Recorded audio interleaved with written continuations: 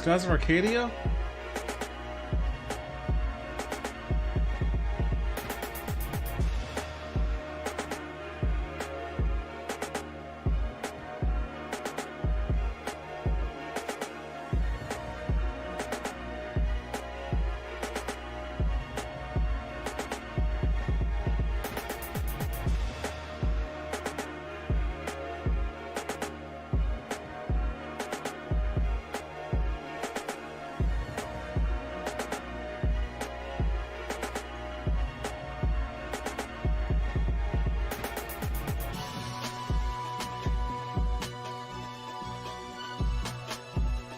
This is Skies of Arcadia. This isn't Super Monaco.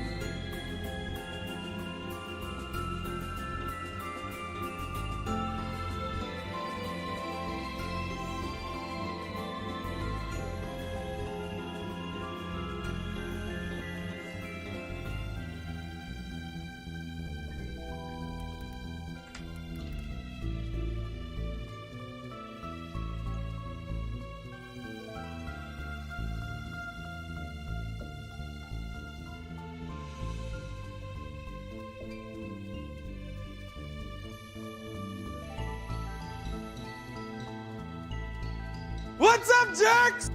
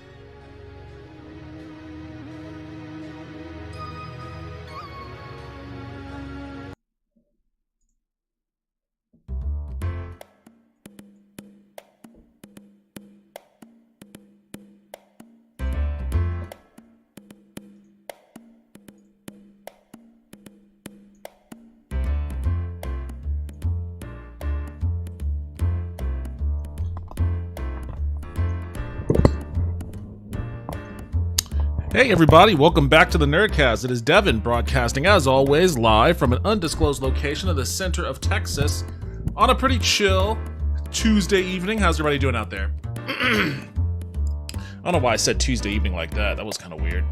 Let me push that down a little bit. Hope everybody's doing alright. I'm doing pretty good myself. Actually, I don't know. There's something weird with my camera. I can't quite place what's up with it. I think I may have messed it up last stream when I rage pounded on my table. Where are you all? There we go. That's a little better. There we go.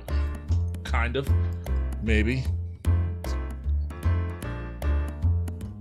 Damn, it's all fucking... Oh shit! What the fuck? I just broke the fucking screw off. God damn it, are you kidding me?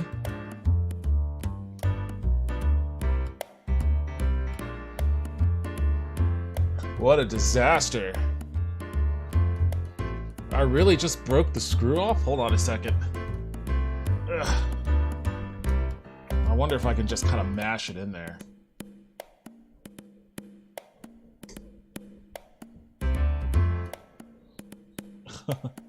Alright, I guess this'll do. Alright, no more fucking with... God, it's still too fucking... Do I have any recourse here? I guess I can do that. Alright, that's a little better. A little bit. Oh, brother, what a disaster. Well, I guess that works for now. How's everybody doing out there? I hope everybody else is having a day that is a little bit better than what the start of the stream is.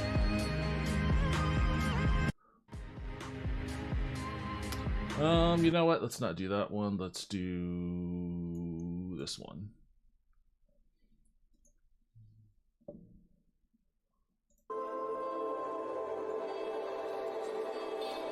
Oh, man. Yeah, today was a little hectic for me. A little busy. Work stuff, training new people, which is cool. That's great. Nothing I'm complaining about. But I am a little bit tired. I played a little bit of this off stream, and it definitely got to a point where I started raging again. I'm getting into the parts of the map where they're starting to give you more challenge rooms, unexpected challenge rooms, and the challenge rooms are hard as hell. I'm not that good of a gamer. I don't know how much longer I'm gonna last in this game. I'm not that good. I'm okay, but I'm not that good. I'm trying to go around now and find all the different weapons. I got some new weapons since last time I streamed this.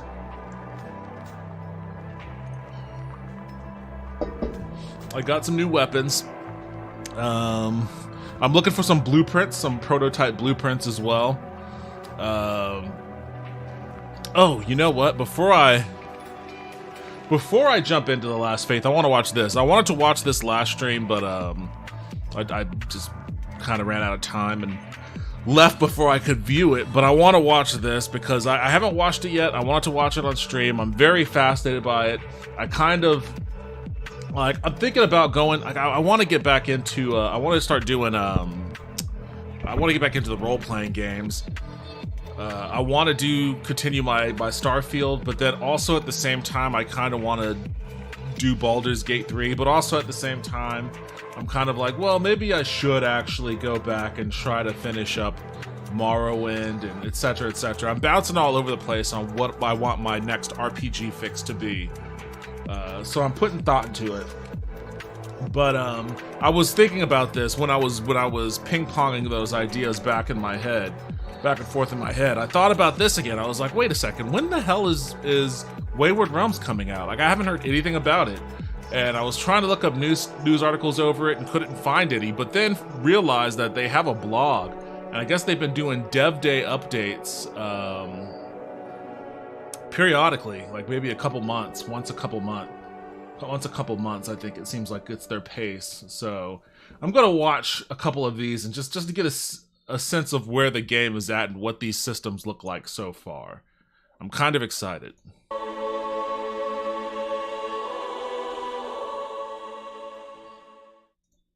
Hi, I'm Kyle Raymond, Project Manager on the Wayward Realms. Today, we're going to be taking a closer look at a few key systems that we've been working on for the game. First, let's take a look at our dialogue system. Hi, I'm Jared, a designer and writer on Wayward Realms. As you know, dialogue is a very important part of an RPG, and one of the challenges in dialogue creating a system. procedural world. Oh, look at that! Look at that! Is that so? Again, I mean, I feel like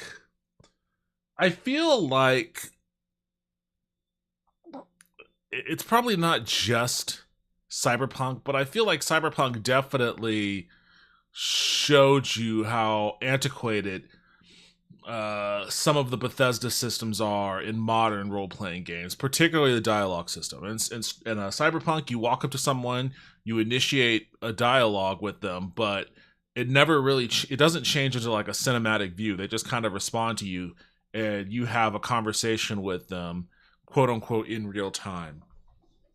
As opposed to Starfield, which is more like Skyrim and Oblivion, in that you start a conversation with someone and it locks the camera into conversation view.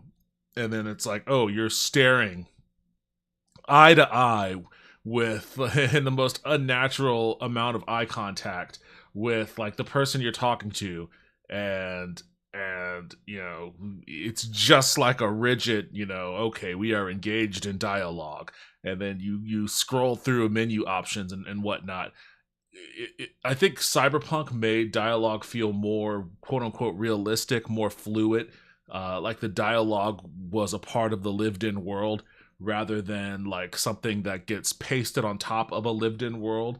And when I see this screen, it immediately makes me realize, because the UI literally is pasted on top of, you know, the character that you're staring at, Starfield style, it made me realize, oh, okay, it's an antiquated system, and it feels that way, and maybe makes Starfield feel a little dated compared to Cyberpunk.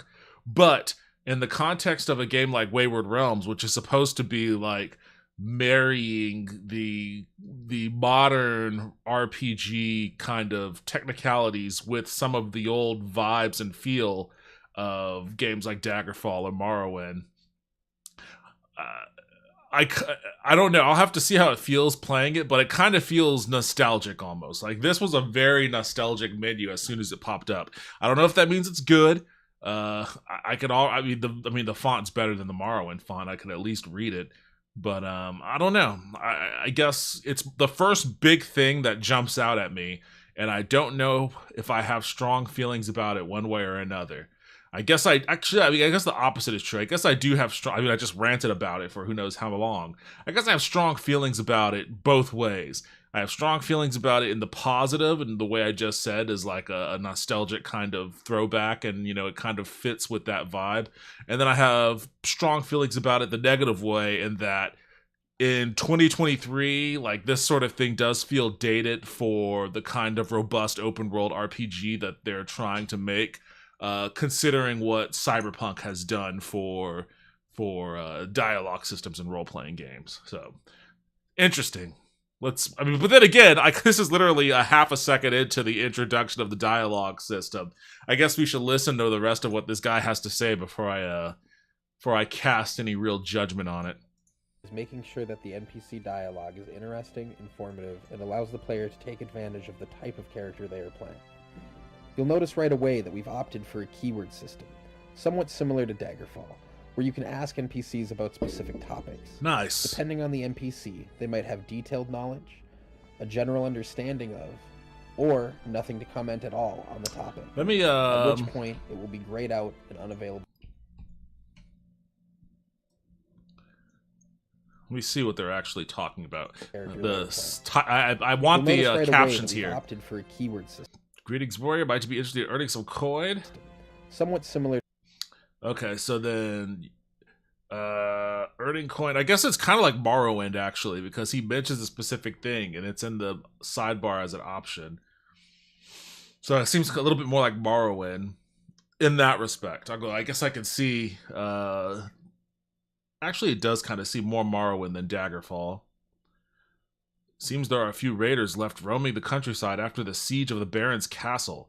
They managed to get away with several of my supplies. It'll be a huge loss for me, so much so that I'm willing to pay you a week's worth of my usual earnings if you can get those back for me. Where you can ask NPCs. I would also like for you to do away with those scoundrels so that we here in Melhelm can be safe. One of the locals said they came across an orc camp nearby in the woods. I would wager that that is where these miscreants are hiding. What say you? Is 20 Garing enough for the trouble? Accept decline. I also feel like by the time this game comes out, there's gonna be broader integration with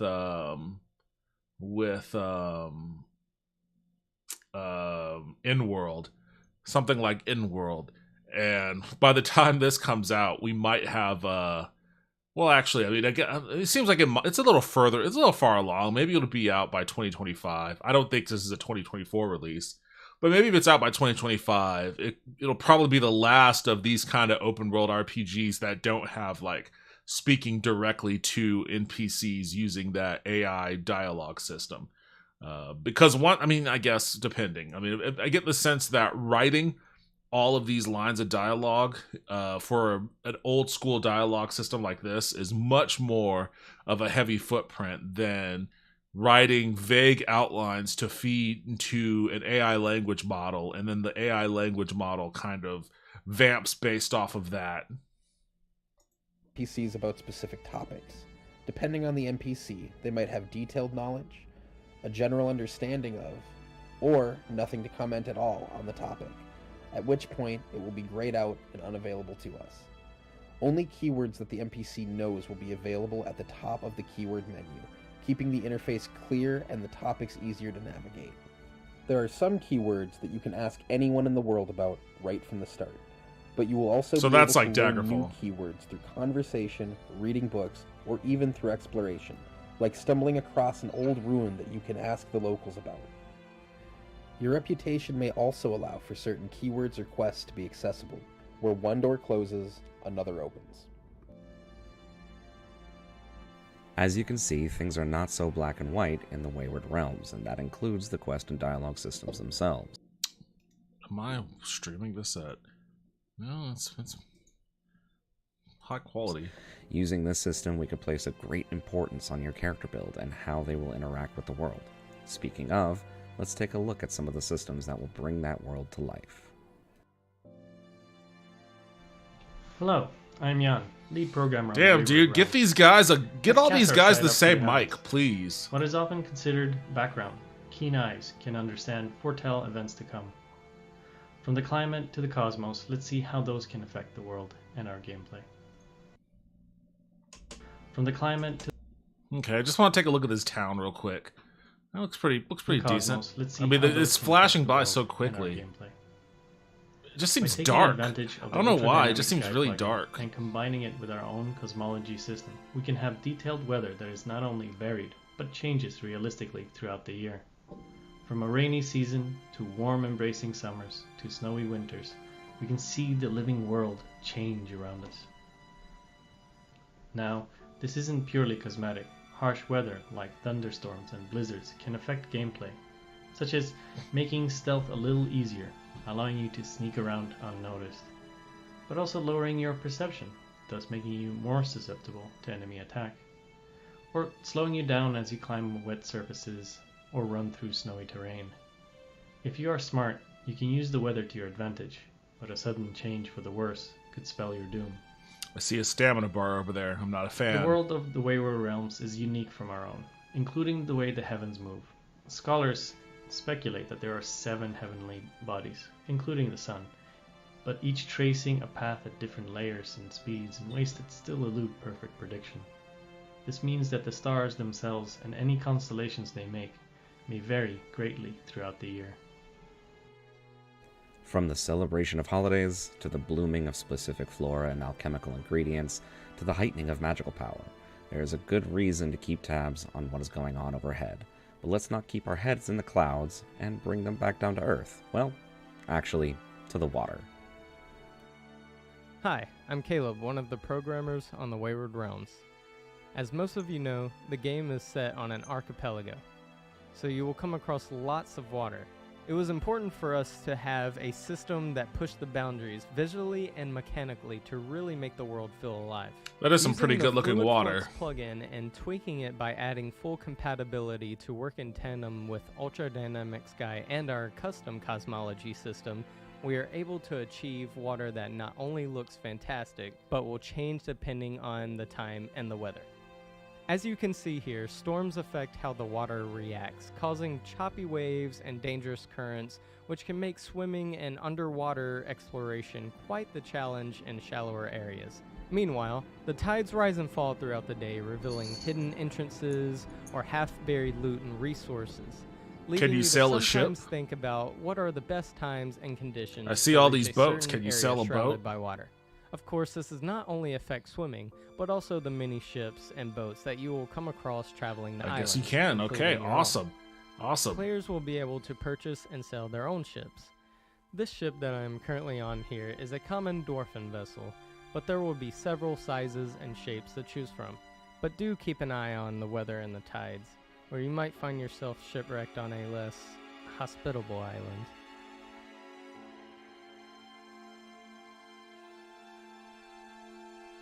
We hope you've enjoyed this look at the systems we've been working on. Keep an eye on our social media for constant updates, lore reveals, and peeks behind the scenes. And be sure to... Looks cool so far. What else do they have? Wait, what video was that? That was weather and water. It's lore reading. This is concept art.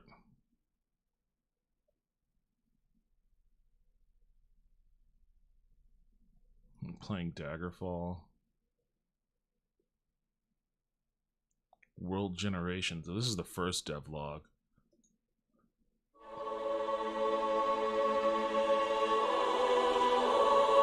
When was this video? This was a year ago. Leveraging the wide variety of Okay, so this is just very basic, like multi-level building the fucking villages and shit. So yeah, that was a year ago. I guess they've gained a lot of distance in that year, considering what they're showing off, what they were showing off 2 months ago with this. This looks much more fully realized than, you know, what they were showing there. Looks like it's coming along. I don't know how big this team is, but looks like it's coming along. Again, it's probably a couple of years off, so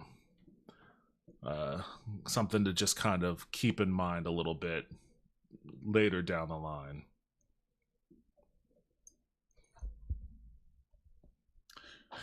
All right, I'm gonna jump into Last Faith.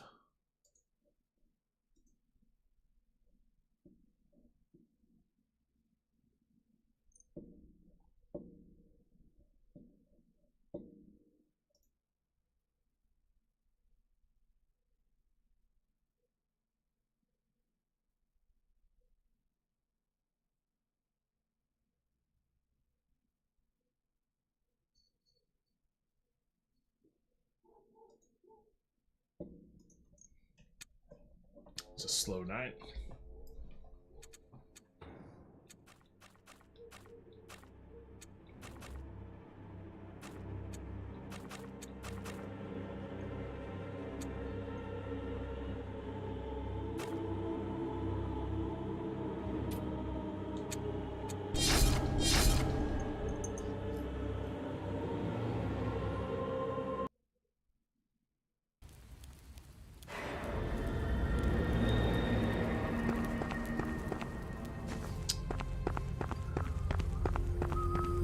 I think I just juiced myself up a bit. I also got to the dragon boss in the crypt, but I don't think I'm where I need to be to fight that guy. So I'm doing more exploration.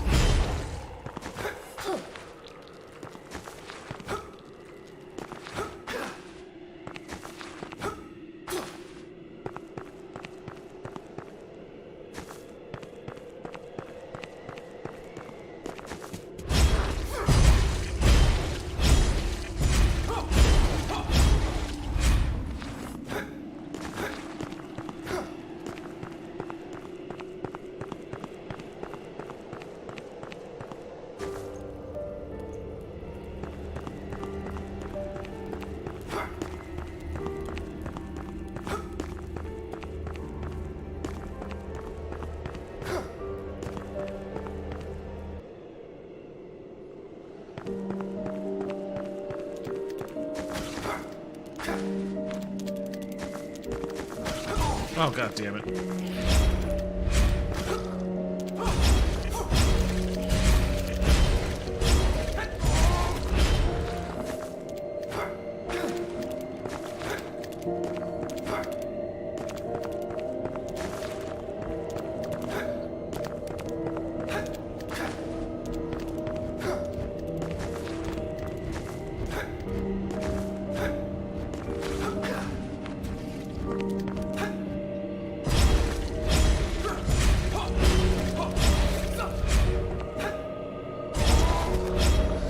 Oh, those guys are really annoying. Oh, it got me.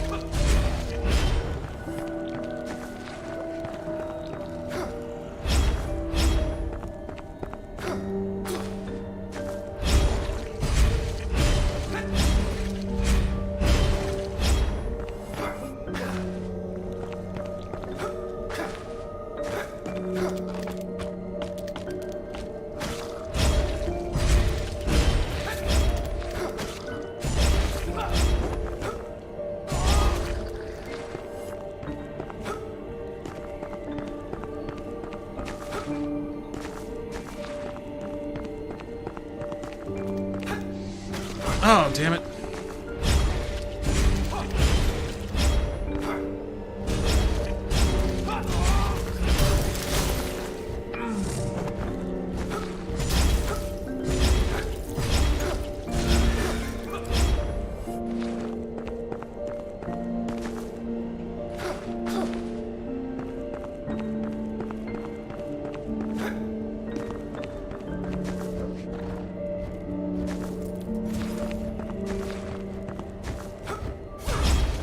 Oh, shit.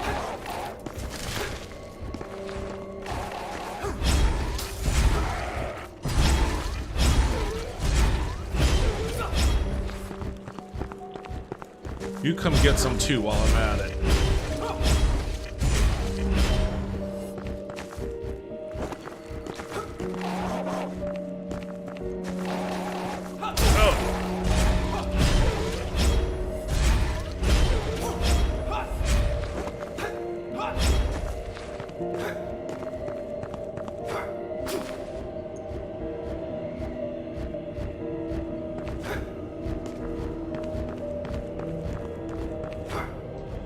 You gotta come down here, bro. Oh, shit.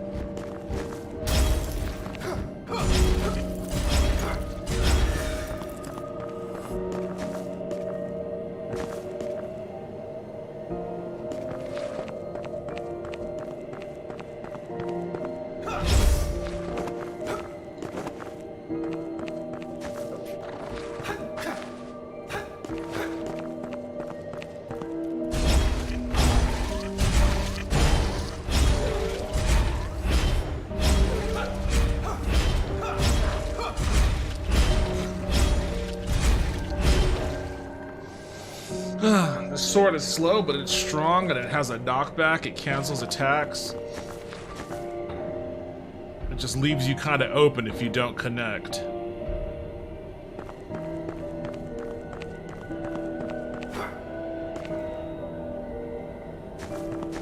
Oh god, okay, this is the part that gets annoying. God damn it.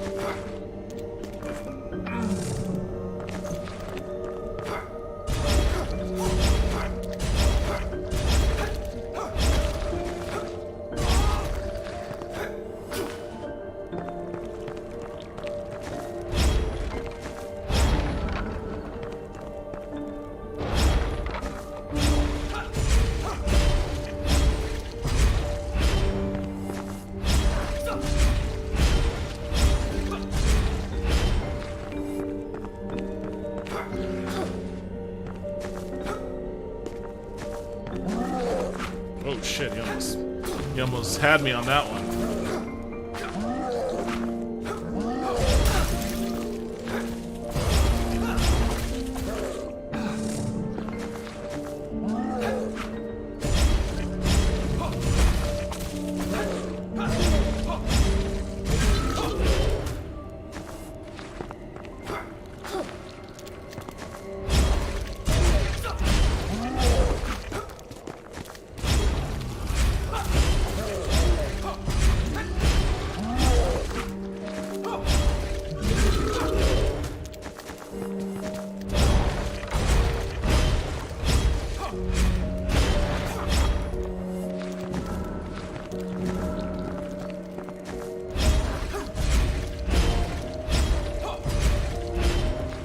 Do enemies scale in this game? It seems like they might scale.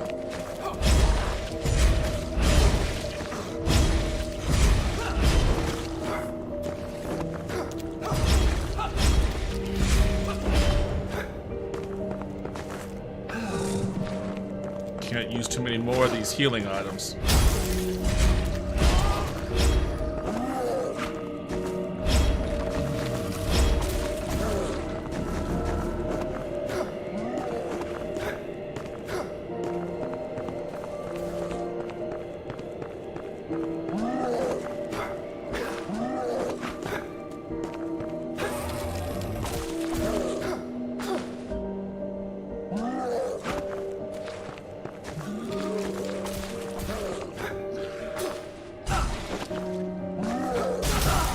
Oh shit.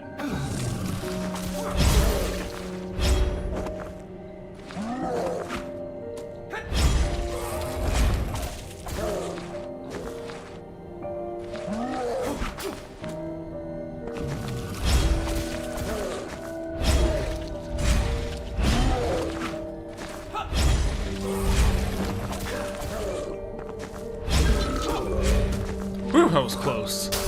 I didn't realize that thing was up there.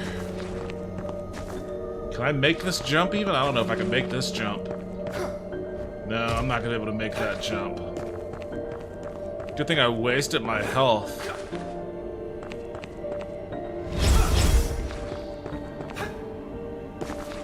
I mean, I could barely make this one.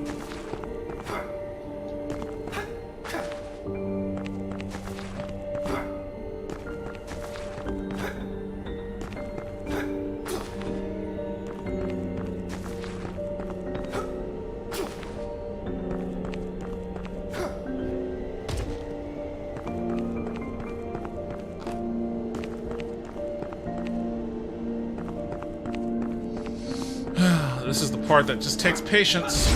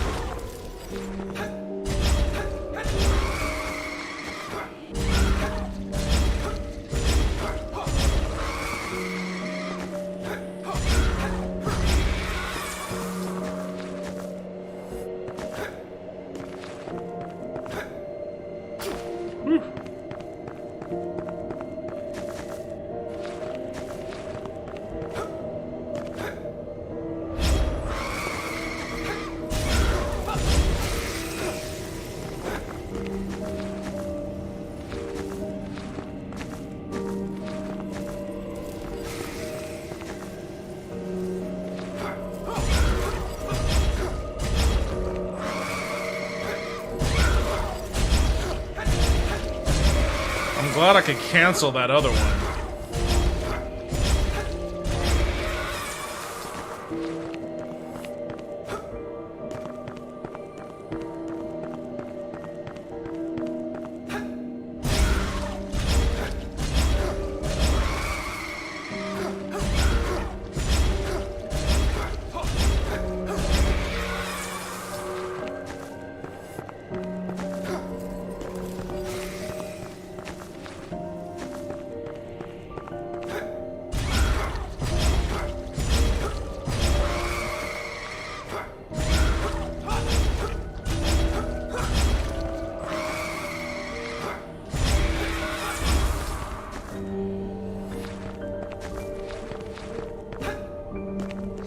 Alright, I think I got this far last time.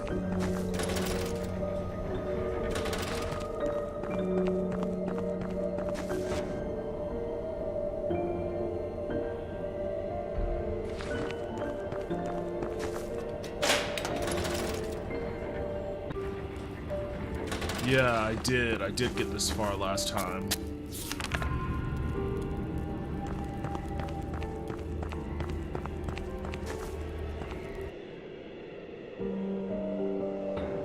Oh yeah, I went all the way down there and came back up here. Okay. So this time I'm gonna explore off to the left.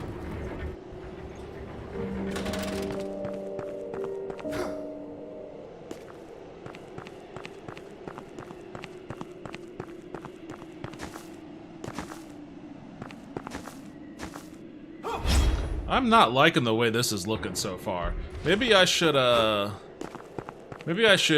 take my 14,000 experience and head back to the mansion.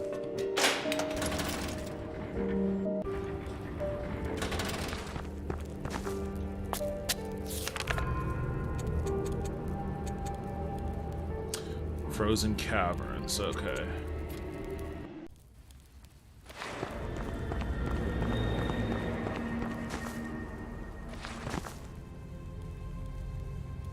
I don't think I can upgrade my sword anymore.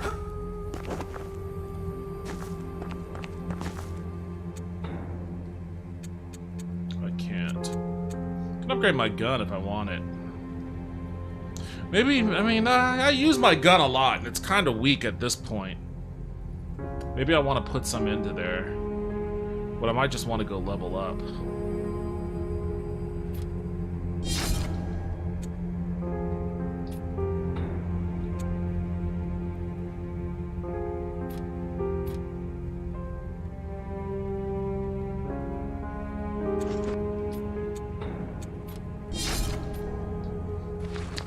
Well, I could do that and then level up a little bit.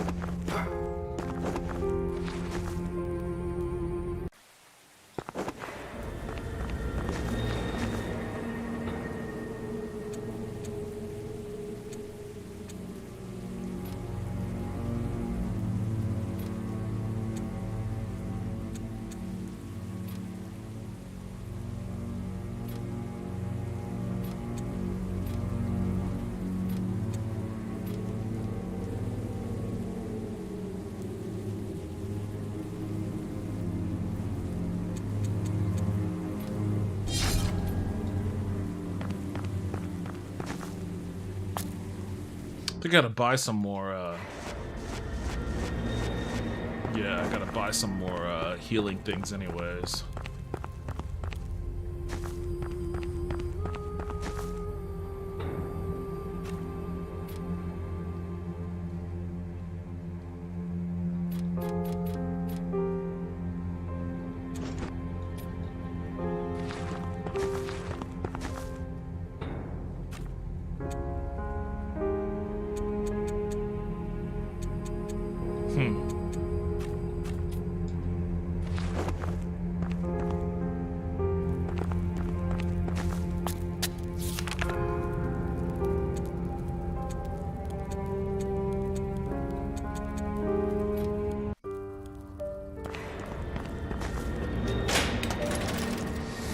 Alright, let's see what's over to the left.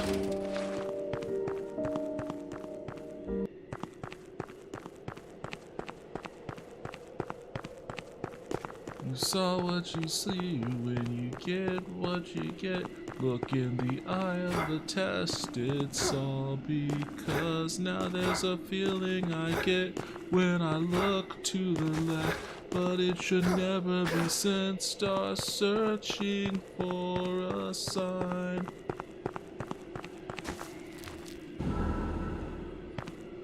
Ooh, I got a moon silver stone from that.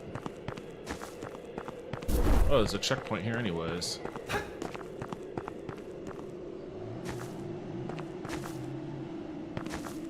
The fuck? Alright, my guess is I'm not supposed to go plummeting to my death down there. I'm assuming that the idea is I'd have some way to kind of get across this chasm that's not plummeting to my death. So I think I may have reached my limit on this area of the map.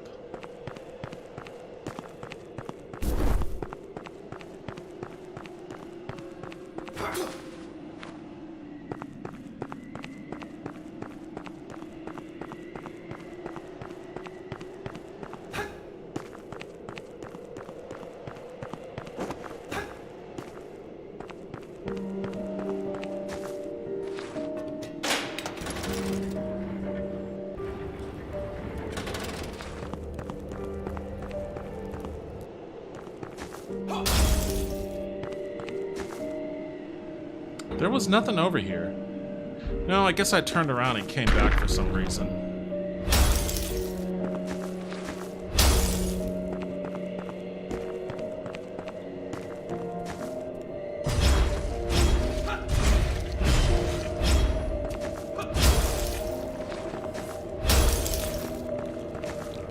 Oh shit, I didn't even see that up there.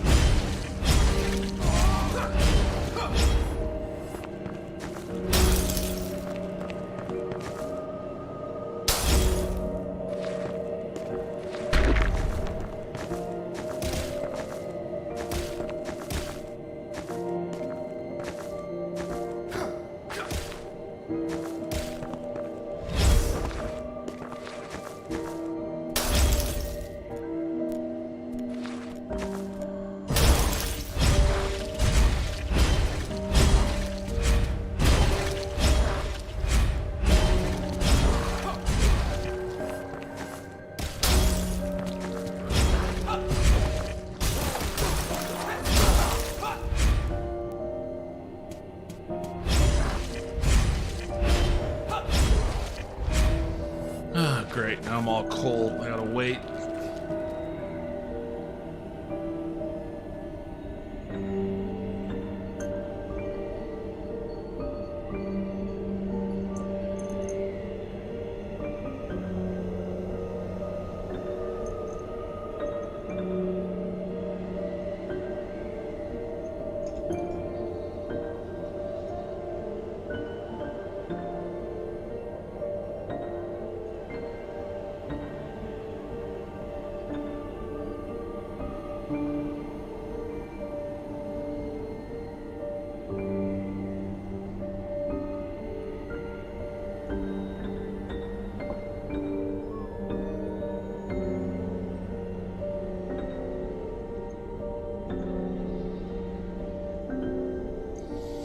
Alright.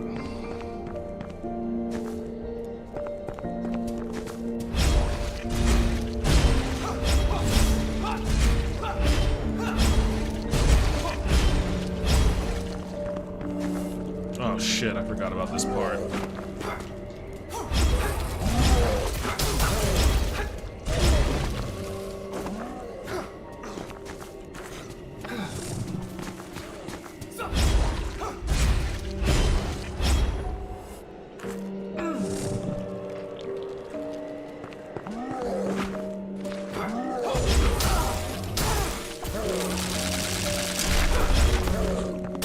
Oh shit! I didn't even notice that.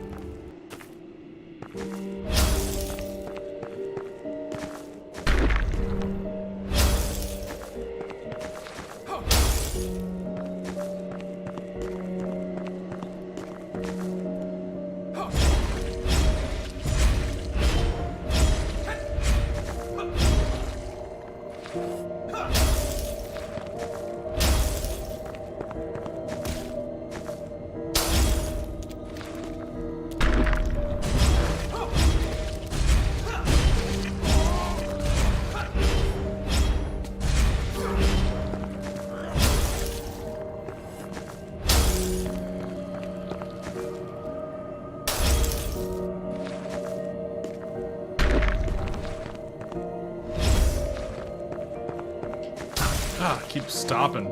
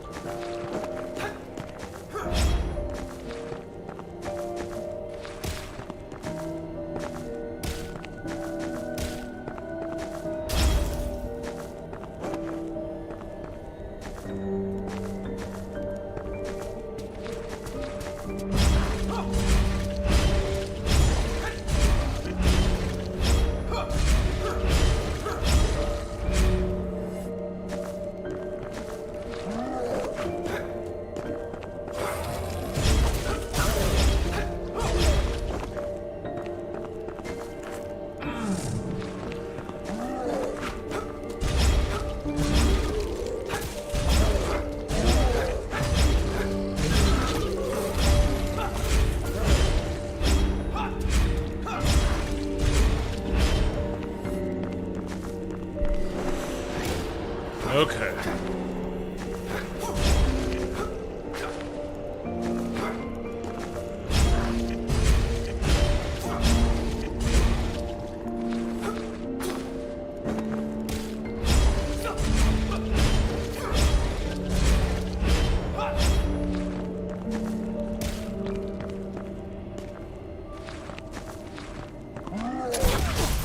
Damn it.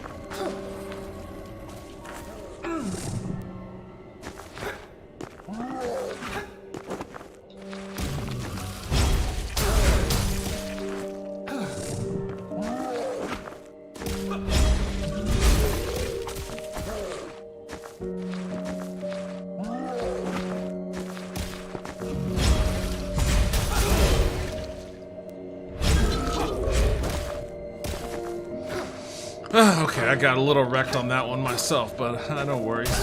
Oh shit, I didn't even look at that one.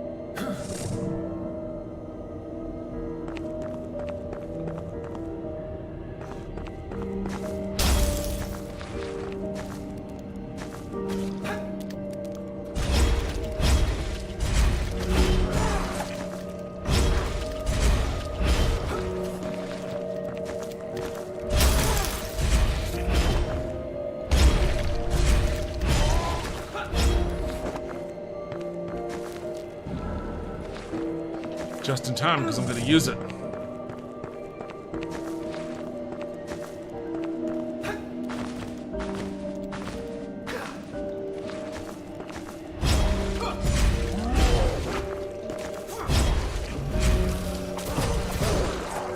What happened?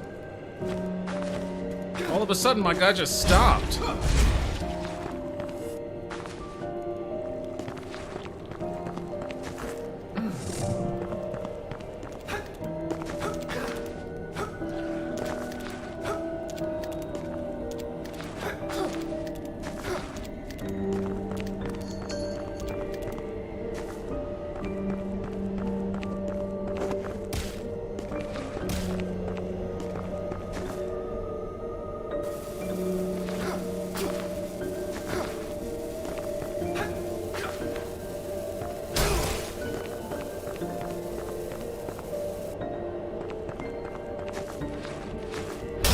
Oh, okay, so they don't transfer room to room. That means there's one in here somewhere.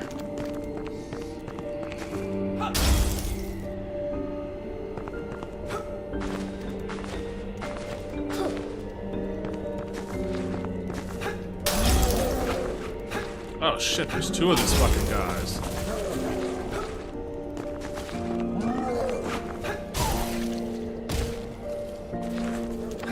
Well, there's one of them.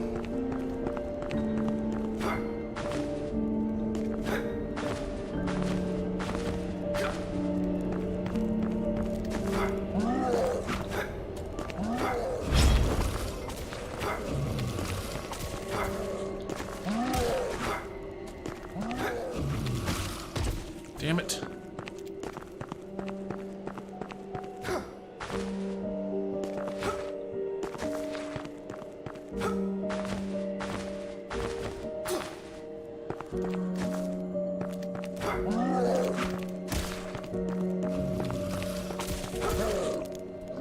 Damn.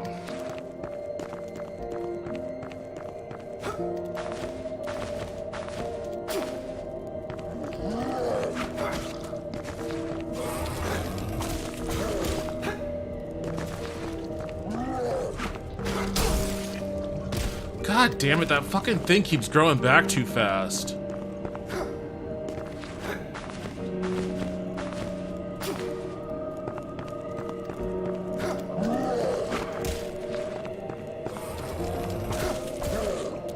I can't make that jump. I don't know if I can clear the distance.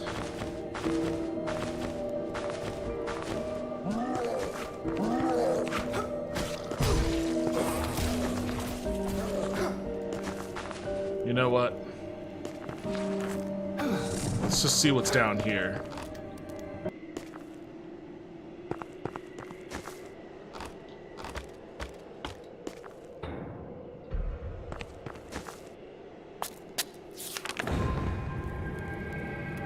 Banks of the Moonshade Lake. All right. Good evening, yo. What's up, Poxborn? How you doing? Welcome back to the stream. How is your Tuesday evening treating you? I need to figure out where to get the whip from so I could actually use those things and get up there.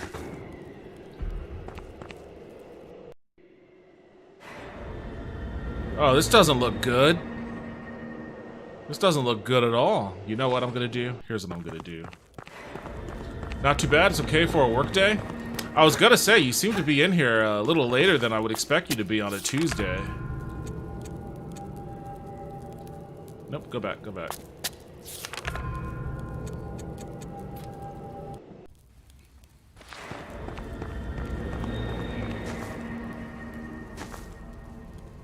Oh man, I'm gonna have to buy all of. Alright, let me buy those first.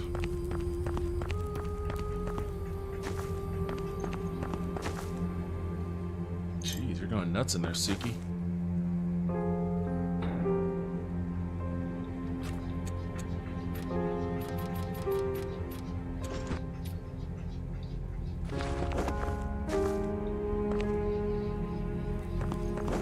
I don't think I'll be able to do a whole lot of leveling up with 6,000. Or I guess just shy of 7,000.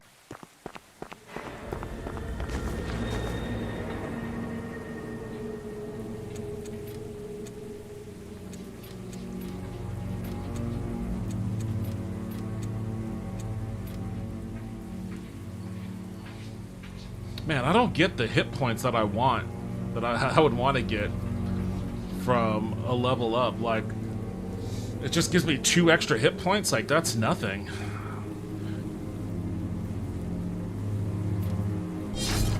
Guess I'll do it anyways. It all adds up when it stacks, huh?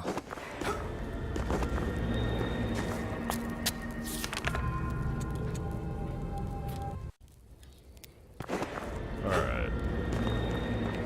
Let's see what insane shit is in here.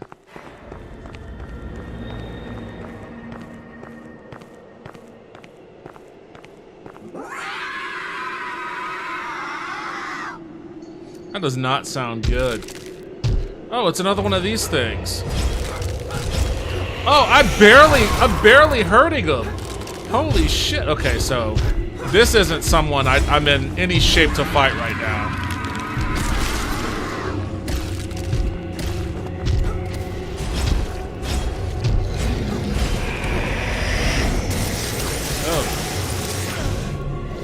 Oh. Okay. Oh my god. Suki. Holy lord. Hold on, I gotta light a candle for this damn cat. No wonder you were trying to bury that thing so hard. Damn.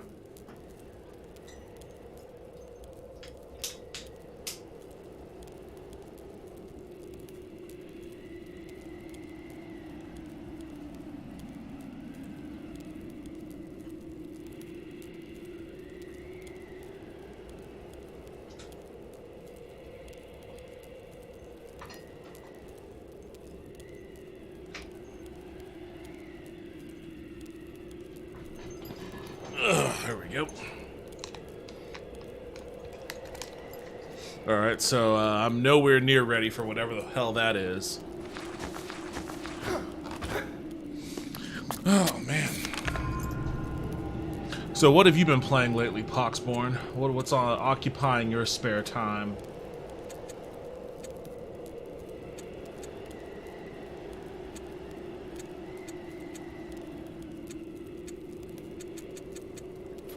I can try my luck with this guy down here again.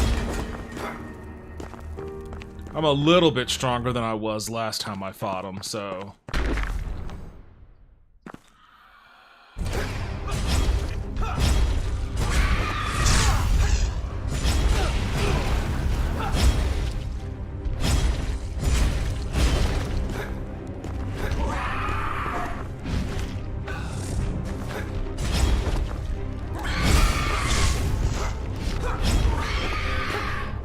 Oh shit, he moves too fast.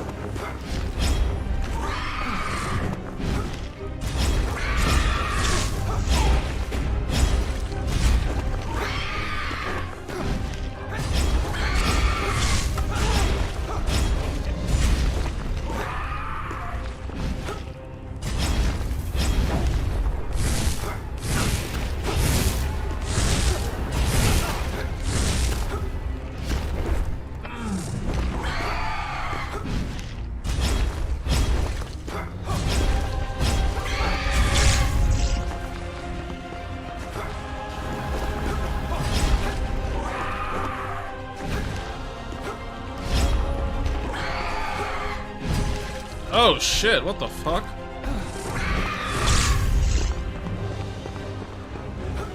This guy needs to learn how to be faster, man. Oh god damn, you gotta work on your oh shit.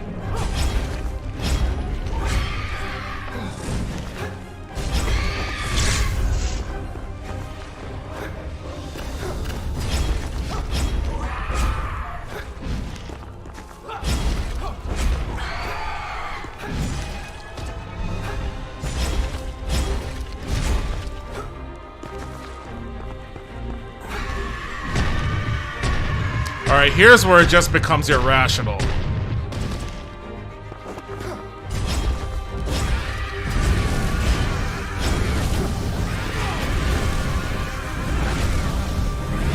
Like, what am I supposed to do there? What am I supposed to do?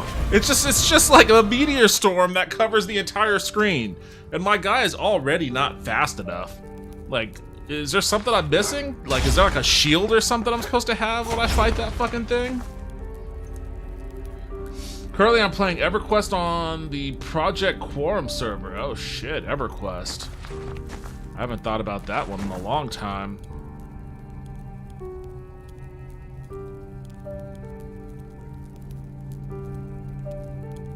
Wait a second, what?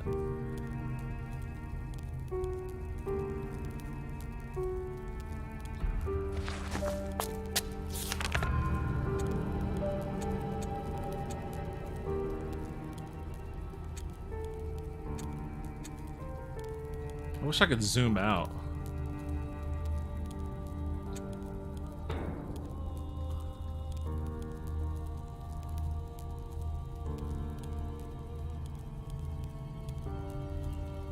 What is this right here?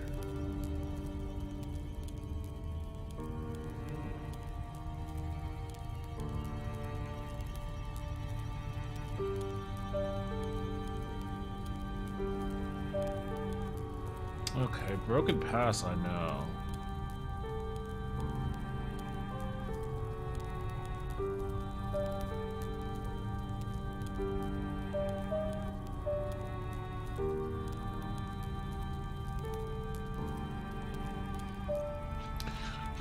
I don't know how is this part of the map uncovered? When did I ever get over here? 'Cause it looks like it looks like it connects via this boss room that I can't get past. But all this other shit, like, have I been here before? Like, this is a elevator from...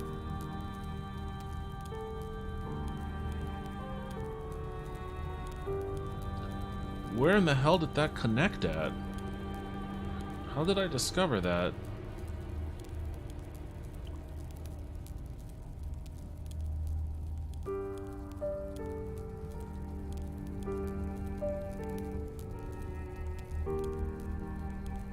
Huh, I have no clue what this is.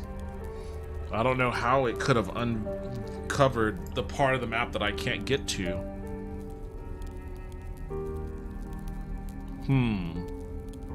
I also don't know where.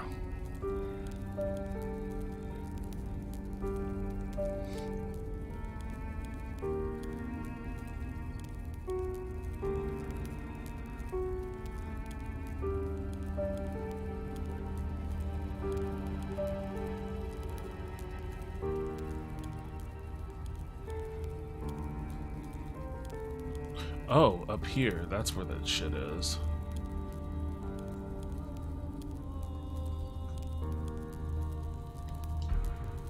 Huh, I'm not sure what steps to take next.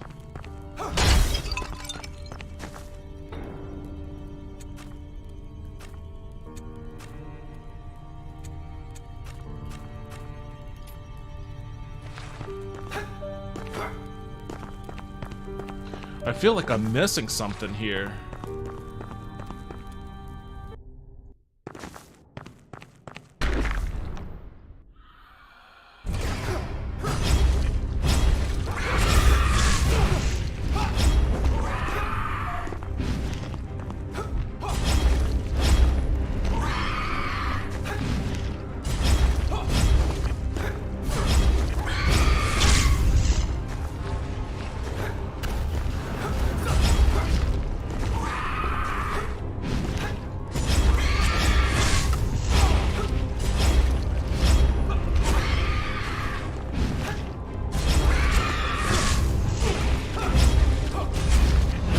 I forgot to... Oh, shit. Damn it. I forgot to buy more healing injections.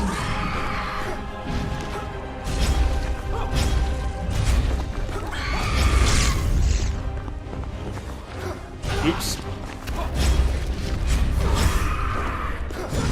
Oh, man. He's whooping my ass this time.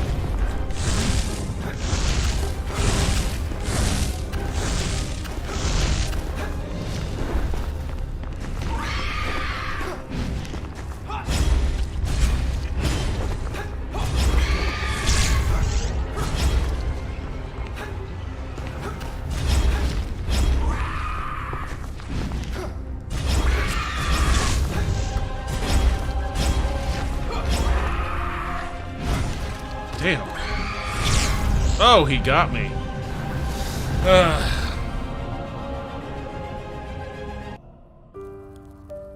You know, I did a lot of leveling up since last time I fought him, but it seems like I didn't get any further. Like, it seems like I'm doing the same damage.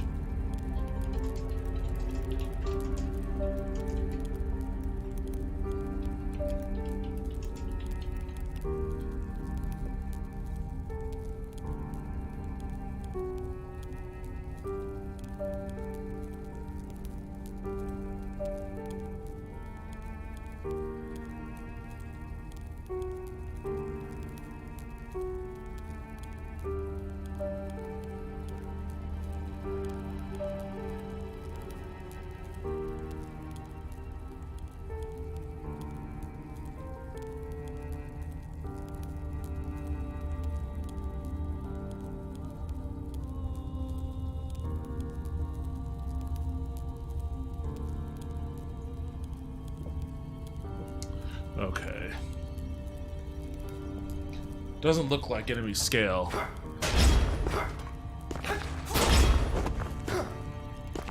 It appears that I'm missing some stuff, though.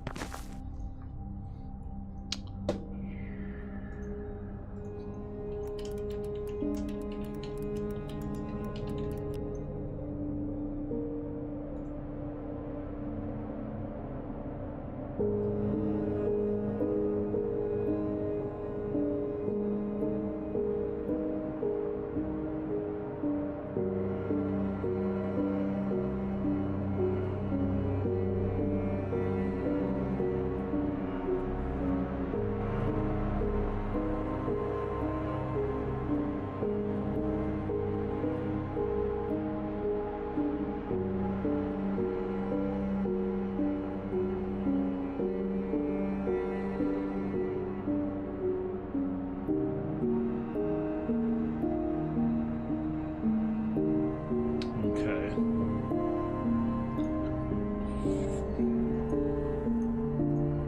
Alright, let's see if I can,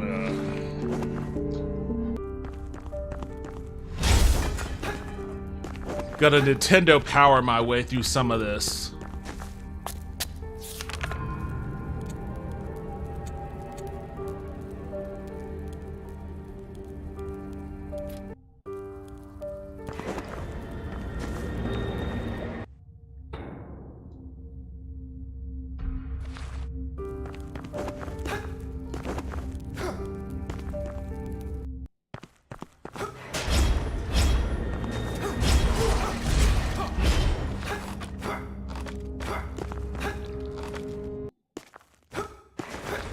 I don't know if I can actually get back up this way.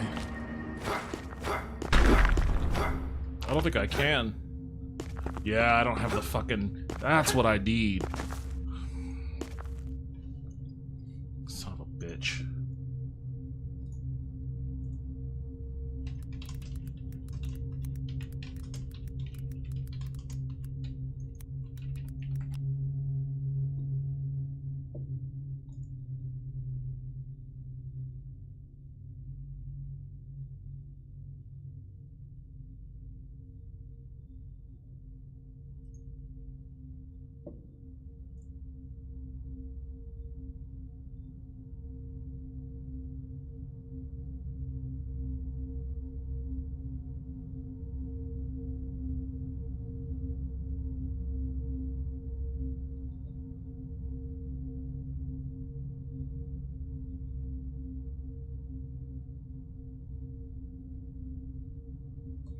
Oh. Oh, shit. So I can get the grappling hook after I beat that fucking dragon? Well...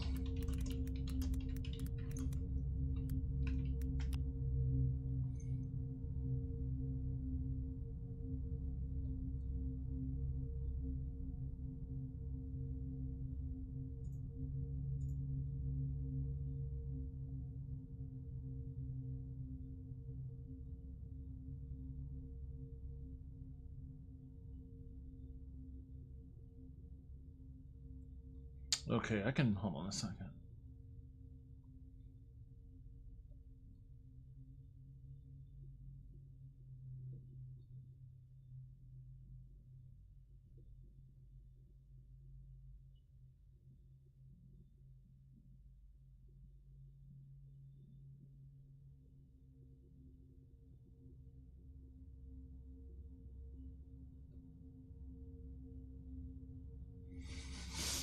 Wait, so... You mean to tell me that I could avoid the asteroids just by rolling? How the fuck does that work? Somebody should have told the dinosaurs that one. I gotta go buy some more. Oh, I don't have enough. Well, let me go kill some motherfuckers so I can go buy some more healing injections.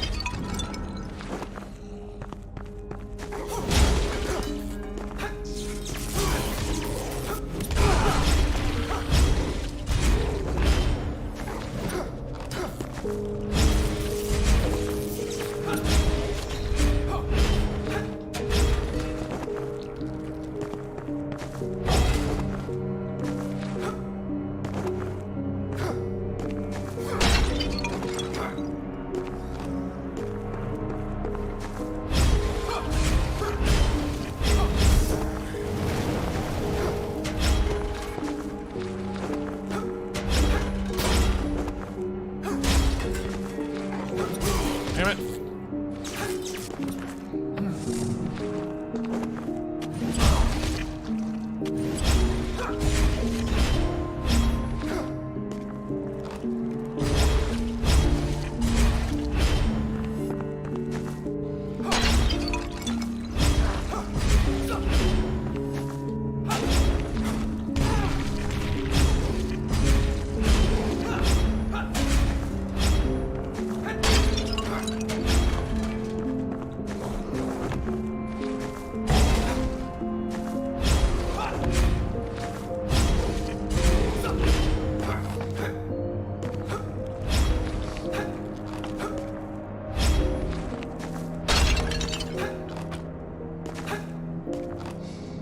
Alright. Damn it, I didn't mean to do that. I just pointlessly used one.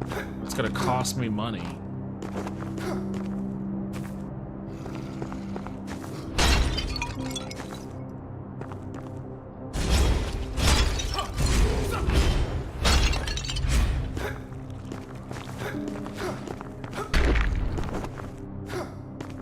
Alright, let me go back and buy some healing injections. I might be able to beat this dragon, I don't know. We'll see how effective the, we'll see how effective rolling away from the meteor storm is.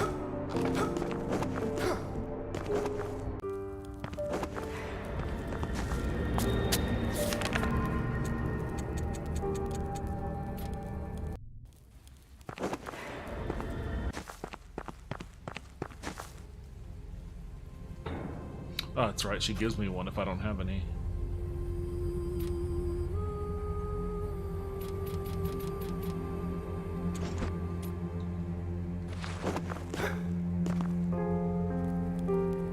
You know what? I'm gonna do some more grinding in the frozen area. Apparently, I think I might be just a little bit, just a slight bit under-leveled for this area, maybe. But, that's alright. I'll keep killing these fools.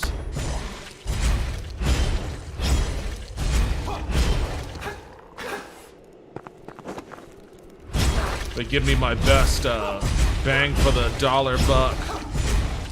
I guess I could've just said bang for the buck. I didn't even say bang for the dollar buck. It's incredibly redundant.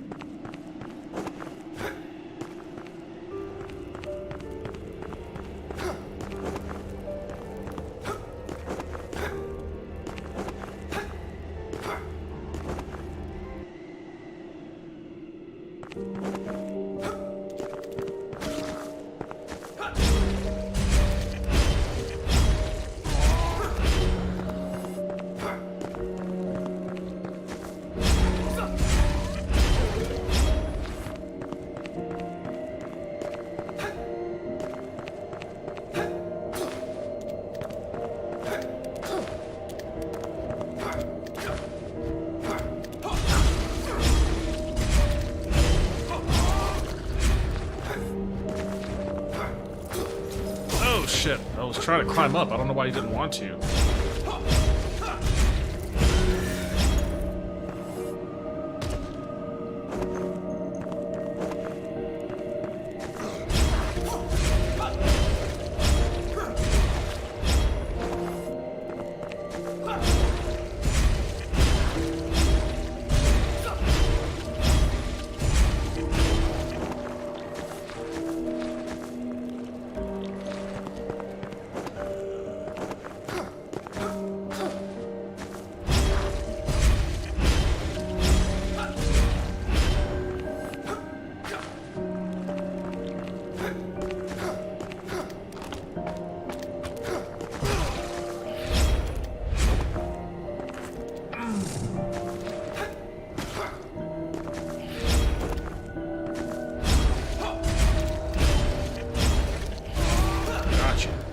Asshole. Jumping away from me like that.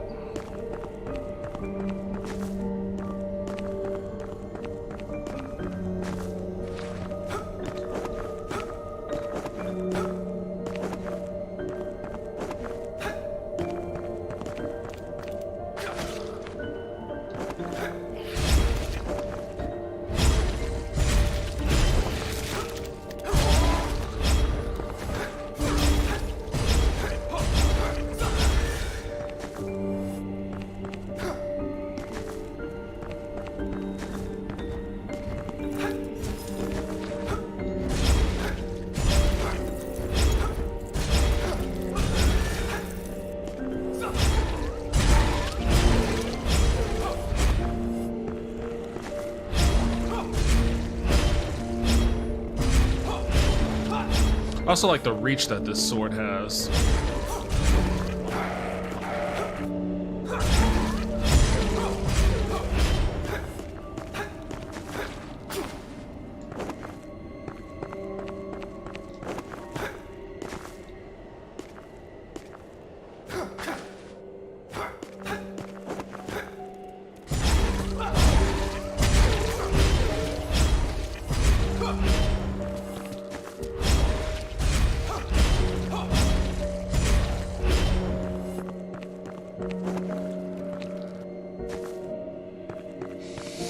Oh boy, here's the shit.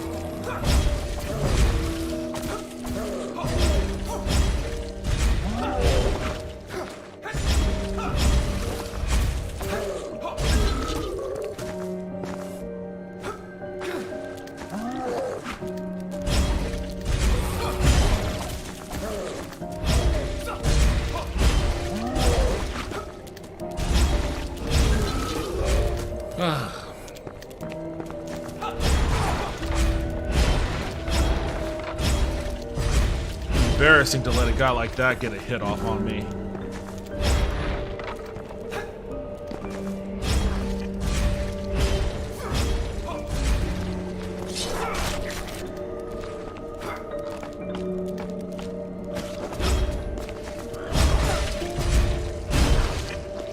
Whew. That guy almost killed me with that spit.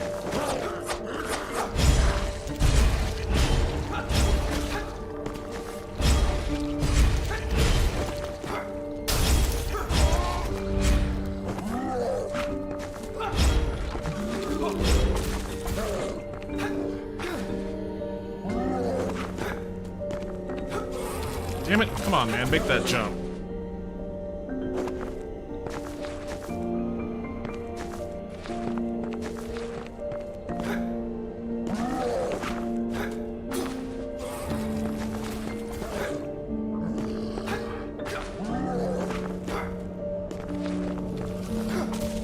Damn, this guy just can't make this jump.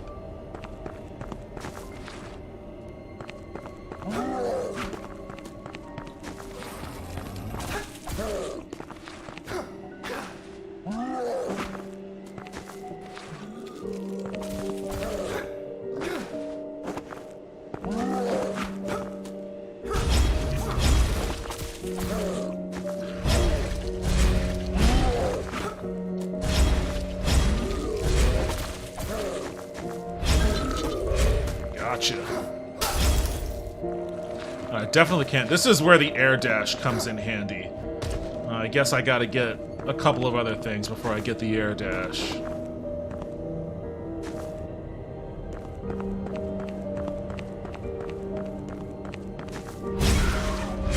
Damn it, come on. Oh shit, she rocked me. Let's go with a temporary checkpoint.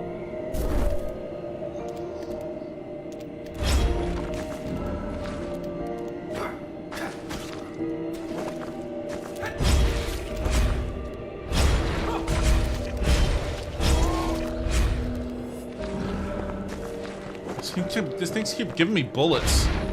They need to give me something to increase my bullet capacity. Because I've been at max bullets for a while now. I haven't really been using the gun.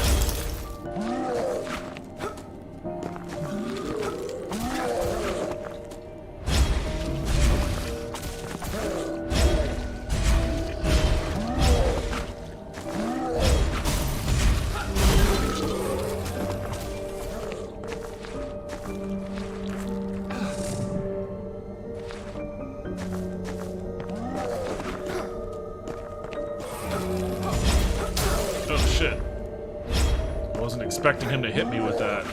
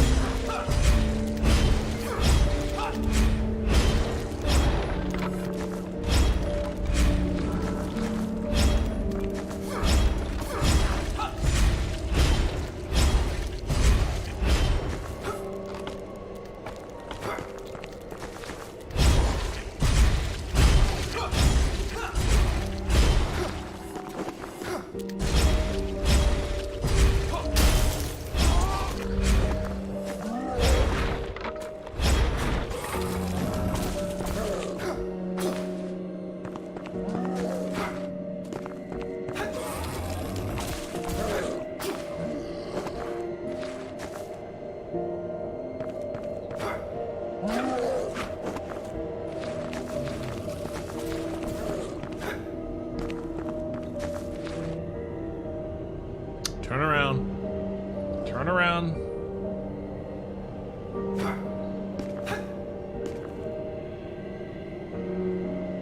I wish I could jump and shoot.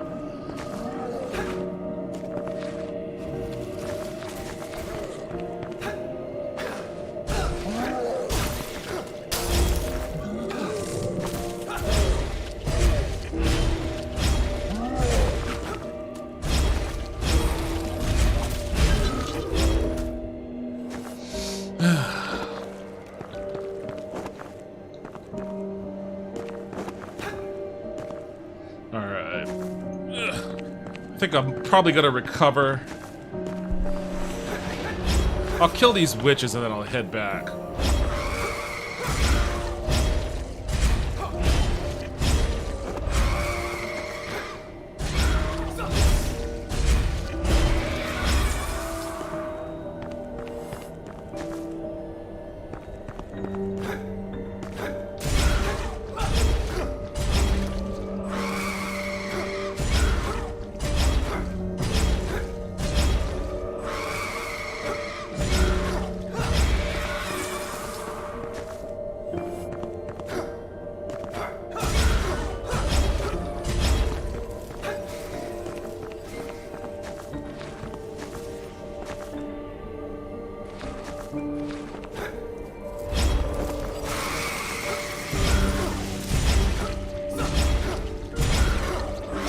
Oh shit. Oh no! Oh no! She fucking froze me and then. Oh god damn it. This is not going the way that I planned it to go. Oh shit.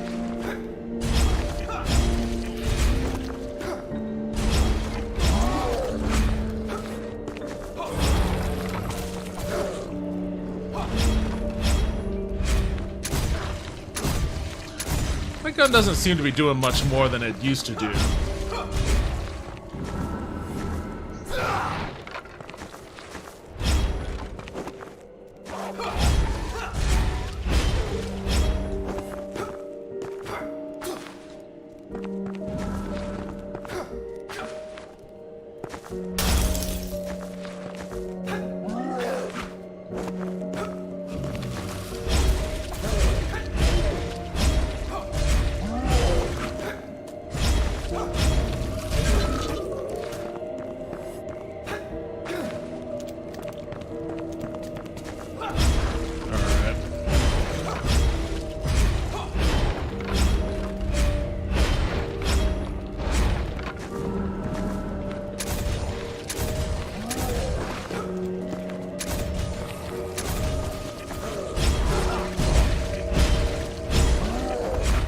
Oh, he got me.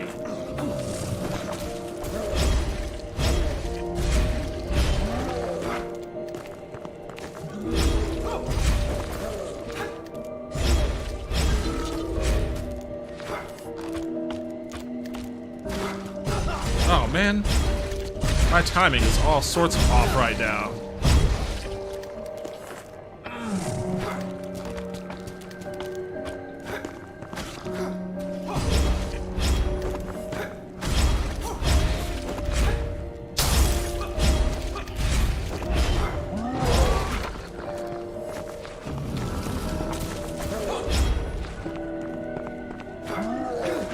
Oh shit, I ran into that one.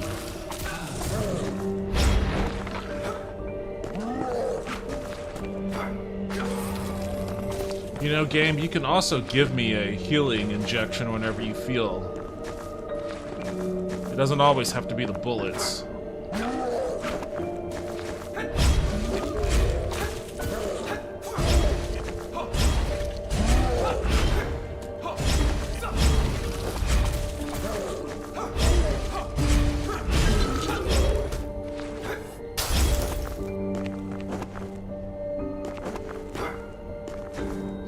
Whew. Got to take a little bit of a break here.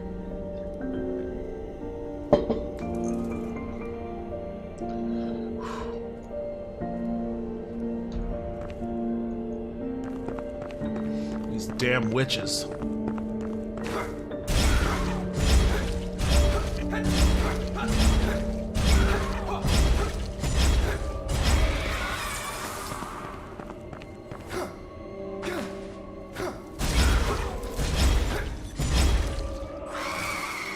I'm glad I could cancel out that.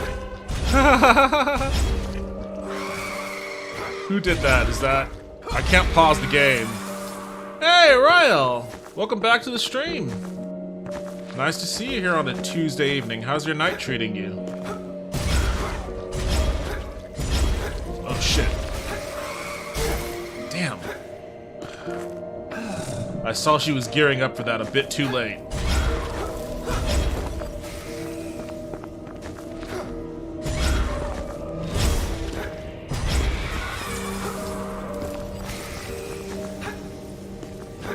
Whew. Pushing me to the edge, witch.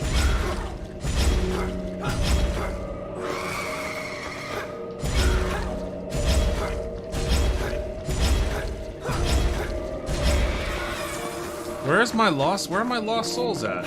I'm going to give you There the it is. blowjob of your life. I can't pause. This game doesn't have a real pause because it wants too hard to be like Dark Souls. So it has to be as inconvenient as Dark Souls is.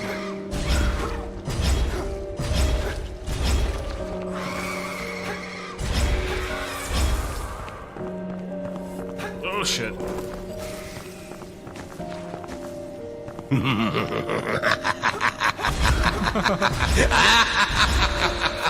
That's literally this game. Every 2 or 3 minutes, so that is this game to me. Oh shit, what did it drop? Oh, nice. I could use some more of those.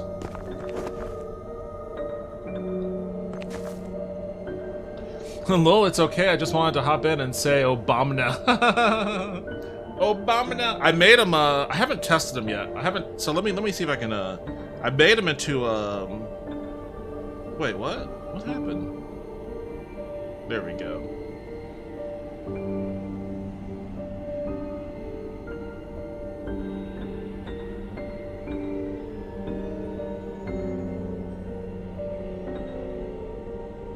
Look at my African American over here. Look at him. Are you the greatest? Do you know what I'm talking about? Okay. So I made him into channel redeems, so you could still, like you, Royal, you could still use the commands because you are a mod. Mods can still use the commands, but everybody else has to use the channel points redeems.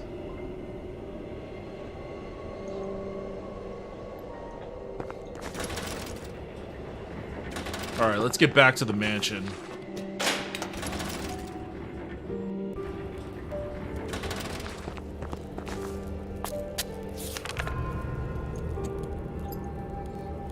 Oh, blue. Lighten the beacons blue. I was actually going to do that. I was going to change my default color from red to blue. But it's a little too blue in here now. It's a little bit too blue.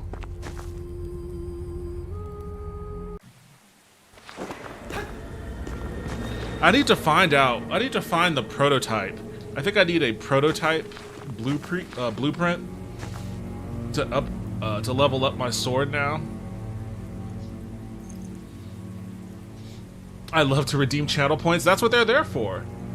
That's what they're there for. I need to come up with more. I mean, I have a lot in there as it is. I have a lot of channel point or channel redeems, but a lot of them are just the sounds now. But I want to get some. Oh, that reminds me. What I'm gonna do is I'm gonna buy a bunch of Lego figures, like a big, tub of them, because you can buy them in bulk on eBay. I'm gonna buy those, and then I'm gonna have a redeem to where you have enough channel points. I'll put your name on one of the Legos and then put them on a display behind me. It's gonna cost a lot of redeems to do that one, but it'll be cool to have my regular viewers, regular community members on display back there. But I gotta order the tub of Legos to do that.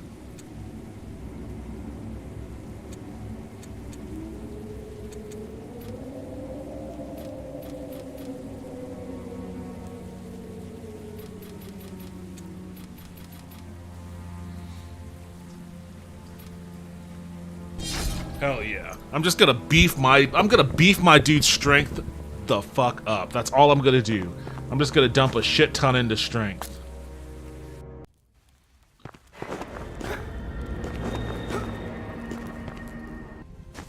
What other channel point ideas could I do? Come up with some ideas for me, Royale. What else could I do that you'd like to see?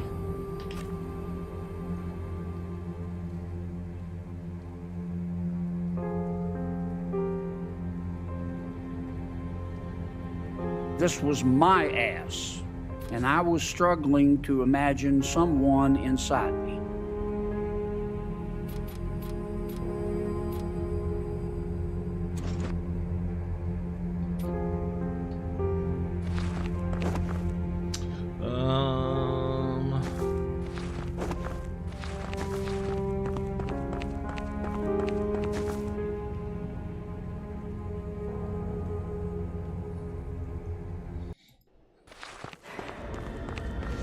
I have to think of something.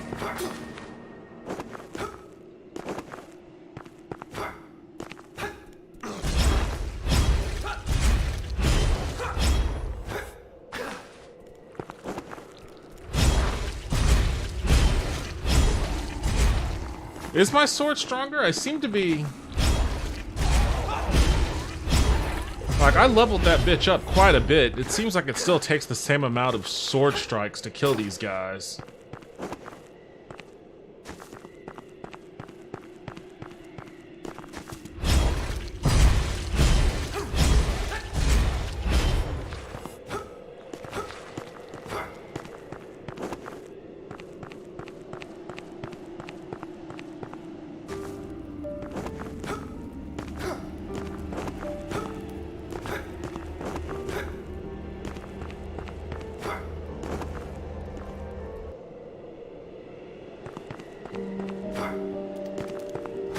Oh shit.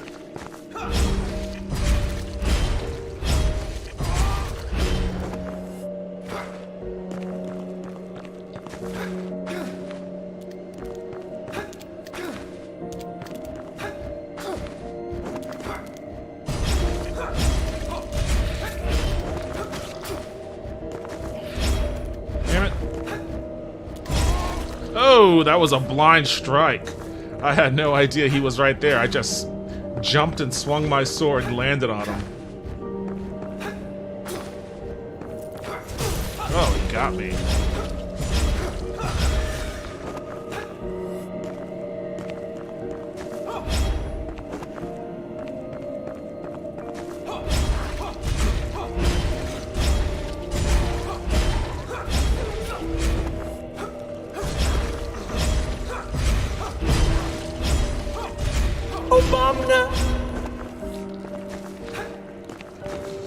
You like that Obama bit.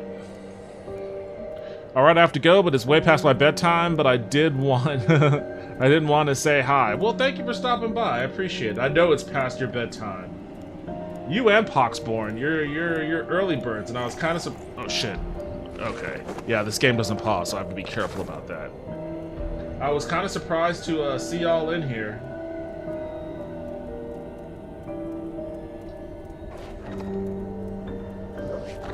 They call them dumps, big massive dumps. Good night, Royale. Have a nice evening. Hopefully I could see you in here next time I stream, which is Thursday? Probably?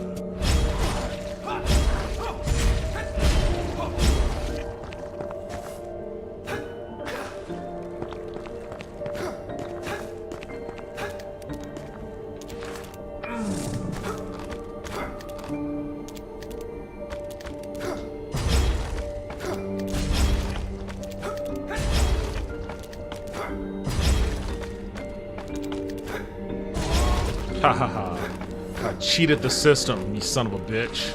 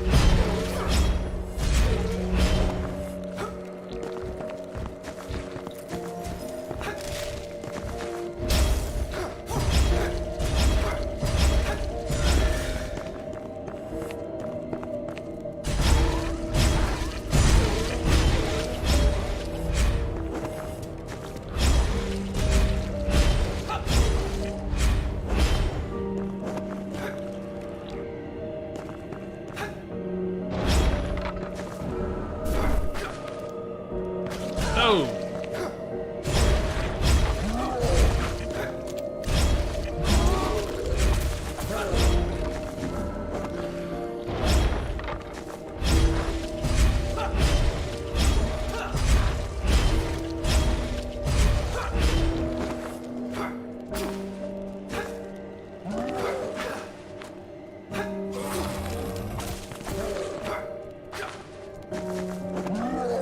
Oh, he turned around and got me. You asshole.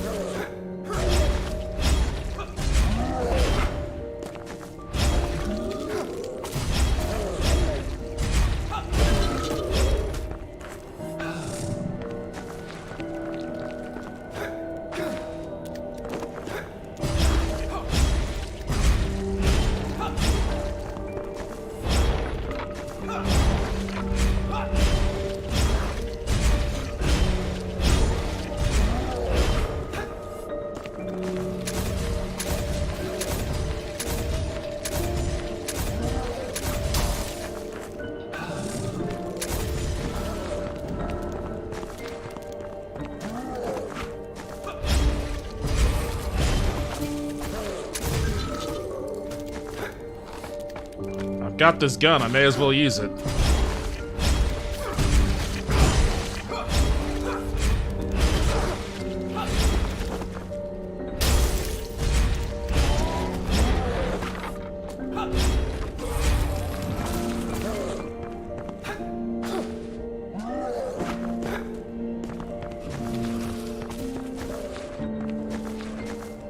Turn around. There we go. Ah!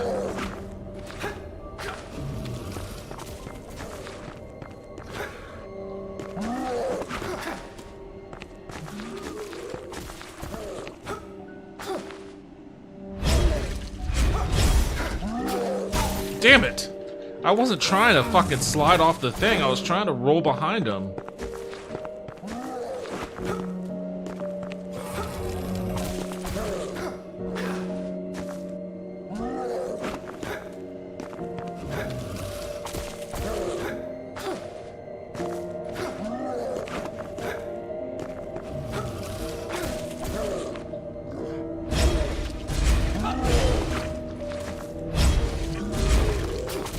Damn it, I didn't want to fall.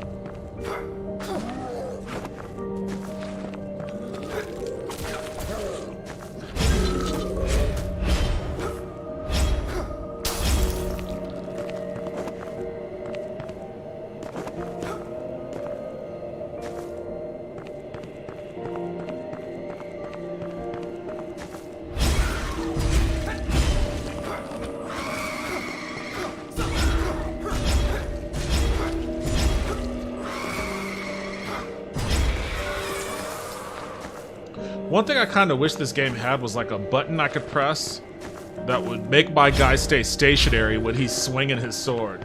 Sometimes it's helpful to have him move when he swings, and a lot of the times it's not. But I guess that's just kind of the game balance.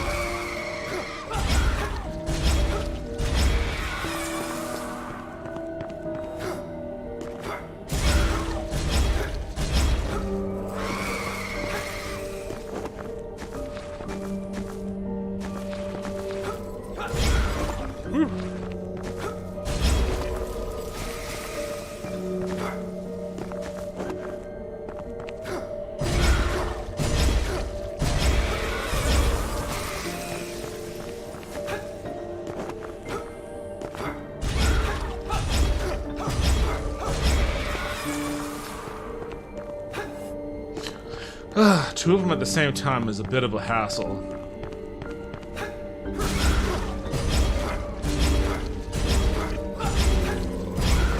Oh, I canceled it.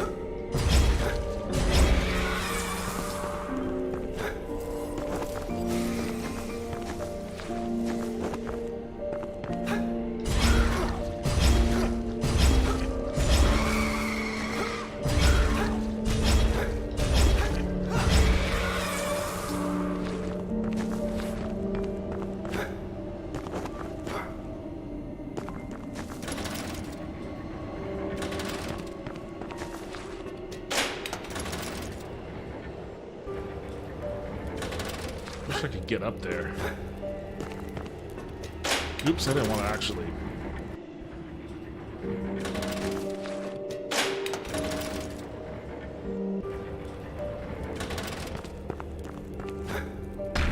Oh, nice.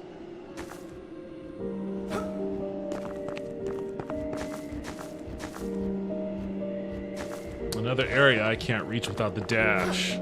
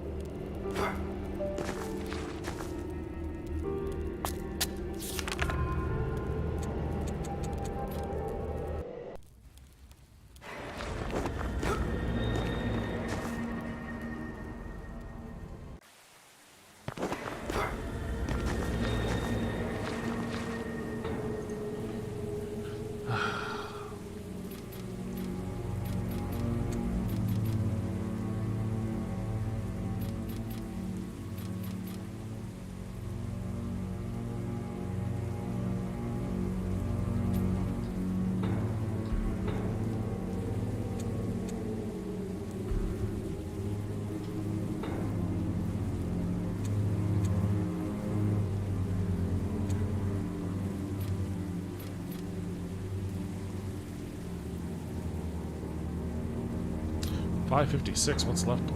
Oh, my electricity power? I've never actually used that on someone yet. That motherfucker is that strong? I should use that next time.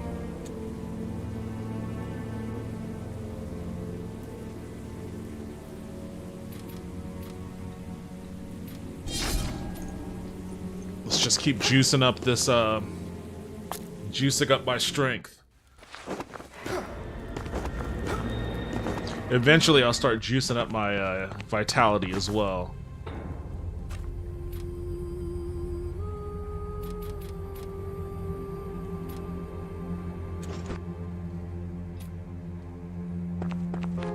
Oops. Sorry, didn't mean to shoot a gun in the house.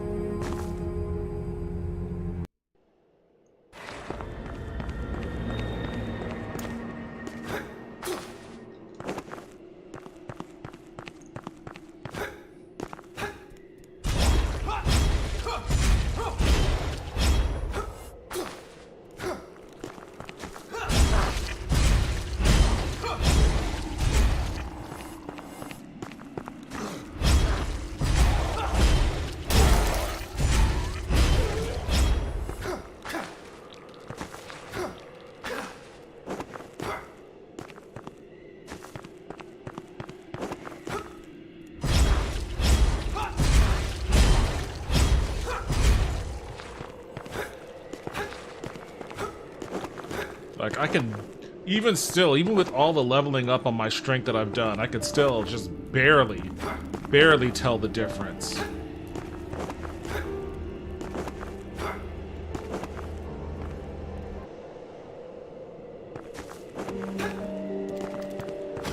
God damn it.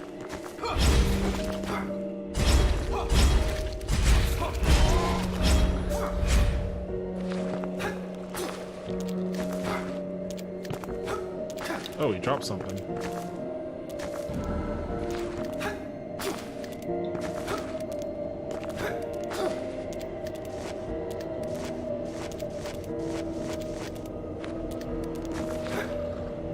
Why can't I grab onto that ledge? What's going on here? Why can't I grab onto that ledge? There we go.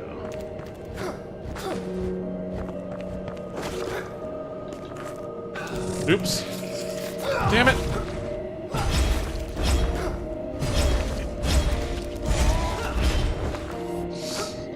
That costs all my focus, so I really only get one shot at it.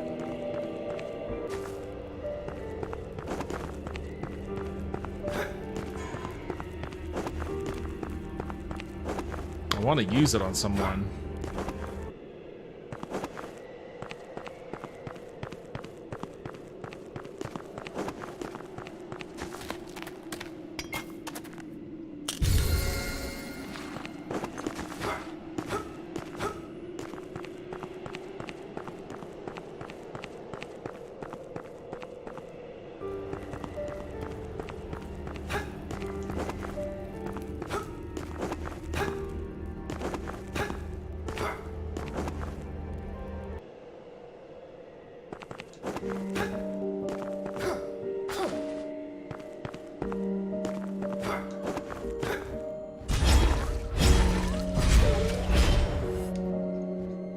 I guess that only took 3 hits to kill the dog instead of 4.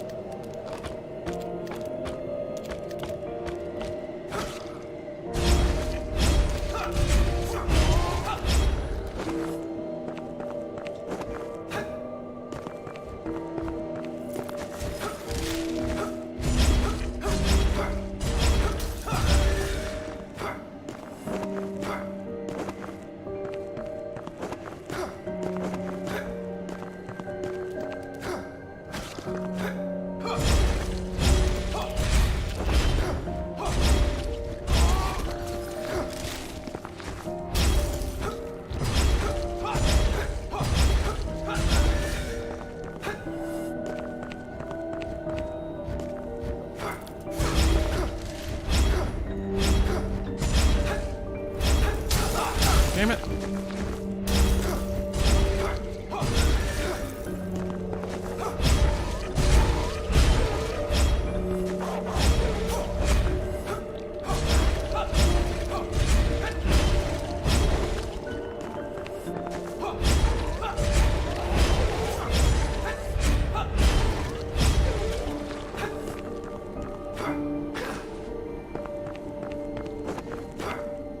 Obama.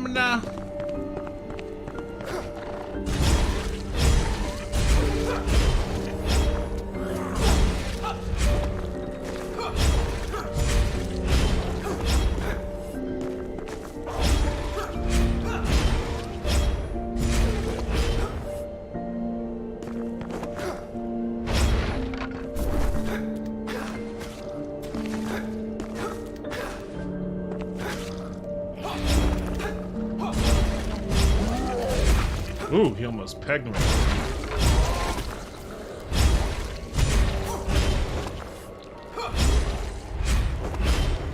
I forgot there's a guy over here too.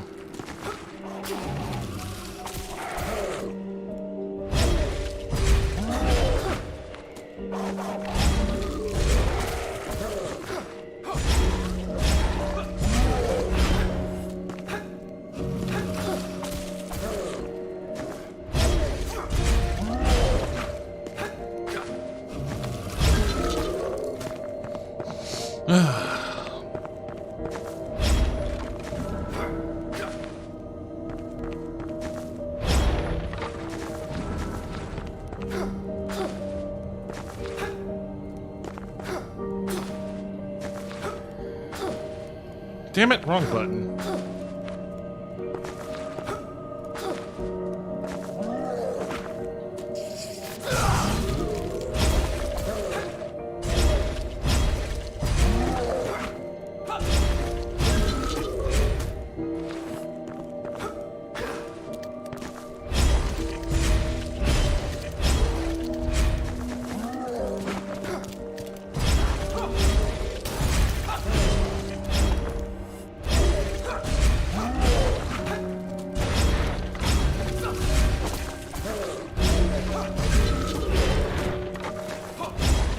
Stay back.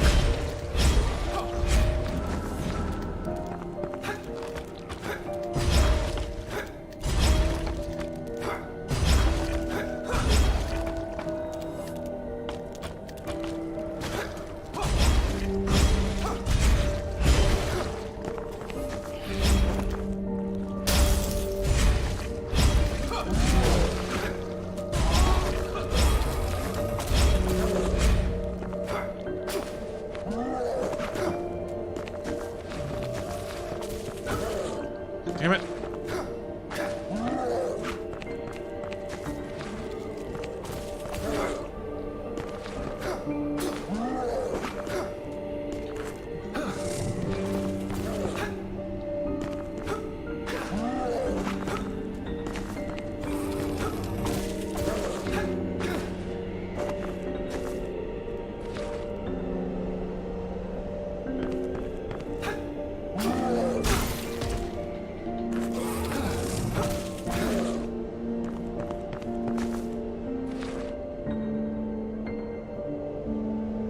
Turn around. Turn around.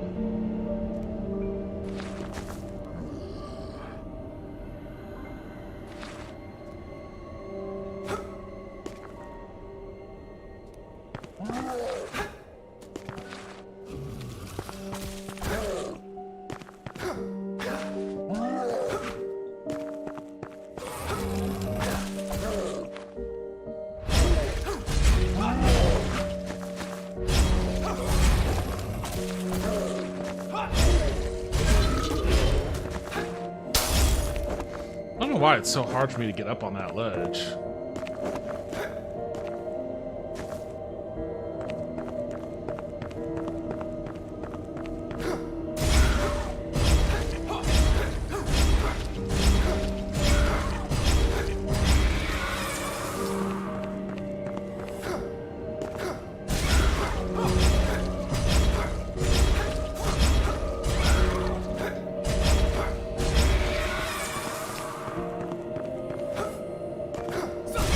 Guy's become like a witch killing machine. Up, she has the she had the time to cast that spell. Whoa, what the fuck are you doing, man?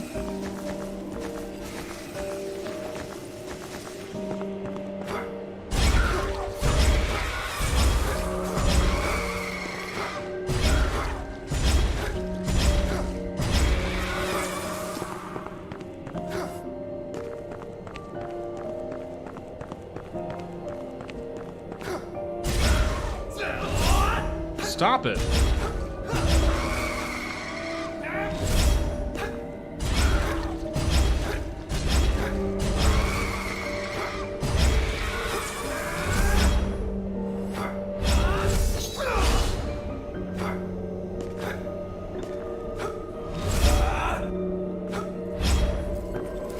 Oh shit.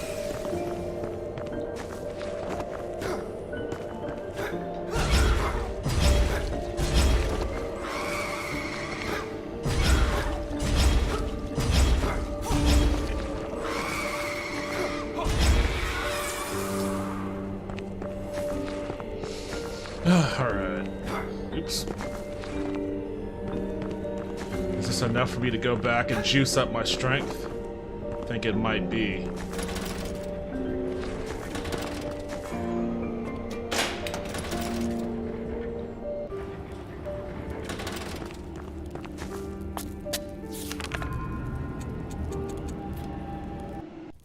This was literally what I did in the first Dark Souls game.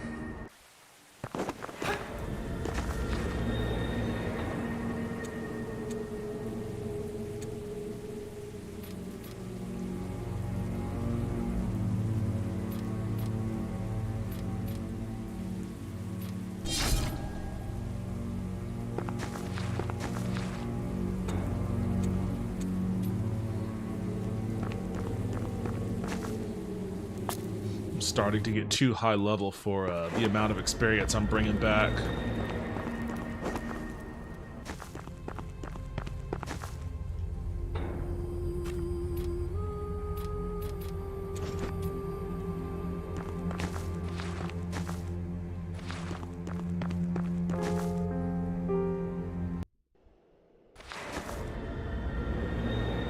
Let me see where the fucking that damn blueprint is.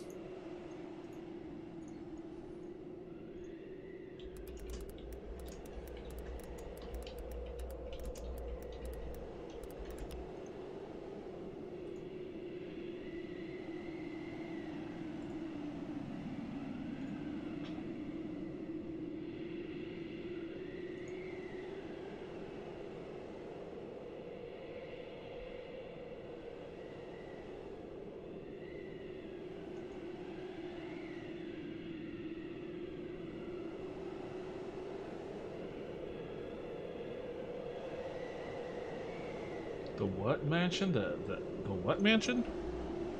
The Eskel mansion? Esk mansion. How the fuck do I get to the Esk mansion?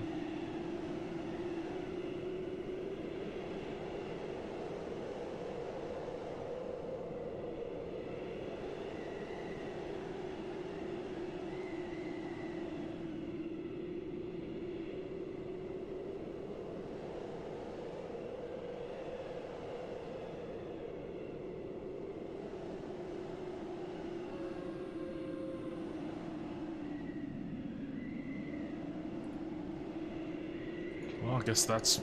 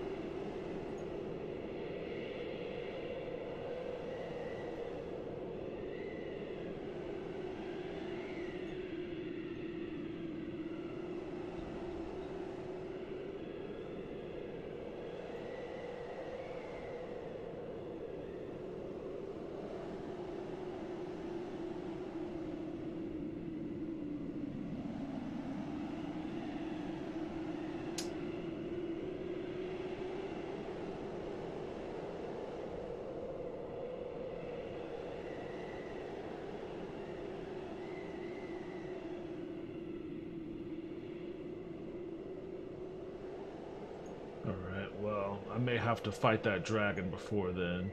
It doesn't look like I'm very well equipped to get to the Esk mansion just yet.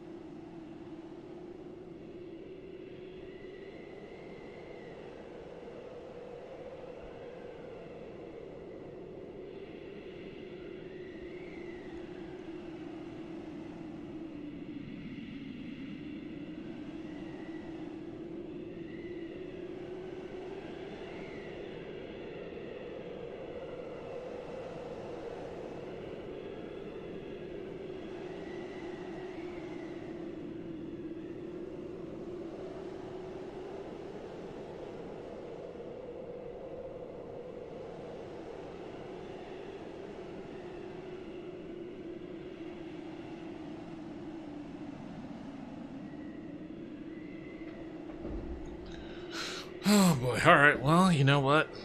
Just keep juicing the sword without the prototype blueprint, I guess.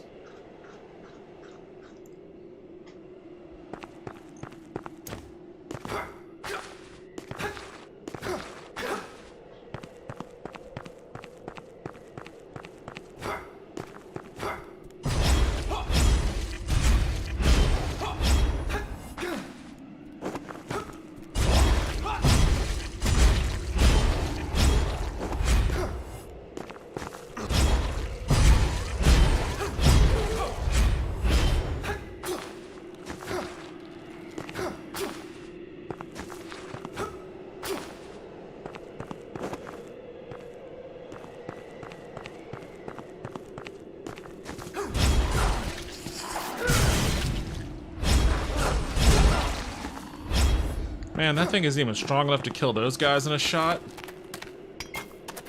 I feel like the power discrepancy or the power descriptions are off. That little power blast that apparently does 500 points of damage didn't seem that much stronger than my normal sword attack. Like, for something that has that high a numerical damage indicator, plus it takes all my focus when I use it, I expect it to be a little bit more devastating than that.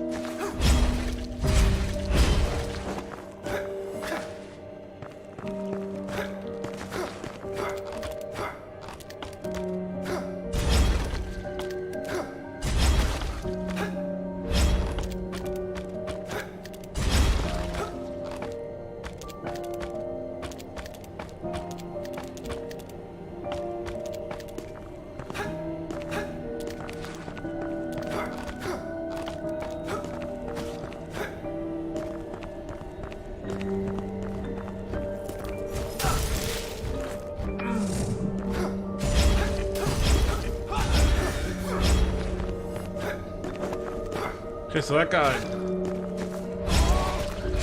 took 3 hits that time.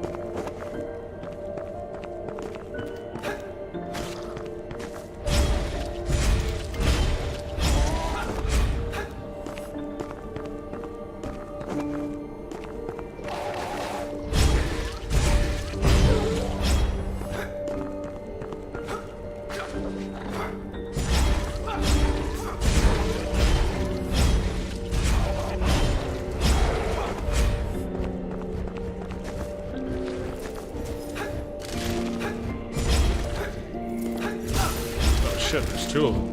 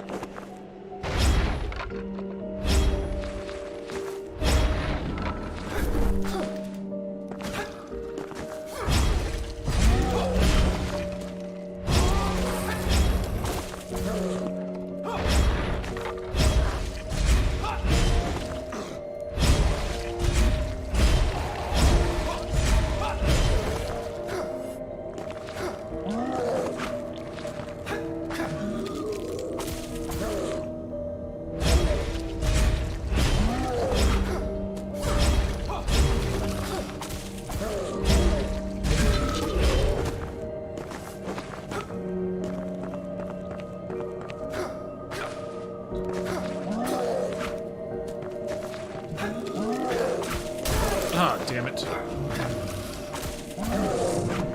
Oh, shit.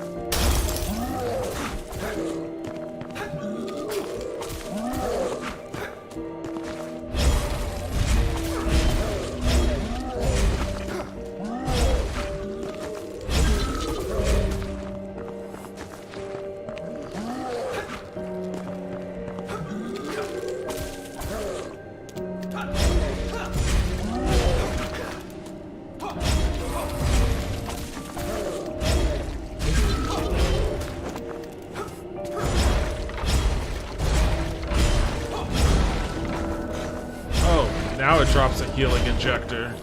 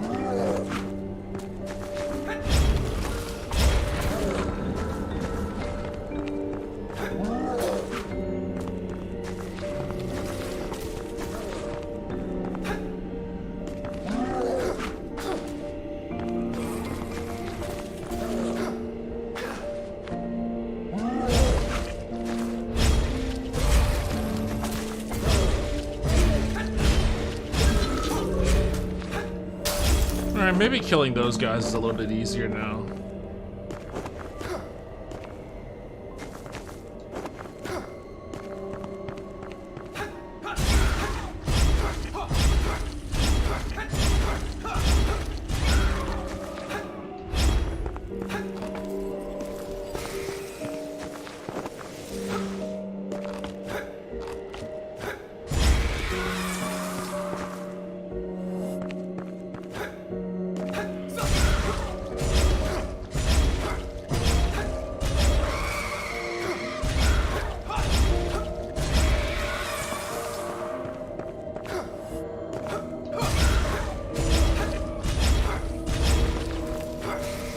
Oh.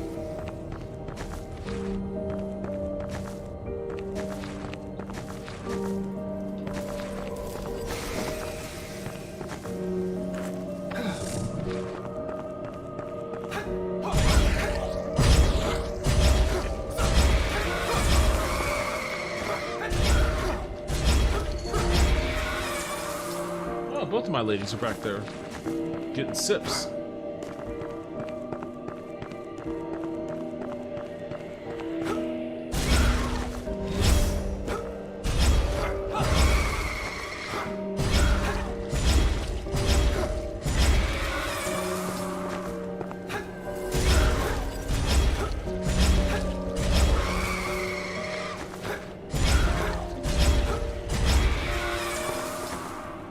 I wonder who took the time to make all these melodramatic statues.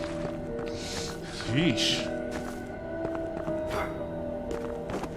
These are some real drama queen statues.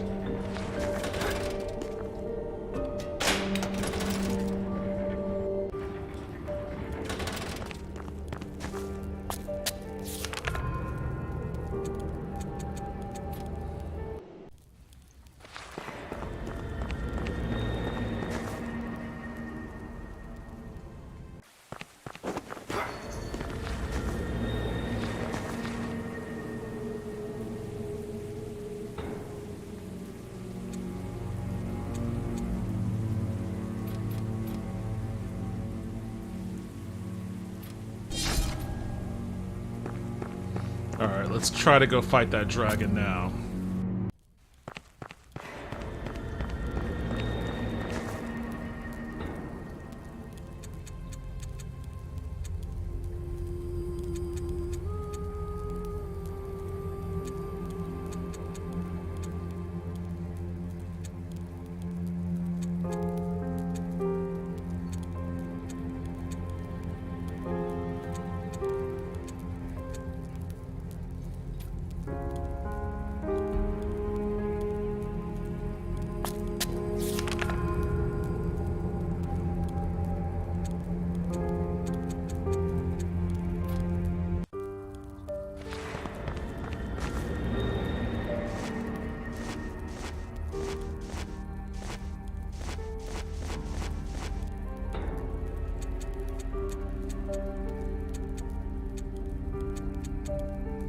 I could use some more of that.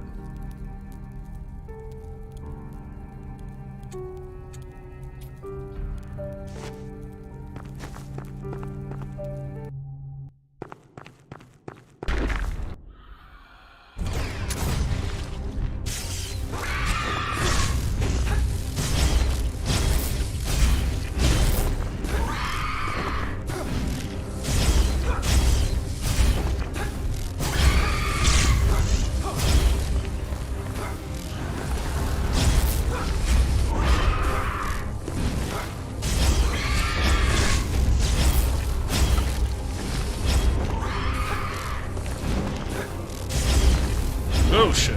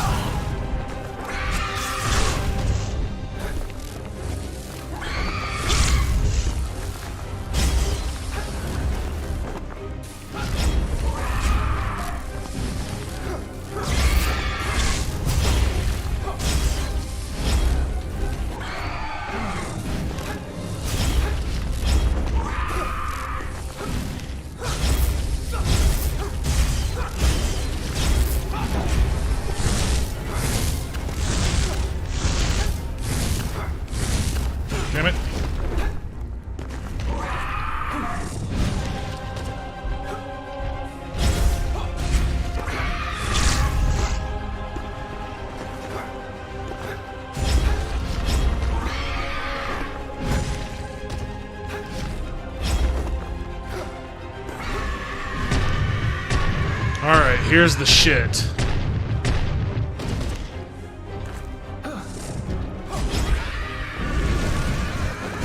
No, I can't fucking...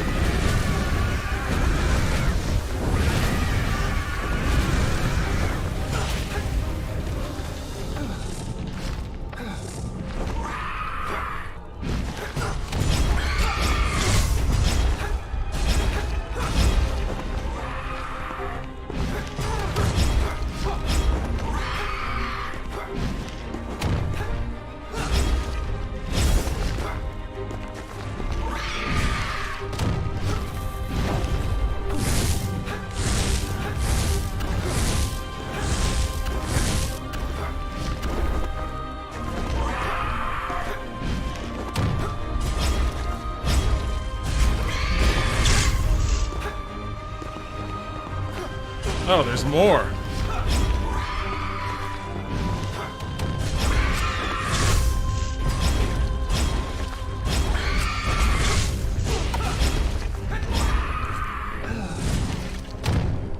Damn it.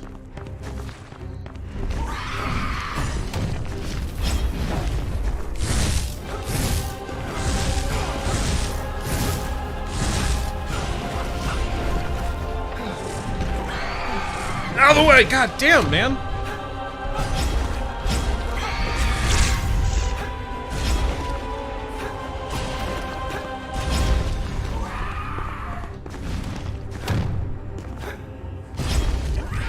Oh, shit.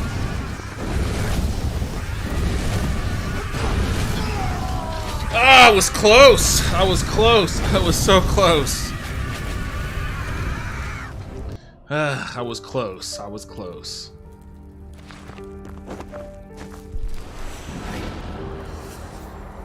Oh, it was it was polite enough to give me my lost die crux right there. It was only 300 of them, but I guess I'm gonna need every penny when I go buy whatever more I can, whatever other healing injectors I can. That was like a pity move.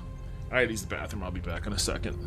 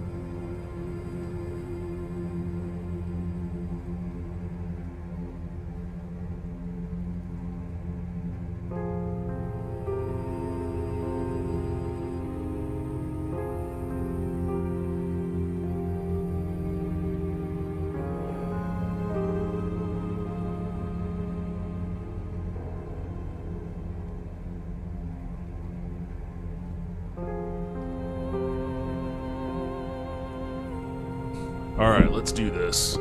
I got real close that time. To quote, I forget his name, to quote the dude from, oh, I only need 3. Or, not 3. To quote the dude from Big Trouble from Little China, I've got a really positive feeling about this.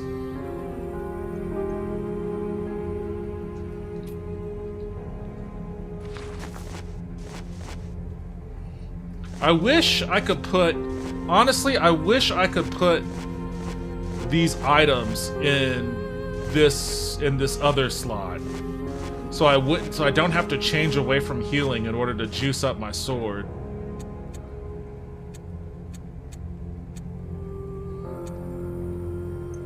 I wish there was a way for me to change that. I don't ever use my stigma.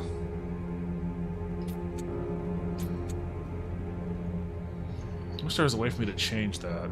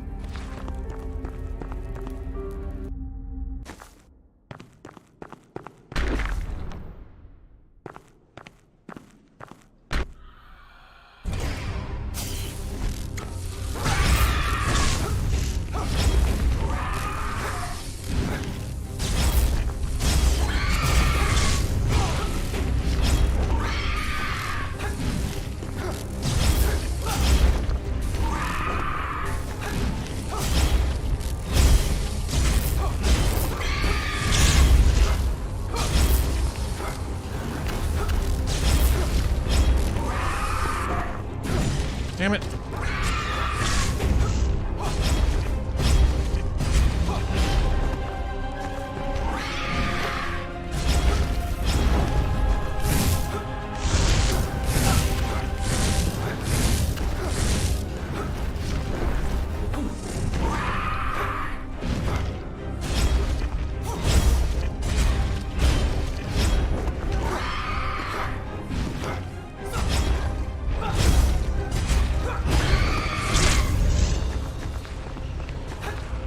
Damn it.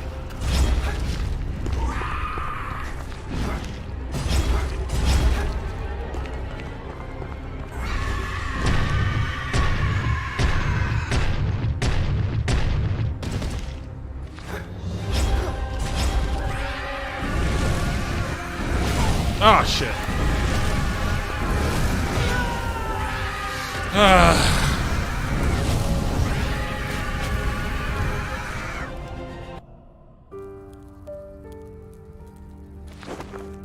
Oh, it's not... Oh, there it goes. It gives me it there.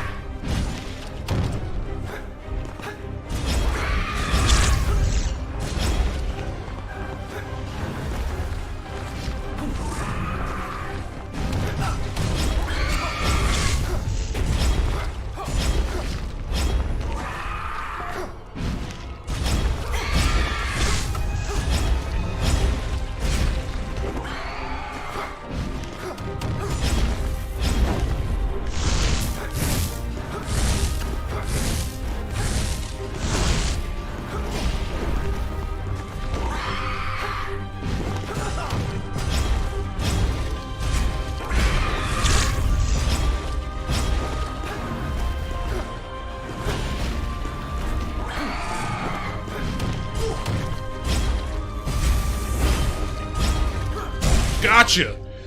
Oh, God, he was getting ready to do something dirty right there. Whew, he was getting ready to do something real dirty. Dried cold one liver, the currency of the withered. These mutated organs are rare to come by. Very few know of their existence and corrupted arcane power, but those who do will not rest until they obtain them. Once possessed, the livers can provide the bear with the most powerful and twisted of spells. Okay. Well, what do you got to say about that, Suki?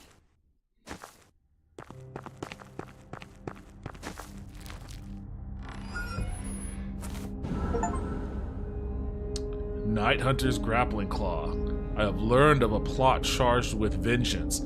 I am close, so close, tracking a trail of blood, not from one, but from many.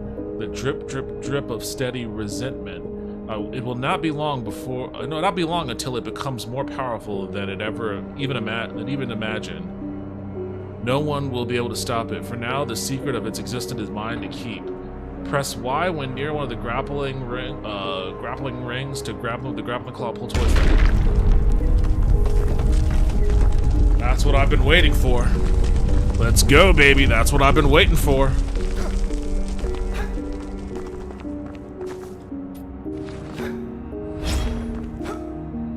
I wonder why that happened.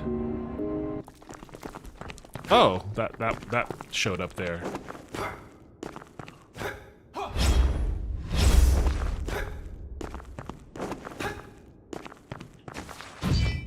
Nice. Very nice.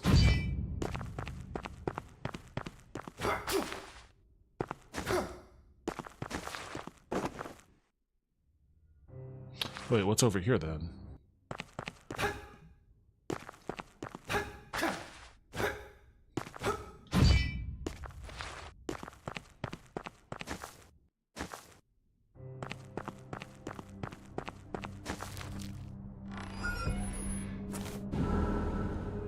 Moonshade Tears, a blend of stardust and unknown power. Lines a deep wound across the surface of an ice-covered skull. This concoction is used to summon defensive columns of ice, its origin dating back to the rituals of the Moonshade Lake. The wound itself is suspected to be used to hold the power to create an abomination. Okay.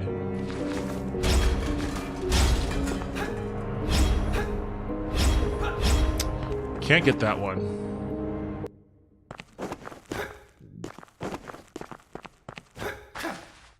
Well, I guess now when I level up, since I juiced up my strength so much, I'll have to juice up my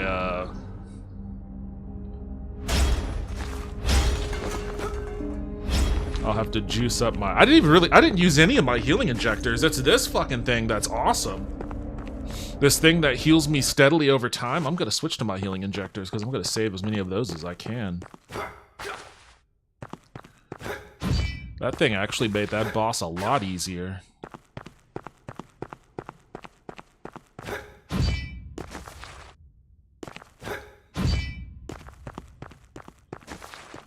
There's a lot of rooms in here.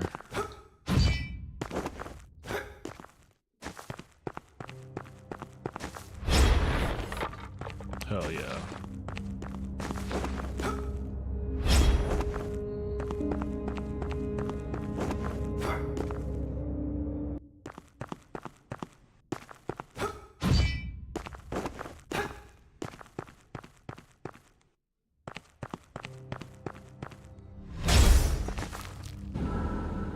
Edwin's note. I am so close to taking what is rightfully mine.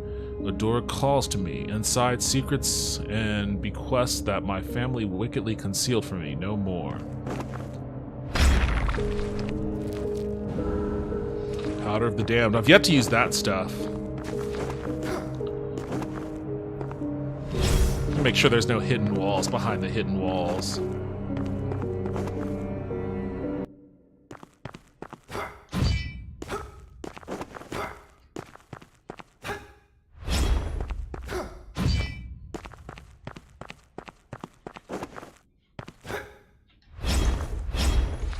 Man, those cats are really shitting tonight.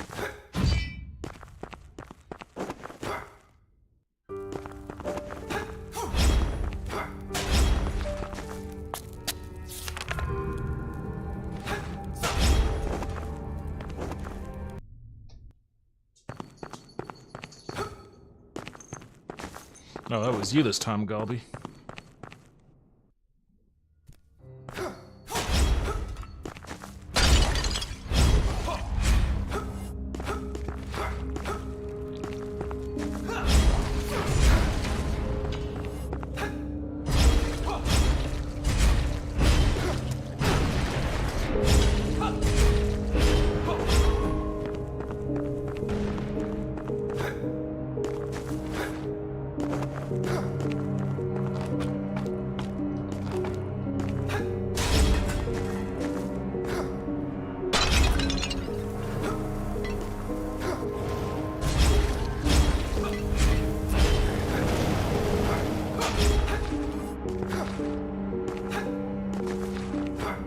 I have been over here.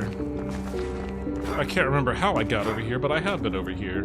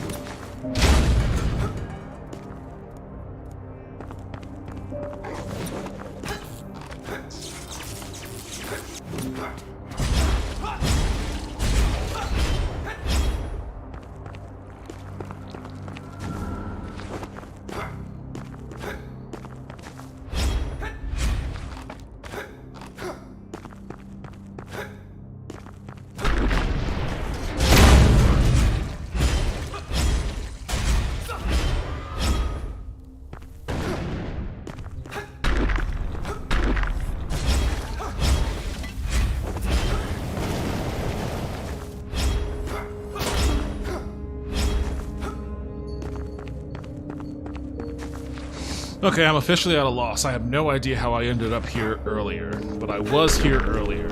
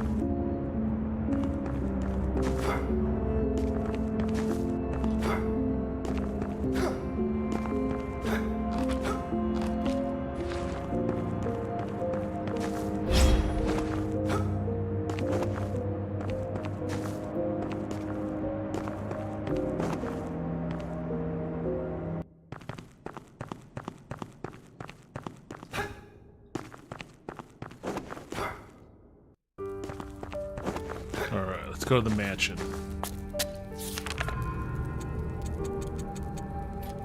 Because now I can get upstairs.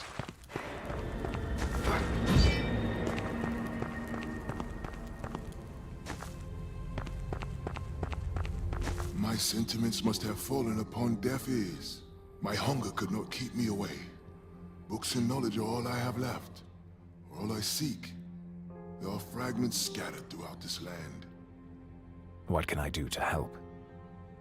Find the sacred place, venture down, and seek the tome that I desire. Then the knowledge will be unleashed. A knowledge that speaks of celestial powers of which we can only dream. The cosmos a beacon of understanding. Its reflection ripples on the vast pool, hinting at lost secrets. I've seen the ripples. A presence I cannot fathom.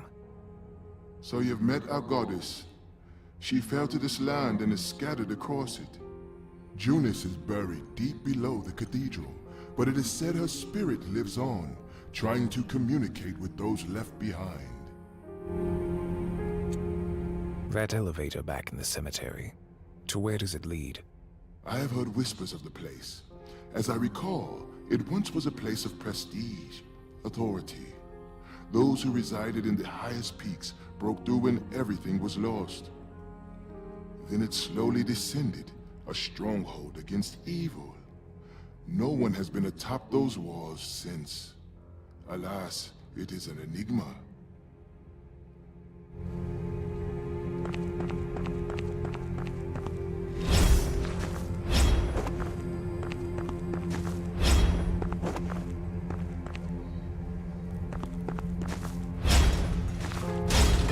That could have been more productive.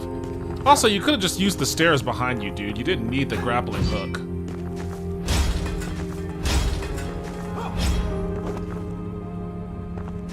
Alright. Whoever is in here, I haven't gotten yet.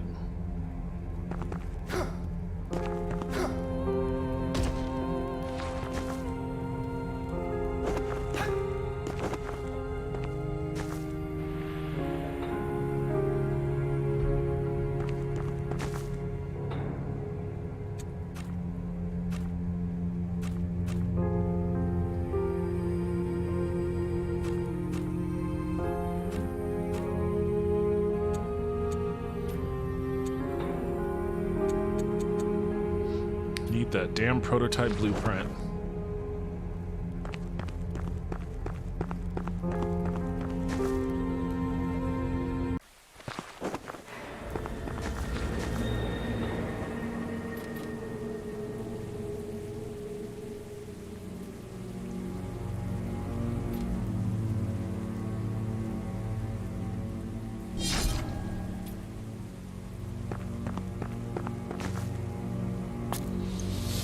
Now that I have this grappling hook, I guess I can go and explore some of those places in the city that required them.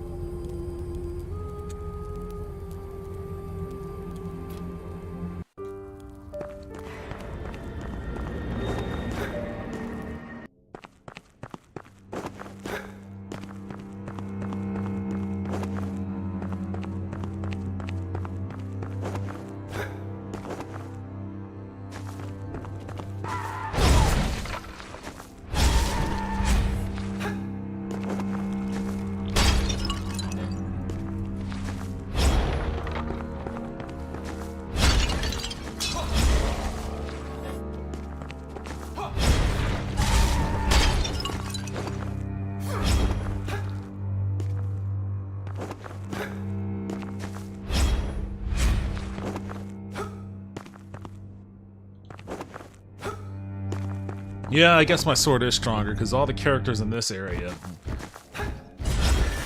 I one-shotted him.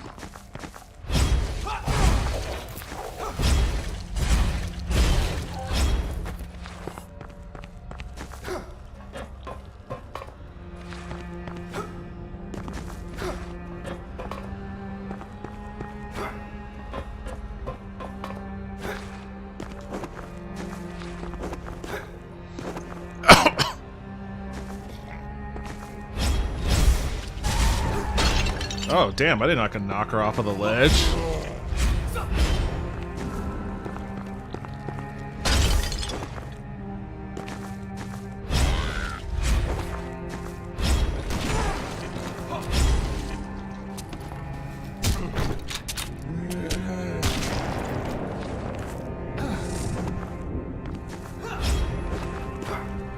That guy only gave me 18.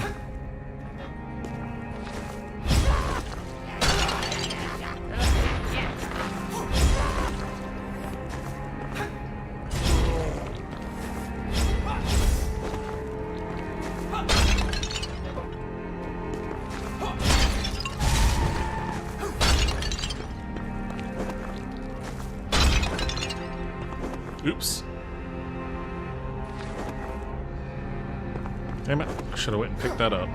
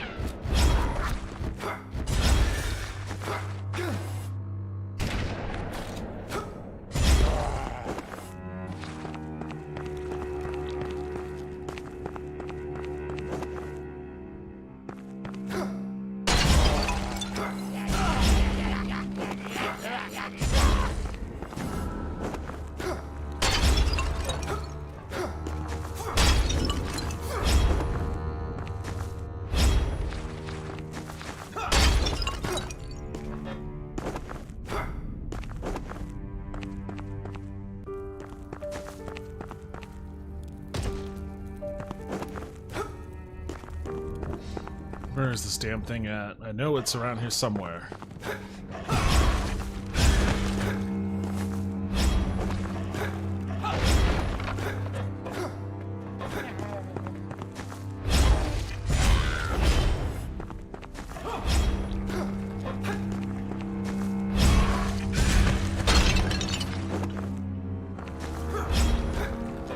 Suki, what are you doing down there?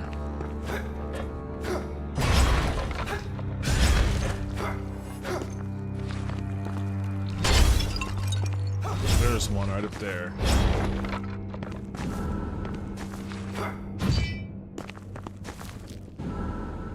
Priest of the Ethereal Order Diary. What's up, Zuko? Jonas shall be silenced no longer. The darkness shall overwhelm the light and bring lost prayers back into the hearts of many.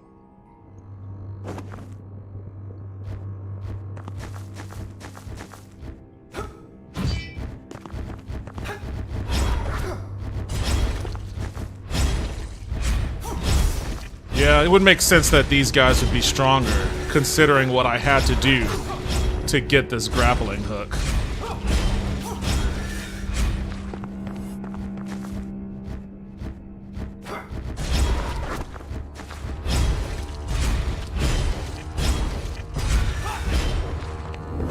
Well, before I explore all that... Oh, shit. God damn, are you kidding me?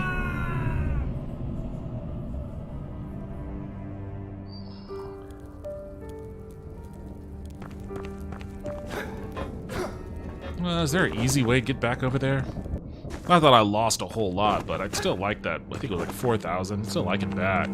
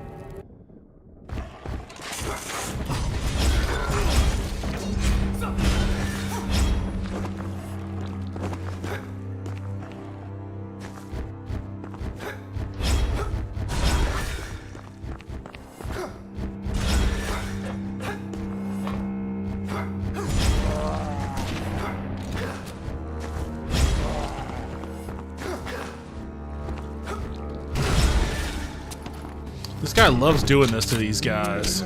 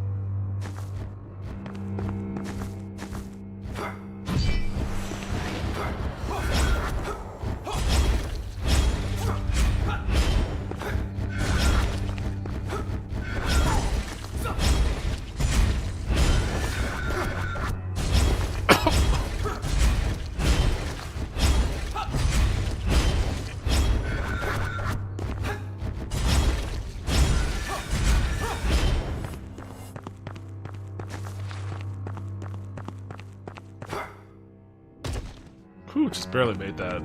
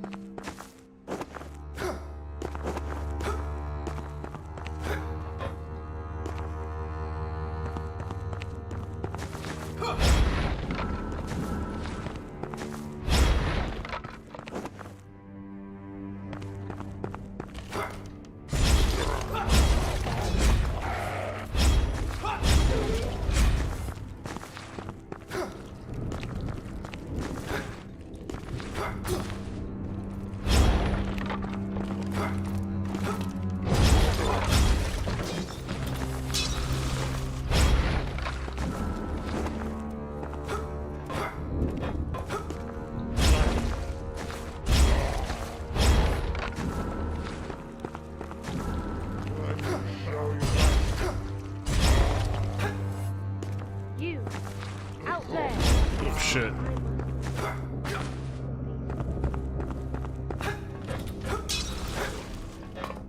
I'm assuming that that voice can only be reached with the grappling hook.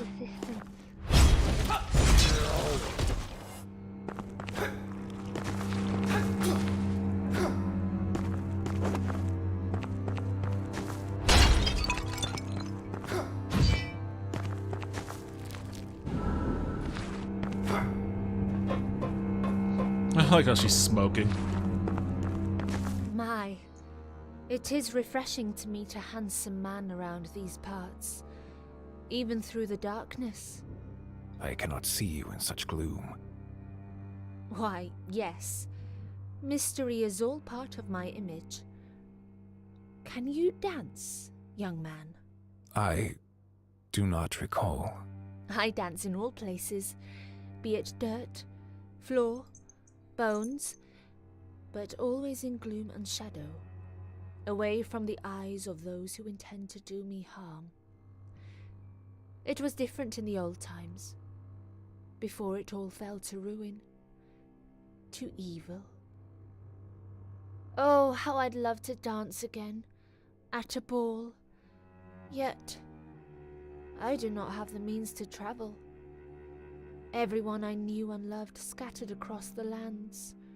I can hardly see those lands through my windows now.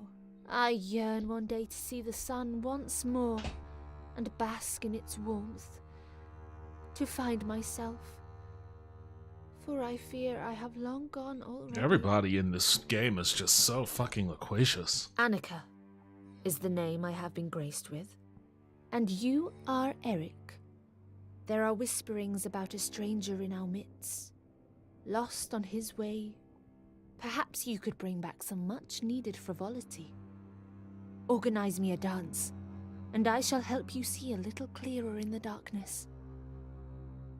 That is no mean feat, Lady Annika. For sure, it is not. Yet, I feel you will do well. There are others that can help. Some good people remain in the shadows. You will know when you find them, Eric. I wish you good fortune. I know of a place where you'll be safe. Head to the manor.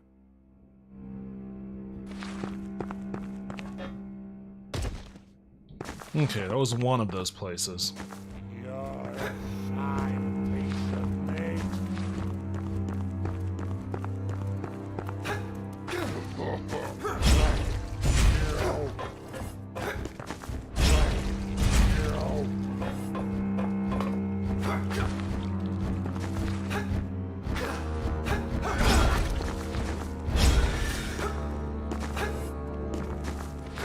Wonder how I get up there then.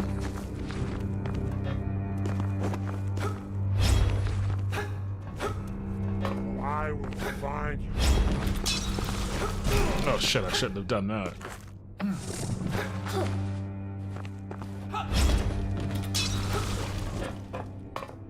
You're a fine piece of meat.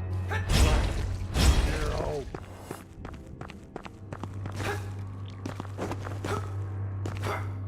I wonder how I'm supposed to get up there.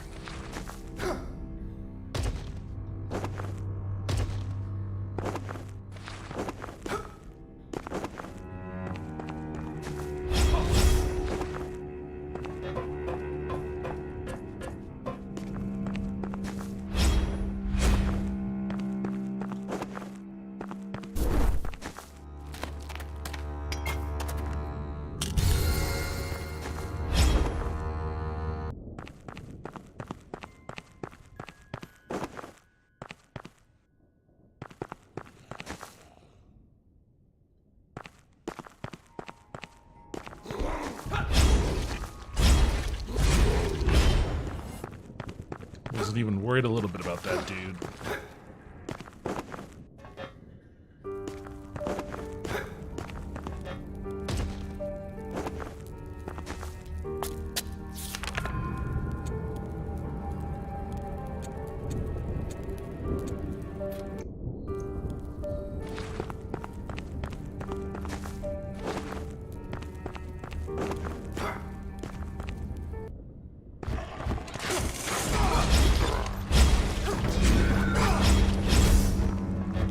Come on, man.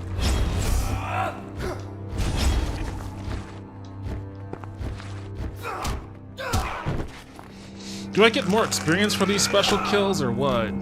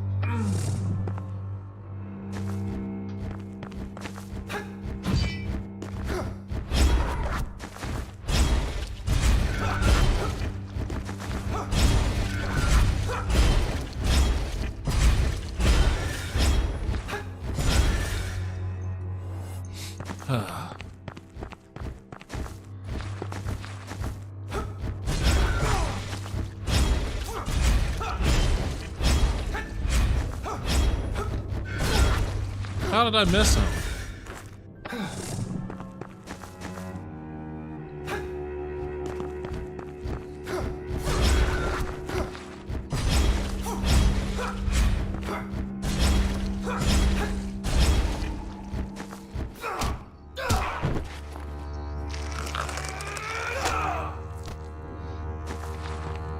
Can I make this jump? I don't think I can make this jump. I think I probably need the air dash to make that.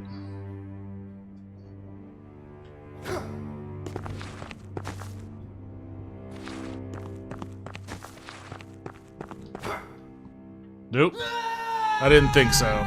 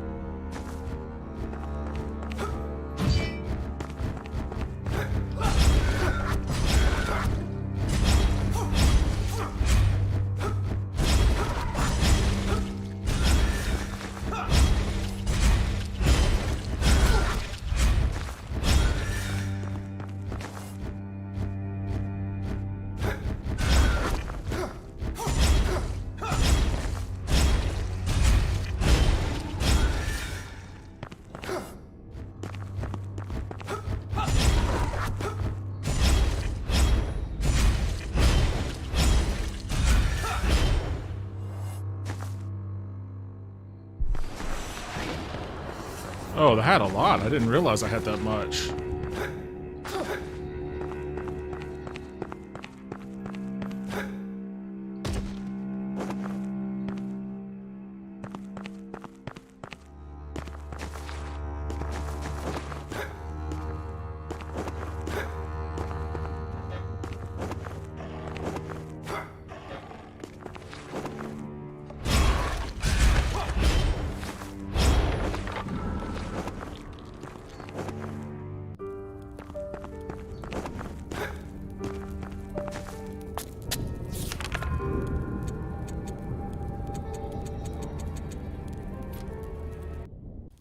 Alright, where is she at? Is she up in this room?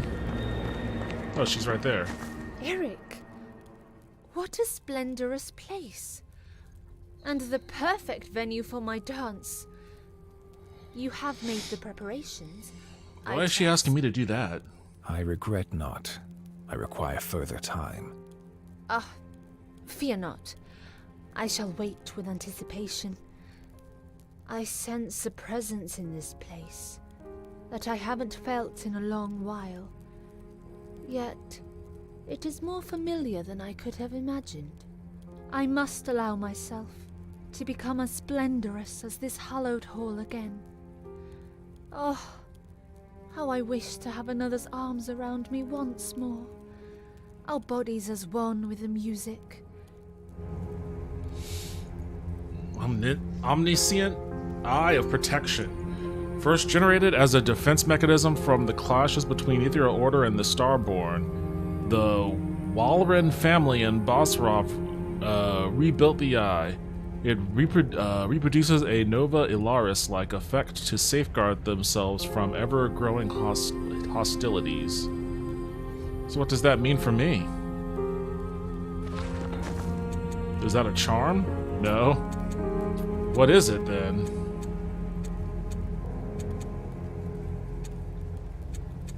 A forbidden bomb.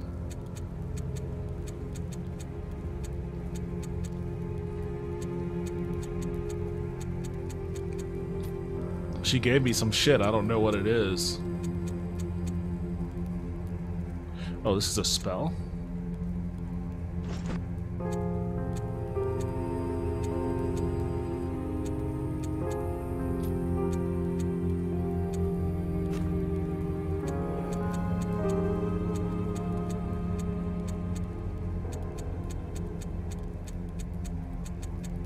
I do have a gravitational ring. I thought I did. I have no idea what I just got from her.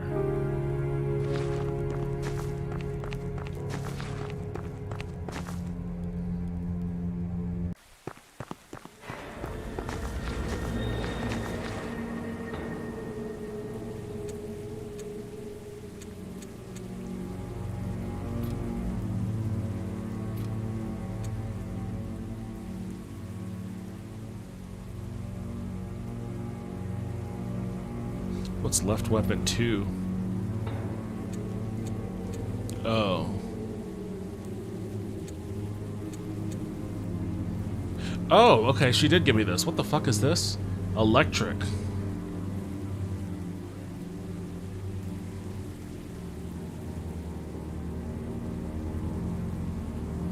Oh, so it's like a shield. Okay. Cool.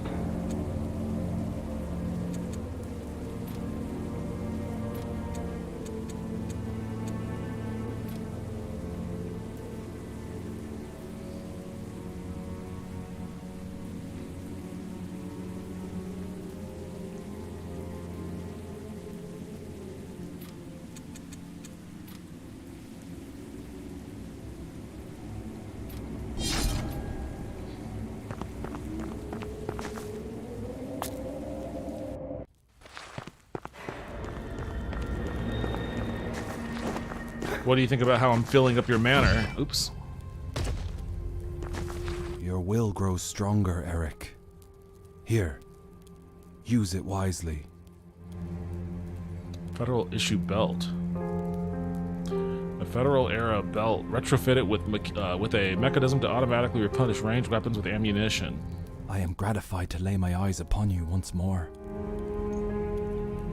So now what does that do?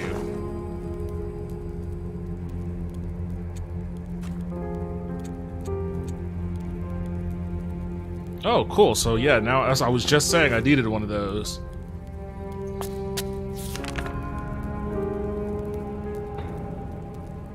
Alright, I'm gonna say that's enough last faith for tonight.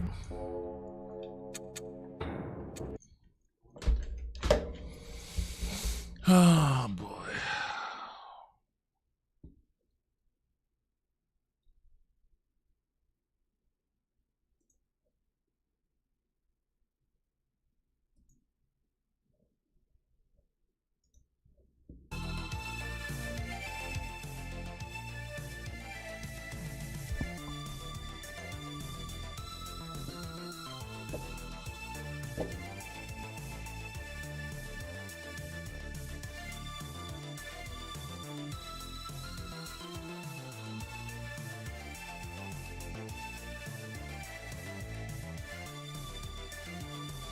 I'm just gonna hang out for a bit, catch up on these articles, and then call it a night.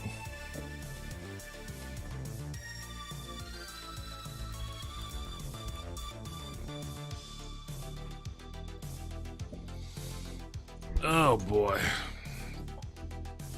Feds say airlines are somehow getting worse as complaints double in 2023.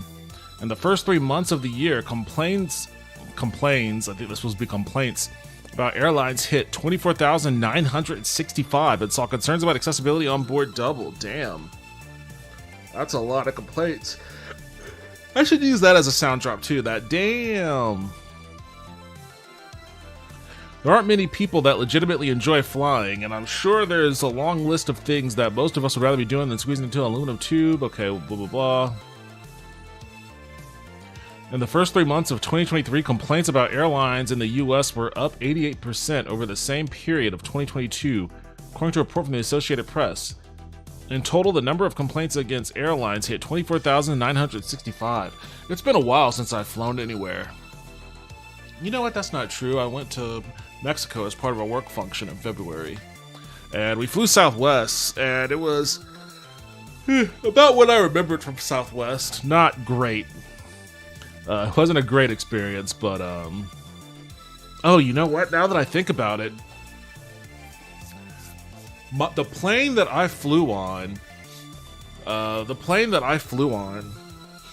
out of Austin to Mexico.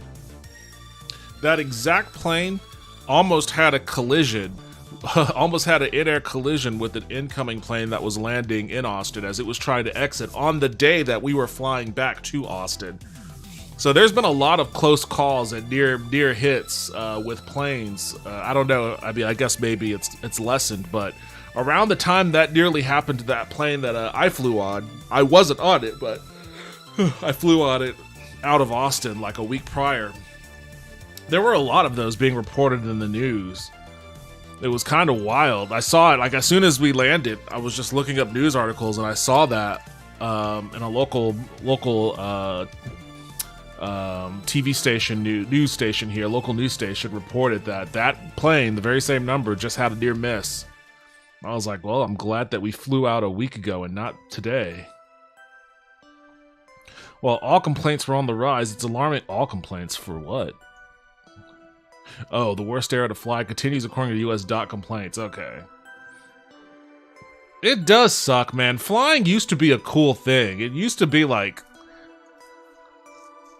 we're gonna take care of our passengers, and now it's like, fuck these guys. It's alarming to learn the number of issues relating to accessibility doubling during the period.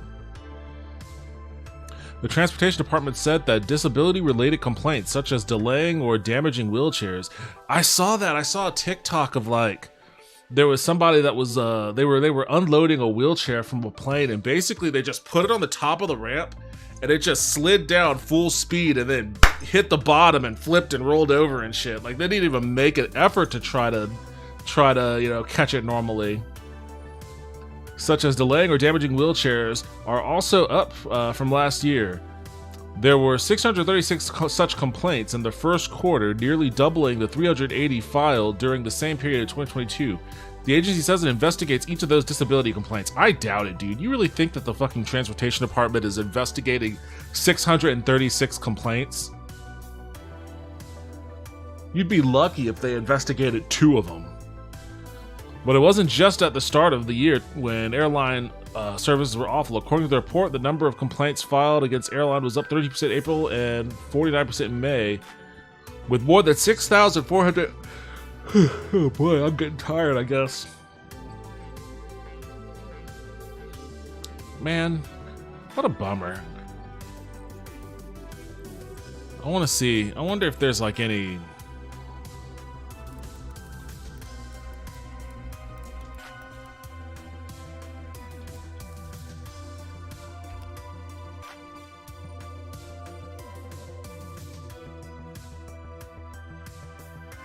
Who is Nonstop Dan? Why U.S. airlines suck.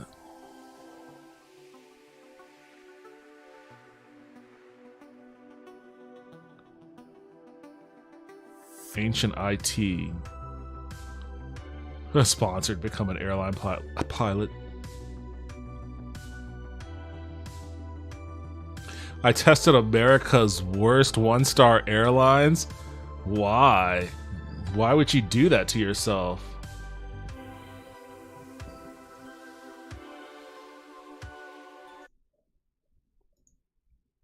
Would you ever fly on America's worst airlines? Because according to Google, Frontier and Spirit were voted the worst budget airlines in the entire country. But how bad can they really be, and which is truly the worst? First up today, we're gonna be flying Frontier, and I have never flown them before, so I have no idea what they're like.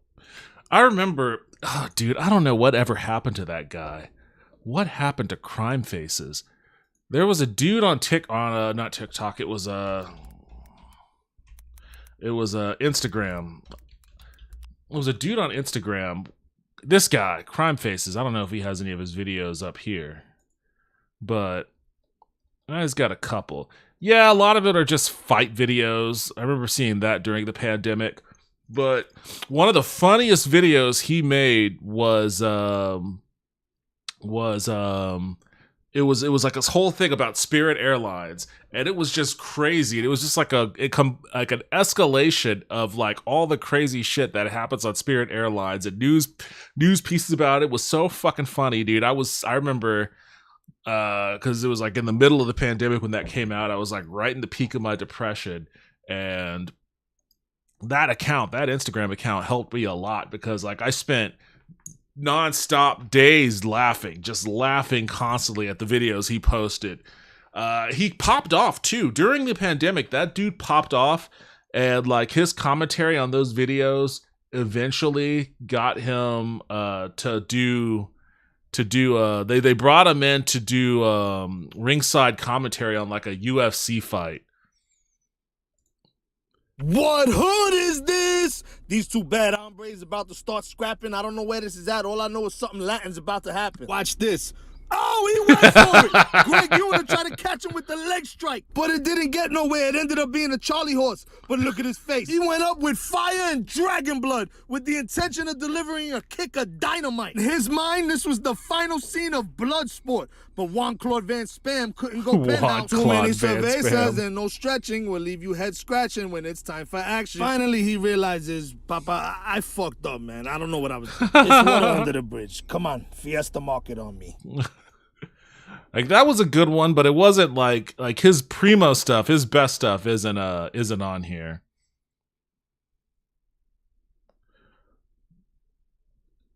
Like his good stuff. I wish he would upload them. I don't know. Maybe I can't imagine that YouTube would. Oh, did he upload them all as shorts?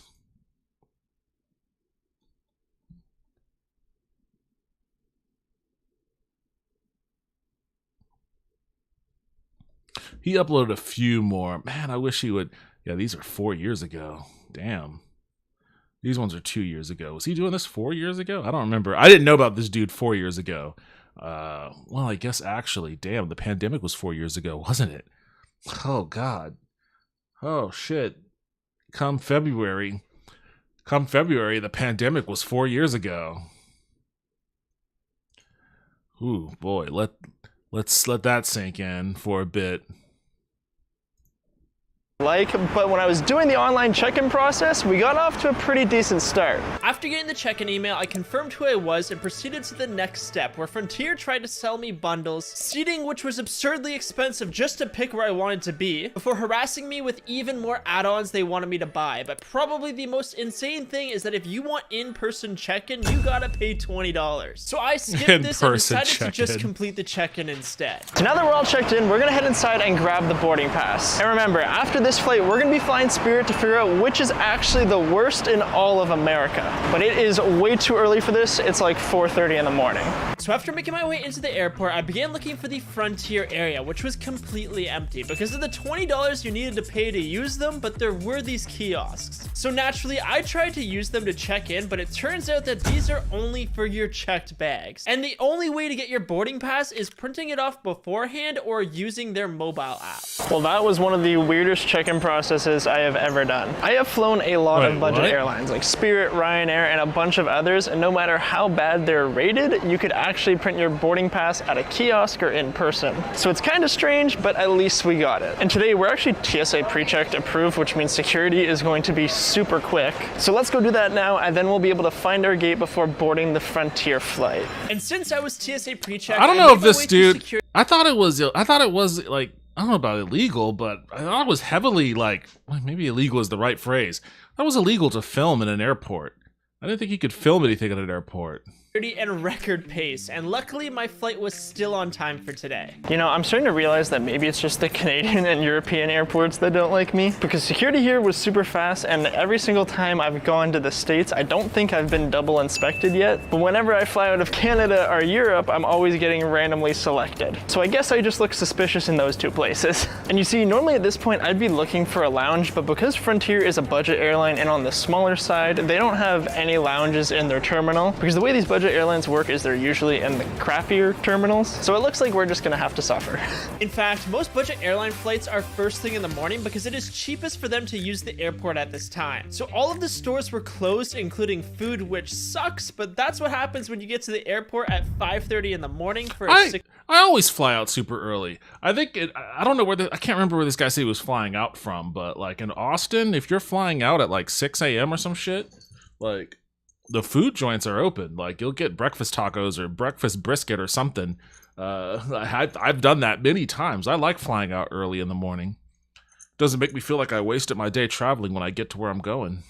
6:35 a.m. flight. And while we're on the topic of budget airlines, I'm going to explain to you exactly what they are because they operate a little bit different from a normal airline. And if you've never flown them before or just don't understand how they work, it can be confusing and frustrating. So basically, a budget airline is extremely cheap for the base fare, but if you want to bring a carry-on or any checked bag, you're going to be paying a lot of money. On top of that, during the flights themselves, the seats are generally awful, food and drinks aren't included, but it still does get you from point A to point B. But anyways, my flight is supposed to board now in about 15 minutes, but before we do that, I want to read you guys some of the reviews about Frontier, just so we can understand why everyone says they are so terrible.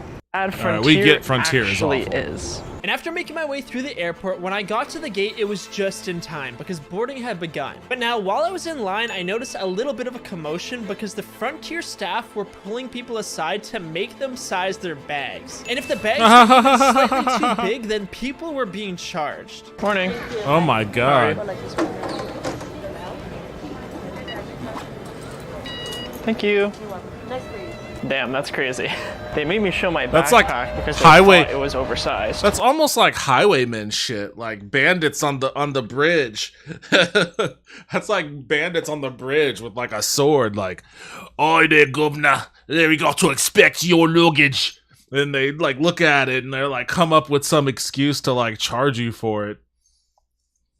Even though this one has been fine on Spirit, Ryanair, and pretty much any airline I've ever flown on. Questionable start. And I don't want to be that guy, but things are about to get much worse. Morning. Morning.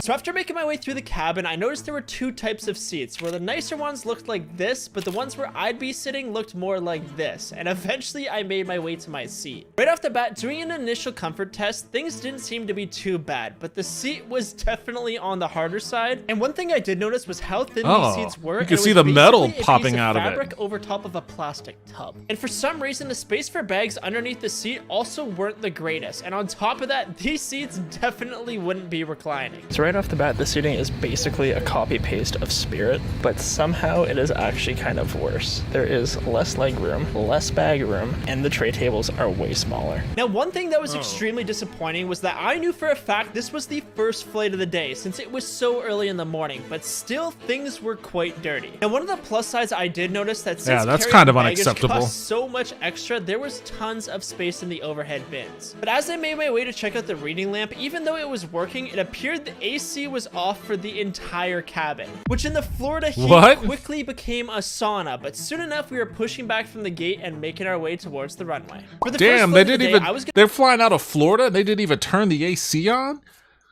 That's unacceptable, man. That is unacceptable.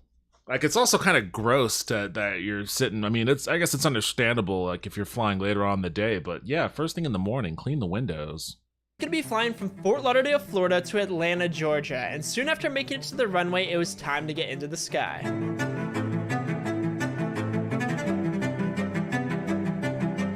Now that I was in the air, I decided to look around and explore when I noticed some messy patches on the seat, but also the tray table. I'll be honest here, this is the smallest thing I have ever seen on any airline I've flown. Oh, you could barely put your phone on it. It is so small that my iPhone is literally longer than this thing, and on top of that, it was also rusting with some pretty gross stuff inside. Now, under the tray table, the stains continued onto the back of the seat, and I really don't want to know what this even is, but at least the safety pamphlet was normal. But anyways, now that I've been flying for a while, I noticed that the seat was starting to dig into my sides, which was extremely painful on my back. So I decided to head to the bathroom for a break, but things only got worse from here. After getting to the bathroom, it looked like every single one of the panels was hanging on for your dear life, thanks to a teeth job, which, you know, is slightly concerning, and on top of that, things were quite disgusting, but wait a second, what? At least, but every single things only got worse from here. After getting to the bathroom, Oh my god, wait, hold on, why does it say F9? What does that mean? Like, is that like the level of safety tape? Oh, this tape, this panel's about to fall off. What do we want to use? We want to use an F7? No, this looks like it's gonna be pretty destructive if it actually falls off. Use an F9. Federal law provides a penalty up to $2,000 for tampering with smoke detector inside it. Well, I think the smoke detector is probably the least of your concern, dude. Bathroom, it looked like every single one of the panels was hanging on for your dear life, thanks to a tape job, which, you know, is slightly concerning, and on top of that, things were quite disgusting, but at least there was decent headroom. Anyways, after making it back to my seat, we had begun our descent, but little did I know that things were about to get worse after we landed.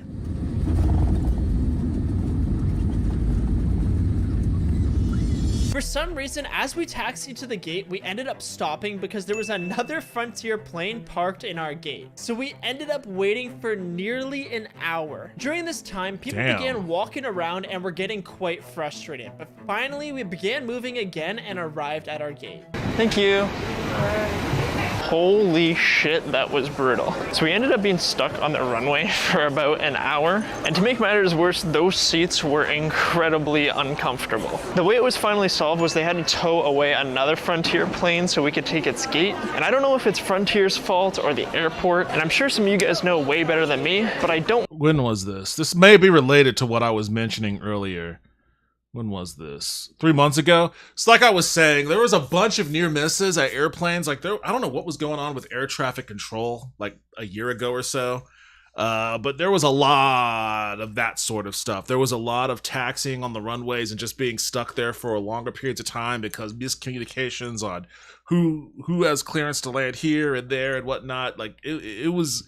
There was a lot of that going on for whatever reason. I think it was a combination of just like not enough people coming back to work air traffic control after the pandemic, because I mean a lot of airline workers, airport workers got laid off during the pandemic, despite the fact that those sons of bitches got a lot of PPP money.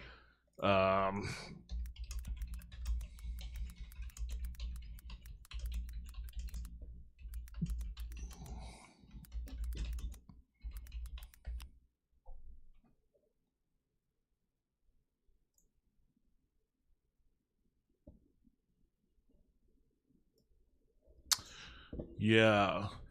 Airlines lost over 400. Oh, they're missing a zero there. Or maybe they put the comma in the wrong spot. Let's look in the article to try to verify. Yeah, about 400,000 airline workers have been fired, furloughed, or told they may lose their jobs due to COVID-19. Not a lot of them came back. How much...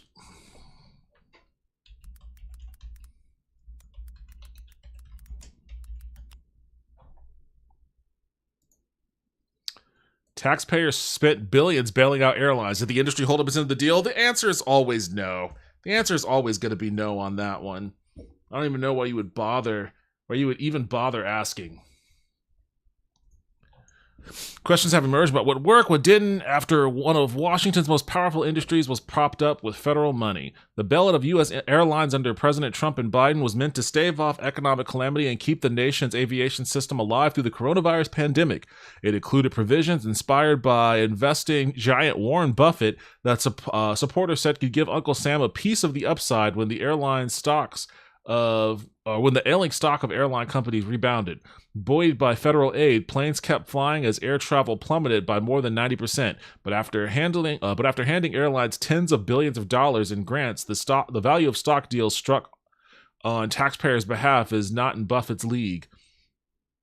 Those stock agreements, similar to options this week, are worth about $260 million, or less than 1% of the $37 billion the U.S. government gave 10 major passenger airlines last year to help pay their workers, according to the Washington Post analysis of Treasury Department data. When did this come out?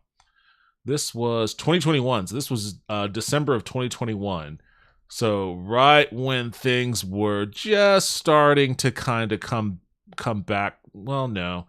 I guess towards the end of 2021, things were starting to slowly chug back to normal. By then, they've only made, I don't know if those numbers have ever been, I don't know if those numbers are updated, but less than 1%. There are several ways to calculate the federal, let's see. I wanted to see how much money they actually got. It wasn't the most carefully crafted deal out there. Of course not. Of course not. That's the fucked up thing, is like, if they're trying to get food stamps to people who like work 50 hours a week at a Walmart but still somehow can't afford like basic human needs, they will sit there and they will fucking take a scalpel and a protractor and they will craft the most intricate fucking Kafka-esque maze of means testing and requirements needed for any random person, to get food stamps. But when it comes to giving like the biggest corporations in our country federal taxpayer money in order to help them stay afloat during a pandemic, predicated on the idea that, hey, when you start to do better, you're gonna pay this back in some way, shape, or form, either through like a loan payment or by giving the U.S. government, essentially stock options. Somehow they lost the protractor. They lost the scalpel. It wasn't the most carefully crafted deal out there. They just kind of threw some hodgepodge shit together and then taped a bunch of like $1 billion bills on top of it. I guess 37 billion. Stuffed it in a suitcase and handed it over. But in a time is of the essence, since it was the deal that could get done, said aviation analyst Robert Mann. Without the federal money, there surely would have been bankruptcies. You know what? I mean, and this was what I was saying at the time. They should have nationalized it. They should have nationalized the airline industries, and they still should. Because, like, the very articles that's leading to talking about this, the service isn't worth it. Like, it's shit. Services have only gotten shittier. The pay has only gotten shittier, which is why, I mean, and the environment in which a lot of workers are being asked to work in have only gotten shittier.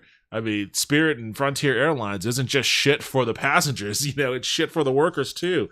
They have to sit up there, on those uncomfortable chairs all flight too. All of that has just gotten worse. But the profits are still fine. They're like the very top of the ownership of these companies make just fine money, So like, and it's not like this is like a frivolous thing. Like it's not like we're talking about froyo stands. Our economy requires a robust and thriving aviation industry, and there are whole chunks of the country, important chunks of the country, like Florida, whose tourism-based economy, relies on airlines. So like the idea that they're struggling to get 400,000 people that they laid off back, or they were, I don't know what the updated numbers are. They were struggling to get them back to work, because they didn't want to pay them properly, or they didn't want to make sure that the conditions they were working in were up to par. And as a result of that, you had all these situations like what happened earlier this year with all these near misses and shit, and double booked entryways. Just nationalize them and remove the profit motive, and just focus on delivering like an excellent traveling experience, an excellent and a fucking reliable, excellent and reliable travel experience. Profit motives no longer good enough to incentivize companies to do that. Consumer groups have cited major flight disruptions and delays in this year in asking whether airlines have held up their end of the bargain with taxpayers. Yeah, that was another thing. Because of the lack of staff, this whole thing started off with incredible delays and cancellations. On Wednesday, the chief executive of major airlines will be summoned to Capitol Hill to testify on their performance. Some carriers have acknowledged planning missteps as passenger counts have grown to near pre-pandemic levels, but argue their companies were resilient against a relentless and unprecedented foe, not of their making. Shut up. Everybody had to deal with it. Let's see.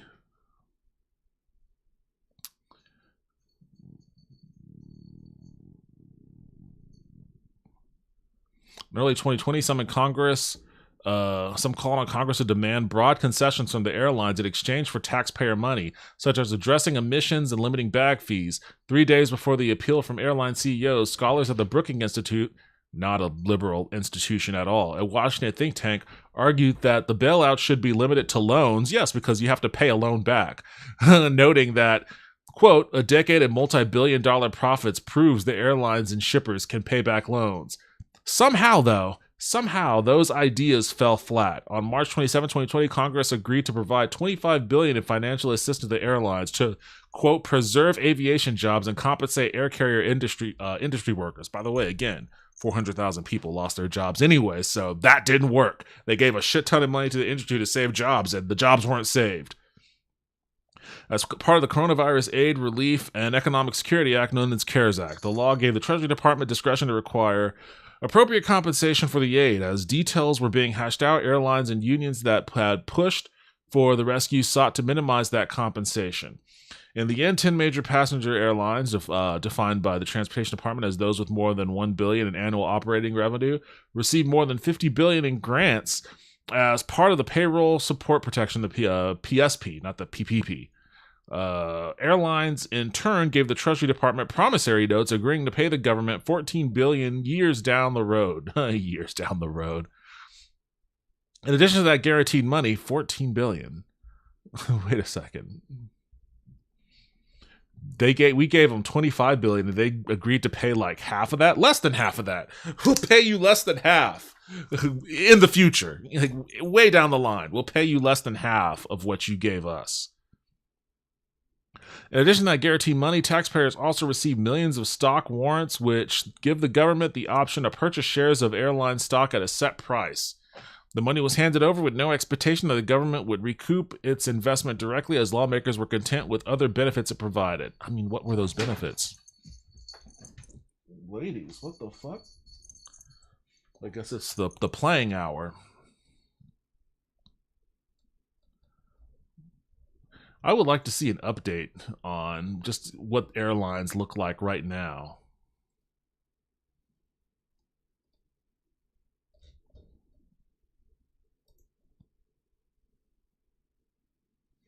More than 54 billion. Damn.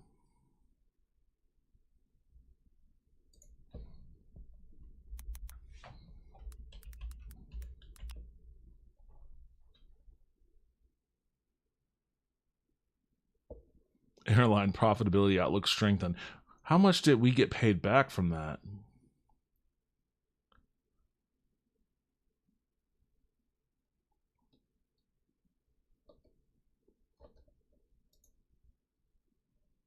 Airlines expect to make $10 billion this year despite economic slowdown. Global airlines should make nearly $10 billion in profit. $10 billion in profit this year. As businesses bounce back from the pandemic, according to the International Air Transportation Association. I got a little too ADHD, impatient in my reading.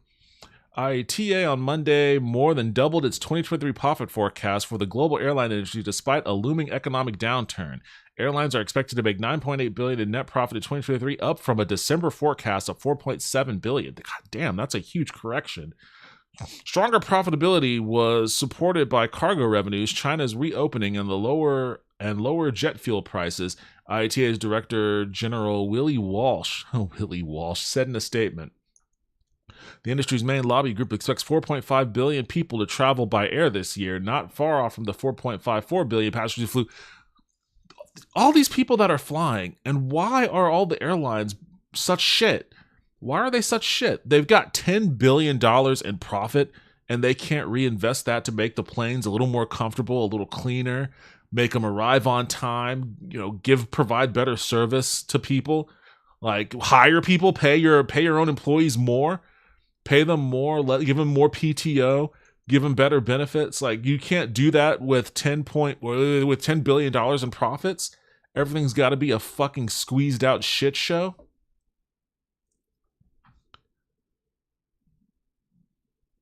The figures mark a significant turnaround for the airline industry, which carried just 1.8 billion passengers in 2020 because of the coronavirus pandemic, at a loss of $76 per traveler.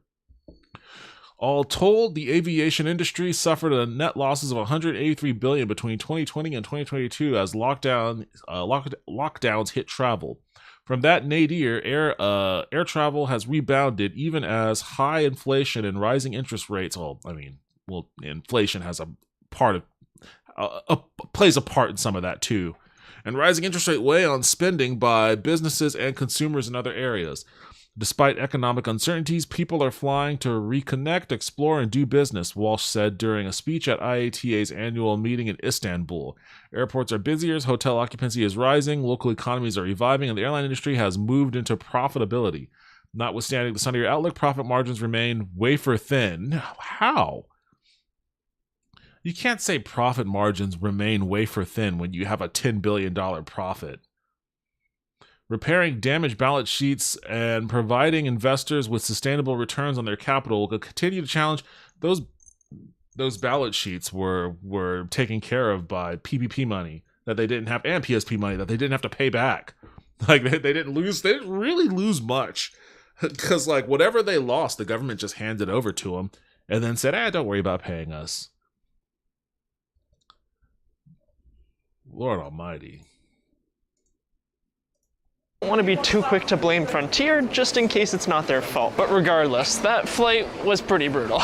The seats were super uncomfortable. The tray table was basically non-existent. It was also super messy, but the one plus side is that the staff were actually really friendly. But now that we're all done with Frontier, it's time to see how Spirit compares. And so far, doing the online check-in process actually went surprisingly well. After getting the check-in email, I was offered money in order to take a different flight home, which I decided to pass on. So after getting harassed with add-ons and agreeing to having no hazardous materials, I was all checked in and ready to go. But now obviously Frontier had a good check-in. I imagine that the reason why they were trying to pay him to take a different flight home is so that they could free up his ticket for somebody that's like, I need to buy a ticket right now. And then they're like, oh, well, in that case, we have this ticket that just became available, but it's going to cost you 3 times its normal amount.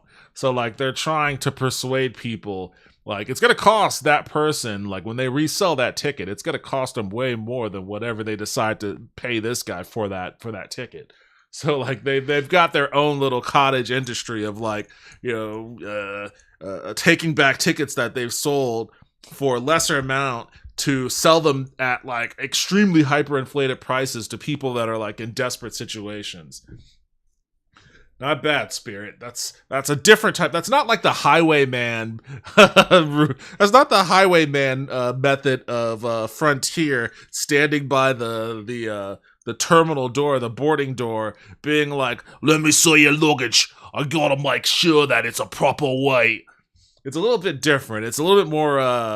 It's a little trickier. It's a little sneakier. It's more Sheriff of Nottingham.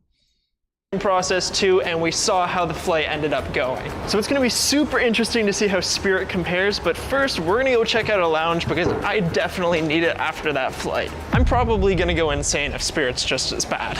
So after making my way through the airport, I arrived at the Club Atlanta. For breakfast, there was cereal, oatmeal, eggs, and a bunch of other things. So I decided to load up along with a massive glass of alcohol. And after exploring the lounge a bit and seeing what it had to offer, it was time to head back towards my gate. So I've been to that lounge before and I thought this time it might be better, but it's still a solid 4 out of 10. It's a little bit dated, the food options are extremely limited, and on top of that, the food just really isn't the greatest. Another thing that I found super weird about that lounge too is they had a wait list even though it was practically empty. But the one silver lining is that the staff were quite friendly. I've never been to an airport my Spirit lounge. flight is now supposed to board in about 15 minutes, but I wanted to read you guys some of the reviews just so we could all understand why they're so bad. Right off the bat, people rate Spirit just above Frontier, but they're both still ranked at the bottom in all of America. In fact, people rate Spirit so low that articles have been written about how passengers should avoid them entirely, with reviews saying it was the... I wonder if, I mean,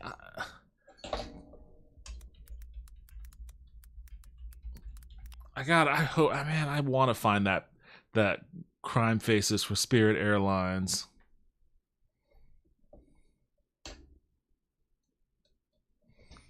Oh, it was so good.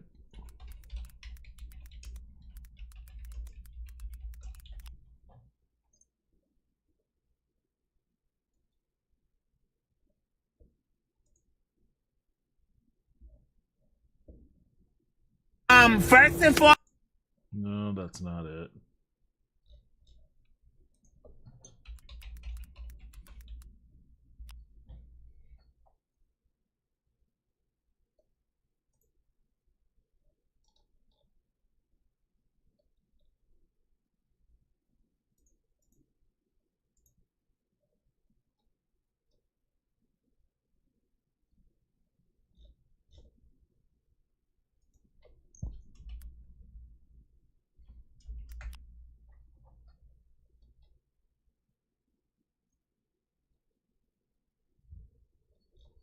Man, I really wish that had been scrubbed from the internet, because that shit was hilarious.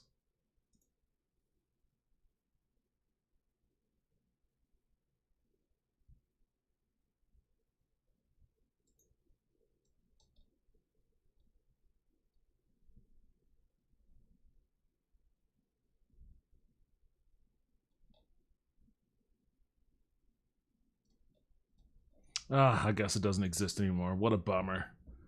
What a bummer.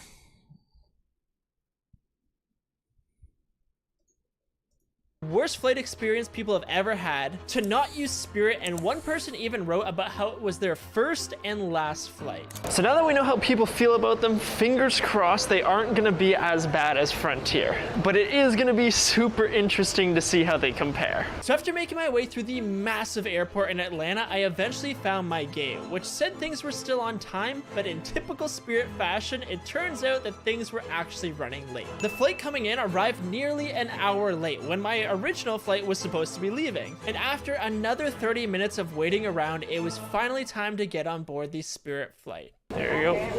How you doing? Good, you? Great. Sure. Appreciate that. Have a good one.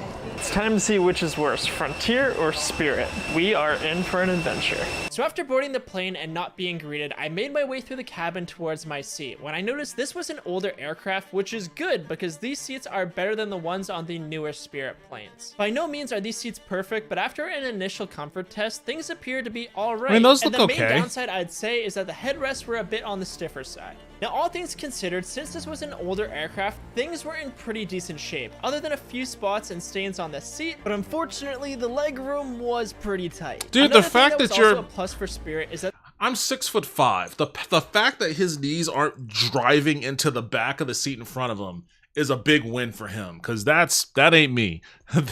I can't fly on this because my knees would be in that. there's pretty good room under the seats for bags and plenty in the overhead. And that's because most people don't spend the money for a carry-on. But since we were running late, soon enough we were fully boarded and pushing back from the gate to try and make up some lost time. For the second flight of the day, I was going to be flying from Atlanta back to Fort Lauderdale in Florida, and after arriving at the runway, soon enough we were making our way into the sky.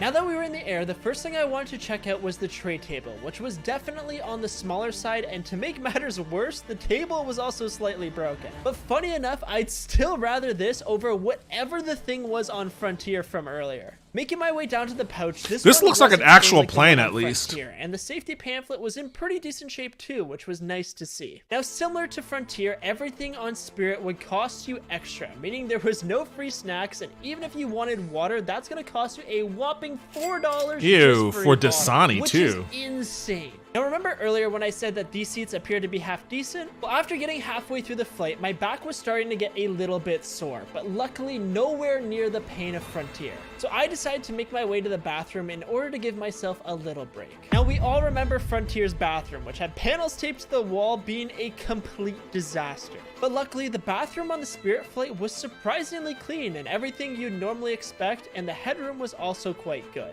But the only downside I will say is that the floors were quite sticky. But anyways, after Ew. making my way back to my seat, we had started our descent into Fort Lauderdale, and after narrowly missing an oncoming storm, we arrived at the airport with a pretty solid landing.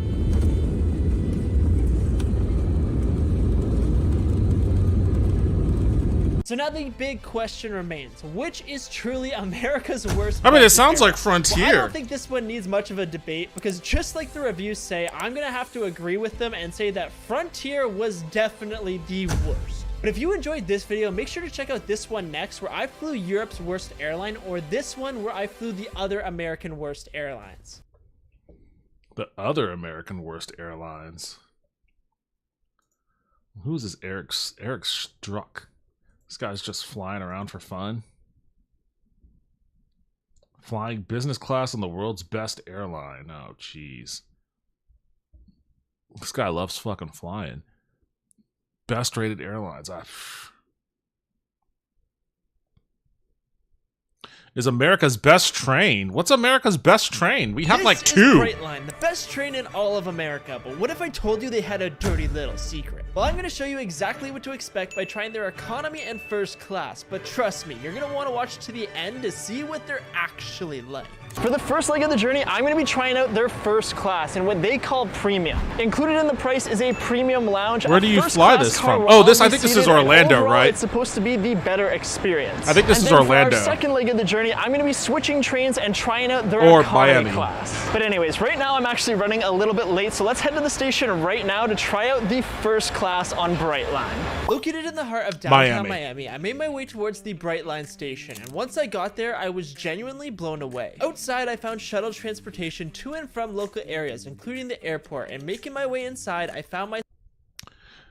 It must be nice to live in a real city. It must be really nice to live in a real, like, functioning, well, somewhat functioning. Miami has its issues, but I've never been there. Everyone I know who has been there, who has lived there, have always told me it's an awesome city. It's, like, as close as you're going to get outside of, like, Seattle or you know, maybe Boston or something. It's as close as you're going to get to like a European style city, especially in the American South. Yeah, everything I've heard about it has been pretty good. I need to go. I need to visit someday. myself in a massive modern lobby Decked out in my Buffalo Bills gear, of course. which looked stunning. Here, you're able to buy tickets and see all of the arrivals and departures, but since I already purchased my ticket, I followed the signs which directed me That to shit's the second empty, level, dude. No where a one's bunch fucking... more was in Come store on, for us. America, get Now, on normally when I board. travel, I'm used to flying, so you have to check in and do all that. But with Brightline, you literally just show up and go. And since we have some time before the train actually leaves, we're gonna head through security and go and check out the first class lounge. And unlike airport security, here was extremely fast. And on the other side, I was greeted by a pop-up shop and smart lounge. This is the main seating area for all customers outside of the premium class, which had plenty of room to relax or do work before boarding the train. Besides the seating, there was also a sports bar serving alcohol and a self-serve market to buy snacks or drinks. But since I'm taking the premium class, it was time to check out the premium lounge. I mean, this Making is my way Miami. inside, This the is like lounge a was completely world-class empty and city. had tons of different seating Like, areas. there's nobody in this place. What's going on?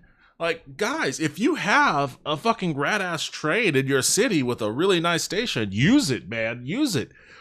There are those of us here, paupers, in destitute parts of the country that would kill for something like this. Conference rooms, office stations full of supplies with the coolest power out. Where does Brightline go to?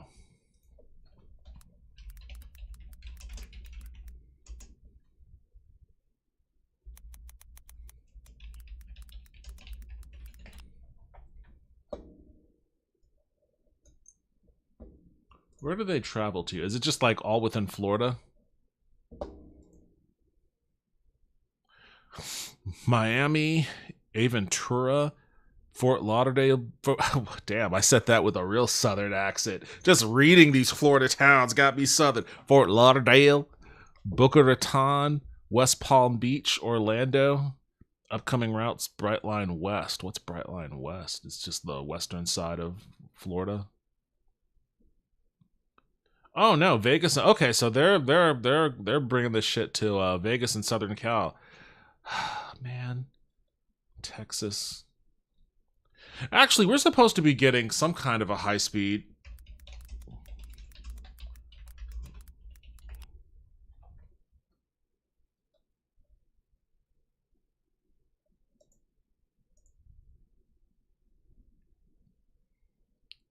The Texas high-speed train, nearly 100,000 Texas, sometimes called supercommuters, travel back and forth between Houston and Dallas-Fort Worth more than once a week.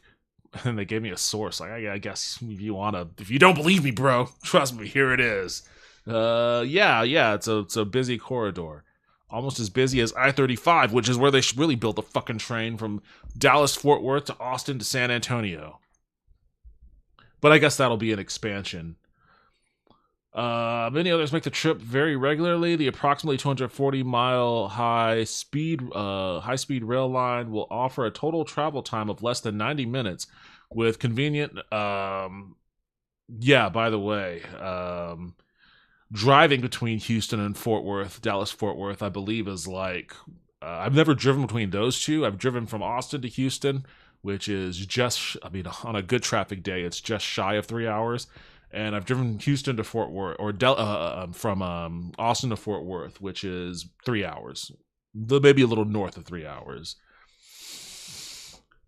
So 90 minutes, that's just like an hour and a half. That's a win. It may not sound like a win. It's a stark reminder that Texas is a psychotically large state, but that's a big win.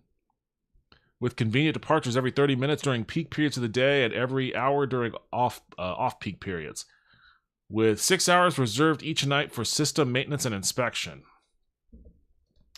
So when is this being built? The North Texas Passenger Station will be located in the revitalized Cedars neighborhood of Dallas, just south of downtown near the Interstate 30 and I-35 interchange. From this location, passengers will have a quick connection to the greater Houston region and the Brazos Valley, as well as multimodal transportation networks in Dallas surrounding area. The Texas Central is partnering with Matthews Southwest to serve as developer of the Dallas high-speed train station. Brazos Valley Station location. I don't know where. The only stop on the Texas high-speed train journey between North Texas and Houston will be Grimes County on a 60-acre plot of land on Highway 30, just west of Highway 90, in the Roans Prairie area, about equidistant between College Station and Huntsville. Okay, I'm not familiar with this area of Texas. And then the Houston location.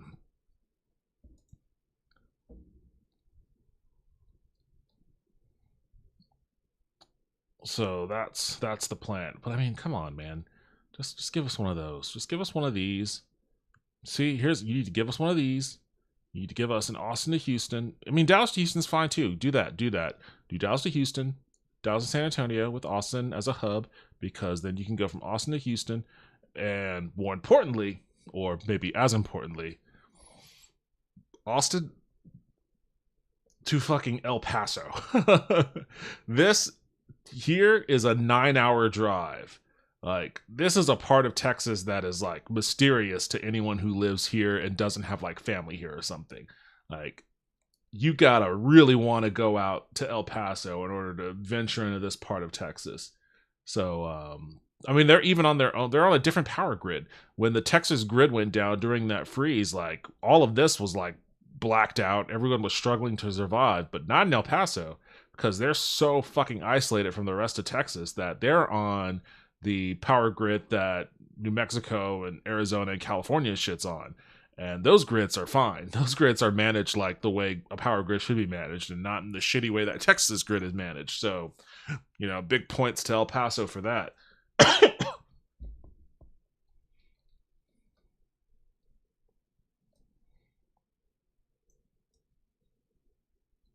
I don't know this area they're talking about. College Station.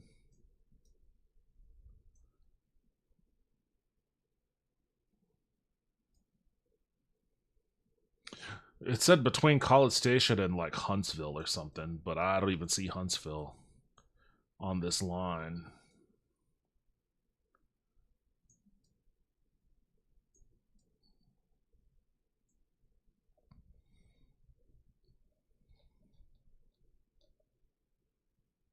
What are these? What are these? Oh, I don't need to go that far. Okay, so yeah, it looks like there is a initiative to bring this shit, to bring something of the sort. It probably isn't going to be as nice as the Brightline train, but I don't care. I'll take whatever.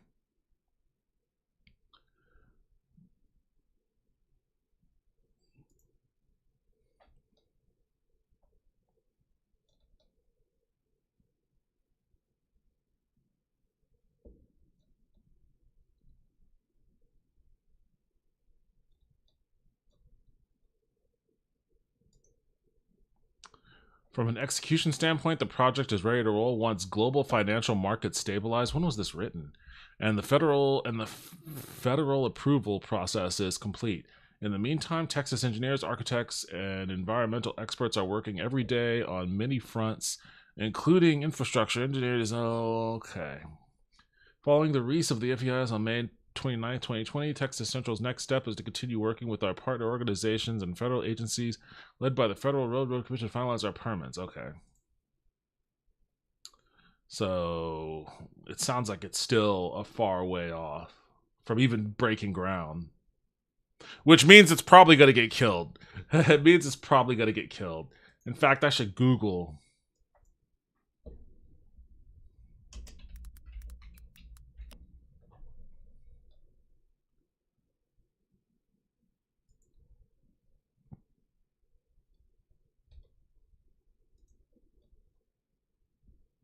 After a decade of hype, Dallas-Houston bullet train developer faces leadership exodus as land acquisition slows.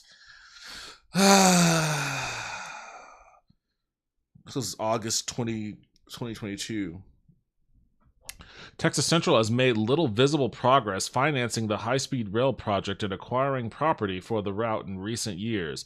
The company maintains, it shouldn't be a private for-profit company. This should be built by the fucking state.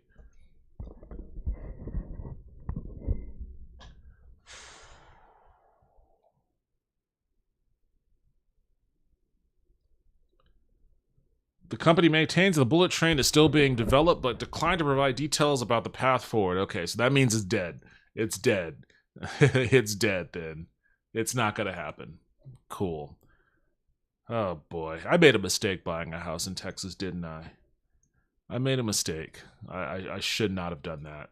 I have ever seen, and views overlooking downtown Miami, which was super nice. How about food and drinks? Well, for that, there was a coffee machine, fridge loaded with various types of drinks, a tea and flavored water area, and finally self-serve complimentary alcohol filled with various wines and beers, which I made sure to take advantage of. Moving on to the food, there were tons of different options to choose from, including fruits, chocolate pretzels or trail mix, caramel popcorn, gummy bears, massive chocolate chip cookies, cinnamon rolls, various types of veggies, cheese, cold pasta, different lunch meats and crackers. So obviously I loaded up because this food selection was unreal. I'm not even kidding. I think that was some of the best food I've ever had, whether it be an airport or a train lounge. It was like a 10 out of 10. But anyways, I realized that a lot of you guys probably have no idea what Brightline is. So while we're waiting for the train, I thought that now I would tell you guys some facts and a little bit more information just so you understand what they actually are. Right off the bat, the first thing to know is that Brightline is the only private passenger rail service in America connecting South Florida to Orlando. Now, since they're private, this means they are incentivized.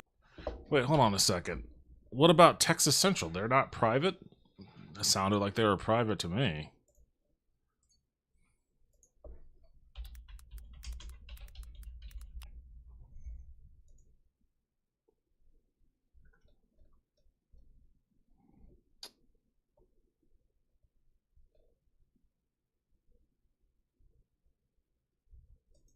Oh, wait. Okay, here's a more recent article, August 9th of this year. Amtrak Texas Central explore bullet train partnership. Amtrak and Texas Central, the lead into... So I don't know what Texas Central is then. The lead entity on building high-speed rail network between Houston and Dallas announced Wednesday that they are looking into a new collaboration, driving the news. The new partnership being evaluated could open up more opportunities... God damn, shut up, no. Could open up more opportunities for the future of the route, which garnered some pushback from communities between the two cities. Fucking wipe them. Just wipe all those fucking motherfuckers. We're in the middle of fucking nowhere. It doesn't matter. No one will notice. No one will notice. No one will notice. Just fucking imminent domain issues since it was first proposed in 2014. Why it matters. The proposed route would shave off the time it normally takes to get between the two cities by car or bus. Think of a leisurely 90-minute train ride versus 4 or 5 hours battling traffic. Yeah, exactly. So just tell these people to shut the fuck up. Plus, Amtrak says the train would save 100,000 tons of greenhouse gas emissions, yes, per year, and take 12,500 cars off Interstate 45 per day. Current designs call for a station in Houston at the now defunct Northwest Mall, a stop in the Brazos Valley, and a stop south of downtown Dallas. Details. The two entities have already submitted joint applications for federal grants to fund the studies and design work on the route.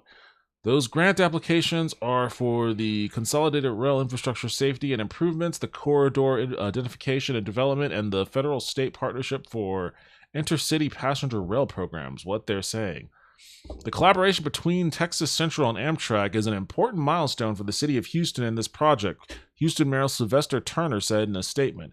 Our city is committed to advancing transportation initiatives that support economic growth and enhance quality of life for our residents. Texas is so weird in that it's such a big state that, like, it almost feels like cities within Texas, like, they talk about and deal with other cities in Texas the way that, like, two countries would deal with one another. There's like this weird, like, there's just this weird, like, communication of, like, economic opportunity or competitiveness, and it's so bizarre because it's like, dude, it's the same state. We're all the same state. Like, our state government should be, you know, fully on board with doing anything and everything possible to get federal funding from, you know, the federal government to be building this, to be doing this. Like, I guess I mean, it makes sense that the mayor of Houston would have something to say about it, but it just feels weird. Like, it's not just this train project. It's a lot of things when you look at Texas news about, you know, economic development going on between cities. You know, the language, the communication about it always makes it feel like two competing sovereign countries, you know, trying to hash out a trade deal. Our city is committing to advance from this work. Dallas is the engine of the fourth largest and fastest growing region of the nation, Dallas Mayor Eric E. Johnson said in a statement. It is bold, innovative endeavors like this that will propel Dallas towards an even more prosperous future. State of play, the Texas Supreme Court ruled in 2022 that Texas Central is allowed to use eminent domain to secure right-of-way for the railroad. Okay, well, cool. The Texas Supreme Court did a good thing. A series of bills aimed at creating a financial transparency from the private, and I say that, like, I don't mean to say that lightly. Eminent domain is definitely, like, I know that's a thing for you know, people's private property, or personal property, as it were. But you know, the infrastructure of our crumbling country is of paramount importance, especially if it means that we can also contribute to reducing our greenhouse gas emissions. Like, I have little care about someone's personal comfort, including my own, honestly. Like, if they needed, I mean, I don't have a lot of space here. I don't know what they would eminent domain, but so long as, like, the thing is, like, if the compensation is equal, then it doesn't matter to me. Like, if they said, oh, we're going to tear your house down because we got to put a train here, it's like, well, I know the value of my house. Like, if you're going to give me the value of my house, then sure, do whatever you want. Like, that's the thing. I think maybe that's the hang up. I don't know. I mean, it's America, so I wouldn't be surprised if our shitty conservative run governments try to cheat people out of that. But all things being equal, yeah, I would be like, yeah, okay, fine. Build the train here. Series of bill aimed at creating financial transparency from the private company failed during the Texas... Yeah, private company. Texas Central is a private company. Yeah. I guess maybe they don't build trains the way Brightline does. So, yeah, I guess that's weird. Huh. What do they do then? Because they're partnered with Amtrak, and Amtrak does build trains. So, I don't know. Texas Central is a mysterious kind of company to me. Devised to give people the best experience possible, prompting talks of them dethroning Amtrak, being considered the future of U.S. train travel, and serving as a Amtrak model trains for are also like success in the 90 United years States. old. In fact, Brightline is so well received that people have rated them 4.5 out of 5 stars. Where people rave about how easy and comfortable it is, even in economy, how travel is made easy, efficient, and okay, Brightline's awesome. So after making my way past the economy class cars, I eventually made it to car number 1, which was for premium customers. Right off the bat, the first thing I noticed was the unique layout with a column of single and double seats, along with a few quad setups for families, where all of the seats appear to be quite large and in great condition. All right, so first impressions, the lighting is super cool and everything looks awesome.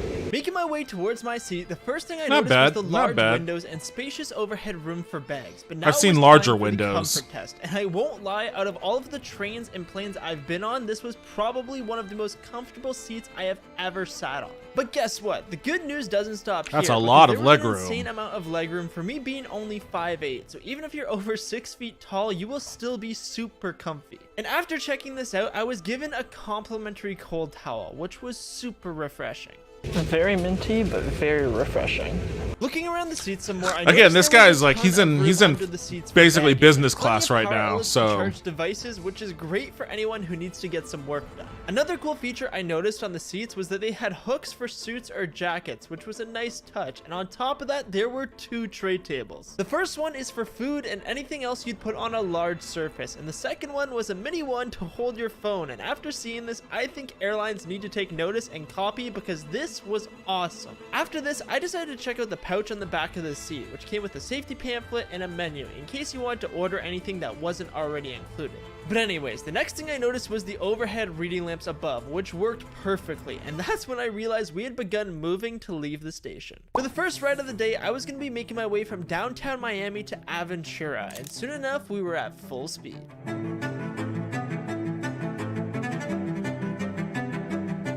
So I think I broke the window shade. I pulled it down to show you guys what it would look like, and I tried to put it back up, and now it looks like this. One of the only times I take the premium first class, and I already break something.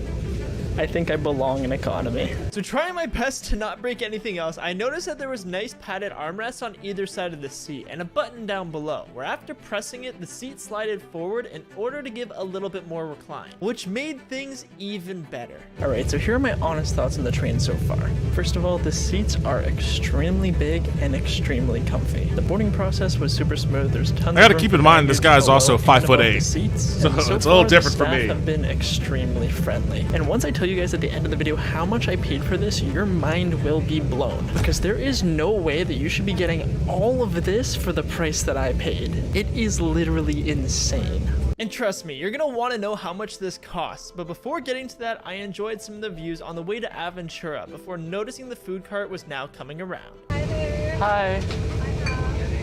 Salami and cheese or hummus and olives. I'll take a salami and cheese. Thank you. Would you like a beverage?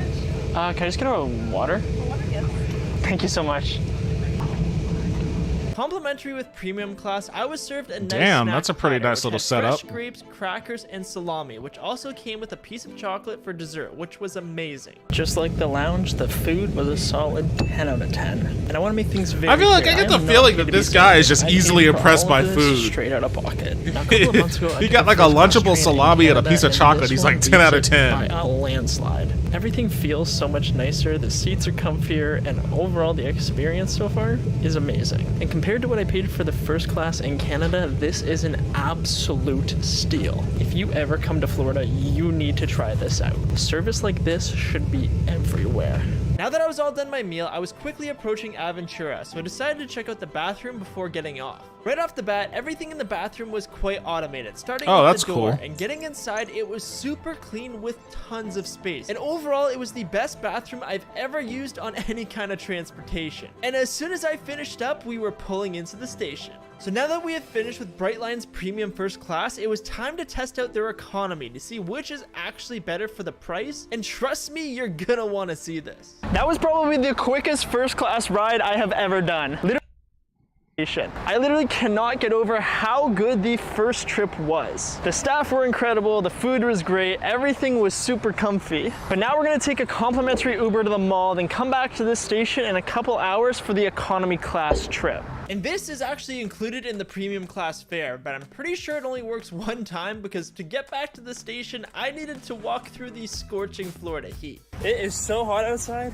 This is ridiculous. After making it back to the station, I made my way inside where I was able to buy another ticket at the kiosk before seeing the most American sign ever and heading through security No and into explosives. the main waiting area. Similar to the station in Miami, everything was extremely clean with tons of seating along with another self-serve market and premium lounge, which unfortunately this time I couldn't go into. But at least I was able to poke my camera through and give you guys a bit of an idea as to what this one was like. Anyways, after waiting around for a bit, passengers were now able to make their way across the sky bridge to the platform below, where the train would soon be arriving. So this is the train that all the plebeians are on. Class is actually like. Premium was amazing. I absolutely loved the experience, so fingers crossed that the economy is just as good. While we were waiting in the station, I was blown away by how modern it was and how clean it was. So hopefully the amazing service continues. And soon enough, the train was pulling into the station, but this time I wasn't going to be in the premium car like the first ride, so I made my way into the smart car towards my seat. Right off the bat, the first thing I noticed was how much busier it was in economy rather than in premium classes. And yeah. Unlike that car, which had an aisle of singles plus doubles, this car was in doubles or quads for the entire thing. Making my way to the overhead, there was plenty of space, just like in the premium class, but one thing that was different here was the bike racks, which could be found near the rear as opposed to the coffee station. Making my way to the bathroom, it was pretty much identical to the one in premium class, which was nice to see, but now I ran into a little bit of an issue. Okay, so it turns out that a family ended up taking my seat, which is totally okay because the train ride's only about like 25 minutes, so I don't really mind standing. But overall, I am super impressed with this train. It is incredibly clean. You can move between each car as freely as you want. The bathrooms are big and extremely cleanly too. And for the price that you're paying, the experience you get is unbelievable. For example, to take the train right now in economy, I paid about $6.50, which is mind-blowing because you have the awesome station. What? You have $6.50? chairs, and overall, I'd have to say this is the best train experience I have ever had. And don't worry, I'm still gonna check out the seats, but I'll have to wait until we get closer to the final stop. And in the meantime, I decided to hang out between cars, which was surprisingly quite nice. Now, the only two things that I really noticed that I can kind of complain about is on the website, some of the features don't fully work. For example, I was trying to book a ride with the premium service and it wouldn't work on the app and it was really hard to do. And then on the station I was just at in Aventura, there was no pedestrian crossing from the mall to where the station was. So I had to walk about 30 minutes in the heat on some back roads, which is extremely inconvenient. But at the end of the day, if you're driving or Ubering, there's no problem whatsoever. And again, there are only two minor complaints because the rest of the experience I've had so far heavily outweighs it. So at this point, we were finally pulling into the station in Miami, so I made my way back through the cars so we could finally check out the seats. Back on the first trip in premium, the seats were super wide while also providing some recline, but back in economy, the seats were a little bit smaller, didn't recline, but were still made from the same materials. And guess what? To make things even better, doing the comfort test, I was happy that it was just like the seats up in premium, so overall, just I was thinner. quite impressed. Now, similar to the seats in premium, these ones had the exact same tray tables, where there was a big one and a small one, a safety pamphlet and menu which could be found in the back of the seat pocket, and really the only difference that I could find was that the legroom was a little bit tighter. So now the big question remains, how much did I actually pay for each ticket, and is Brightline actually worth it? Well, I paid $6.50 for my economy trip and $32 for premium, and considering that comes Damn, with a why lounge, wouldn't you just free pay for food, premium? drink, and a shuttle, I would say that is the better option. But overall, both were amazing. And if you enjoyed this video, make sure to watch one of these next and subscribe. Oh man, I'm so jealous. Overall, Brightline was an amazing experience. I'm so jealous, man. I am so jealous. I would easily, $32, dude. $32 is like fucking. I mean, I guess if you had to do regular train travel, like it's not like a daily commute kind of thing, because yeah, that'll add up. $6 a day will add up. So I don't know if they have like a pass that you purchase. I guess that would be an interesting thing to see.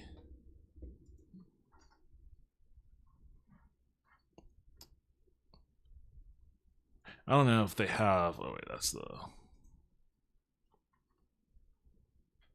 train pass. $299. It starts at $299. All stations shared pass. All stations, including Orlando. Number of rides. You get 12 rides. But you have to use within 90 days for. Oh shit. Okay, that's very expensive. SoFlo shared pass. So this is just South Florida stations only. 12 rides used within 30 days. So it's $230 for 12 rides, I guess.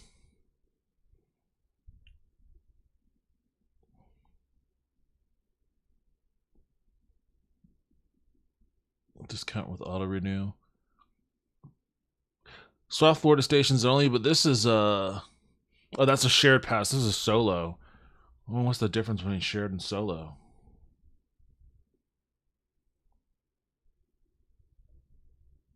No, you can't. That's why there's a share and a solo. I didn't even have to click on that to know that answer. So I guess anyone could use a shared pass. Only one person could use the solo. 40 rides. I guess you're counting, I guess, yeah. I'm just trying to think of if that would be worth it for a replacement of a commute. $400 is a lot. I'd have to do some calculations on how much money you spend on gas. Because, like, you'd have to use... Okay, so you'd basically do 2 rides a day, right? If you're commuting to and from... If you're using it to commute to and from work. So, you know, you'd only have it for 20 days, 2 rides a day. So it'd be less than a month. You have to calculate how much you spend on gas. Well, I guess how much you spend on gas and car insurance if you get rid of your car. I guess you probably wouldn't, you know. You're still in America, you're going to need a car. But I guess it'd be about how much you would spend on gas versus $400 for 20 days of trains. That's a lot of money. That is a lot of money now that I think about it. I guess you can't really... I guess this isn't really a replacement for a commuter ride. This is more of like a... you know, every weekend I go visit my homies in Miami or whatever, and we go party, and then a couple days after, when I sober up, I take the train back to my place, you know, in fucking Boca Raton or whatever. I guess it would make more sense using it in that capacity, rather than using it as like a replacement for your work commute. Doesn't matter. I'm still jealous. I'm very, very jealous of it. Oh, it's late. 4 hours and 24 minutes. I wasn't planning on streaming that long, but you know what? I wanted to hang out after playing The Last Faith. Not many people. I mean, a few people popped in earlier, Royale and Pox, and that was cool, but this was a slow night. Nobody popped in afterwards. What a bummer. But it's okay, I had fun. And it was cool to do like a just chilling, watching videos, talking about news articles, even if I had no one to talk to. Talking to myself is plenty fine for me because I do that anyways, you know, whether cameras are on me or not. But it was nice to get back into that vibe. I need to do more of this. Oh, I'm so jealous of these trains, man. Texas Central. Is this gonna happen? Is this really gonna happen?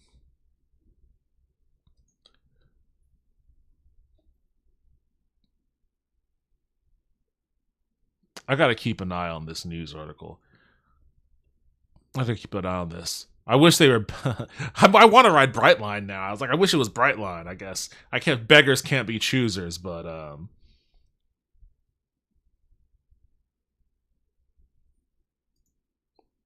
Well, go fuck yourself.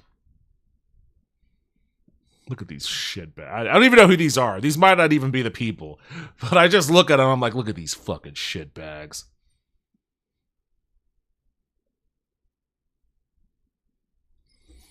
As built for transparency? Well, okay, that's fine. Transparency is different.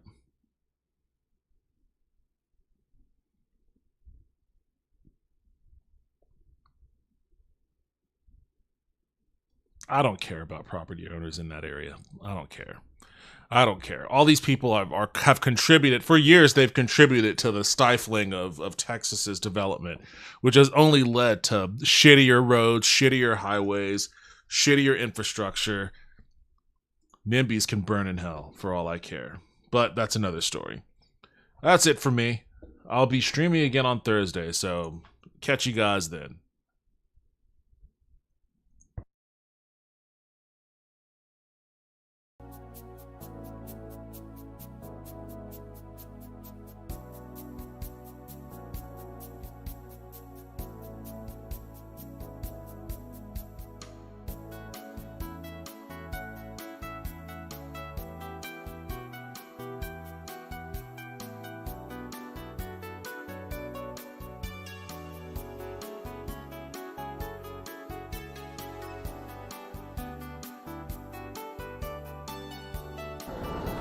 Do not come. Do not come. I'm gonna come.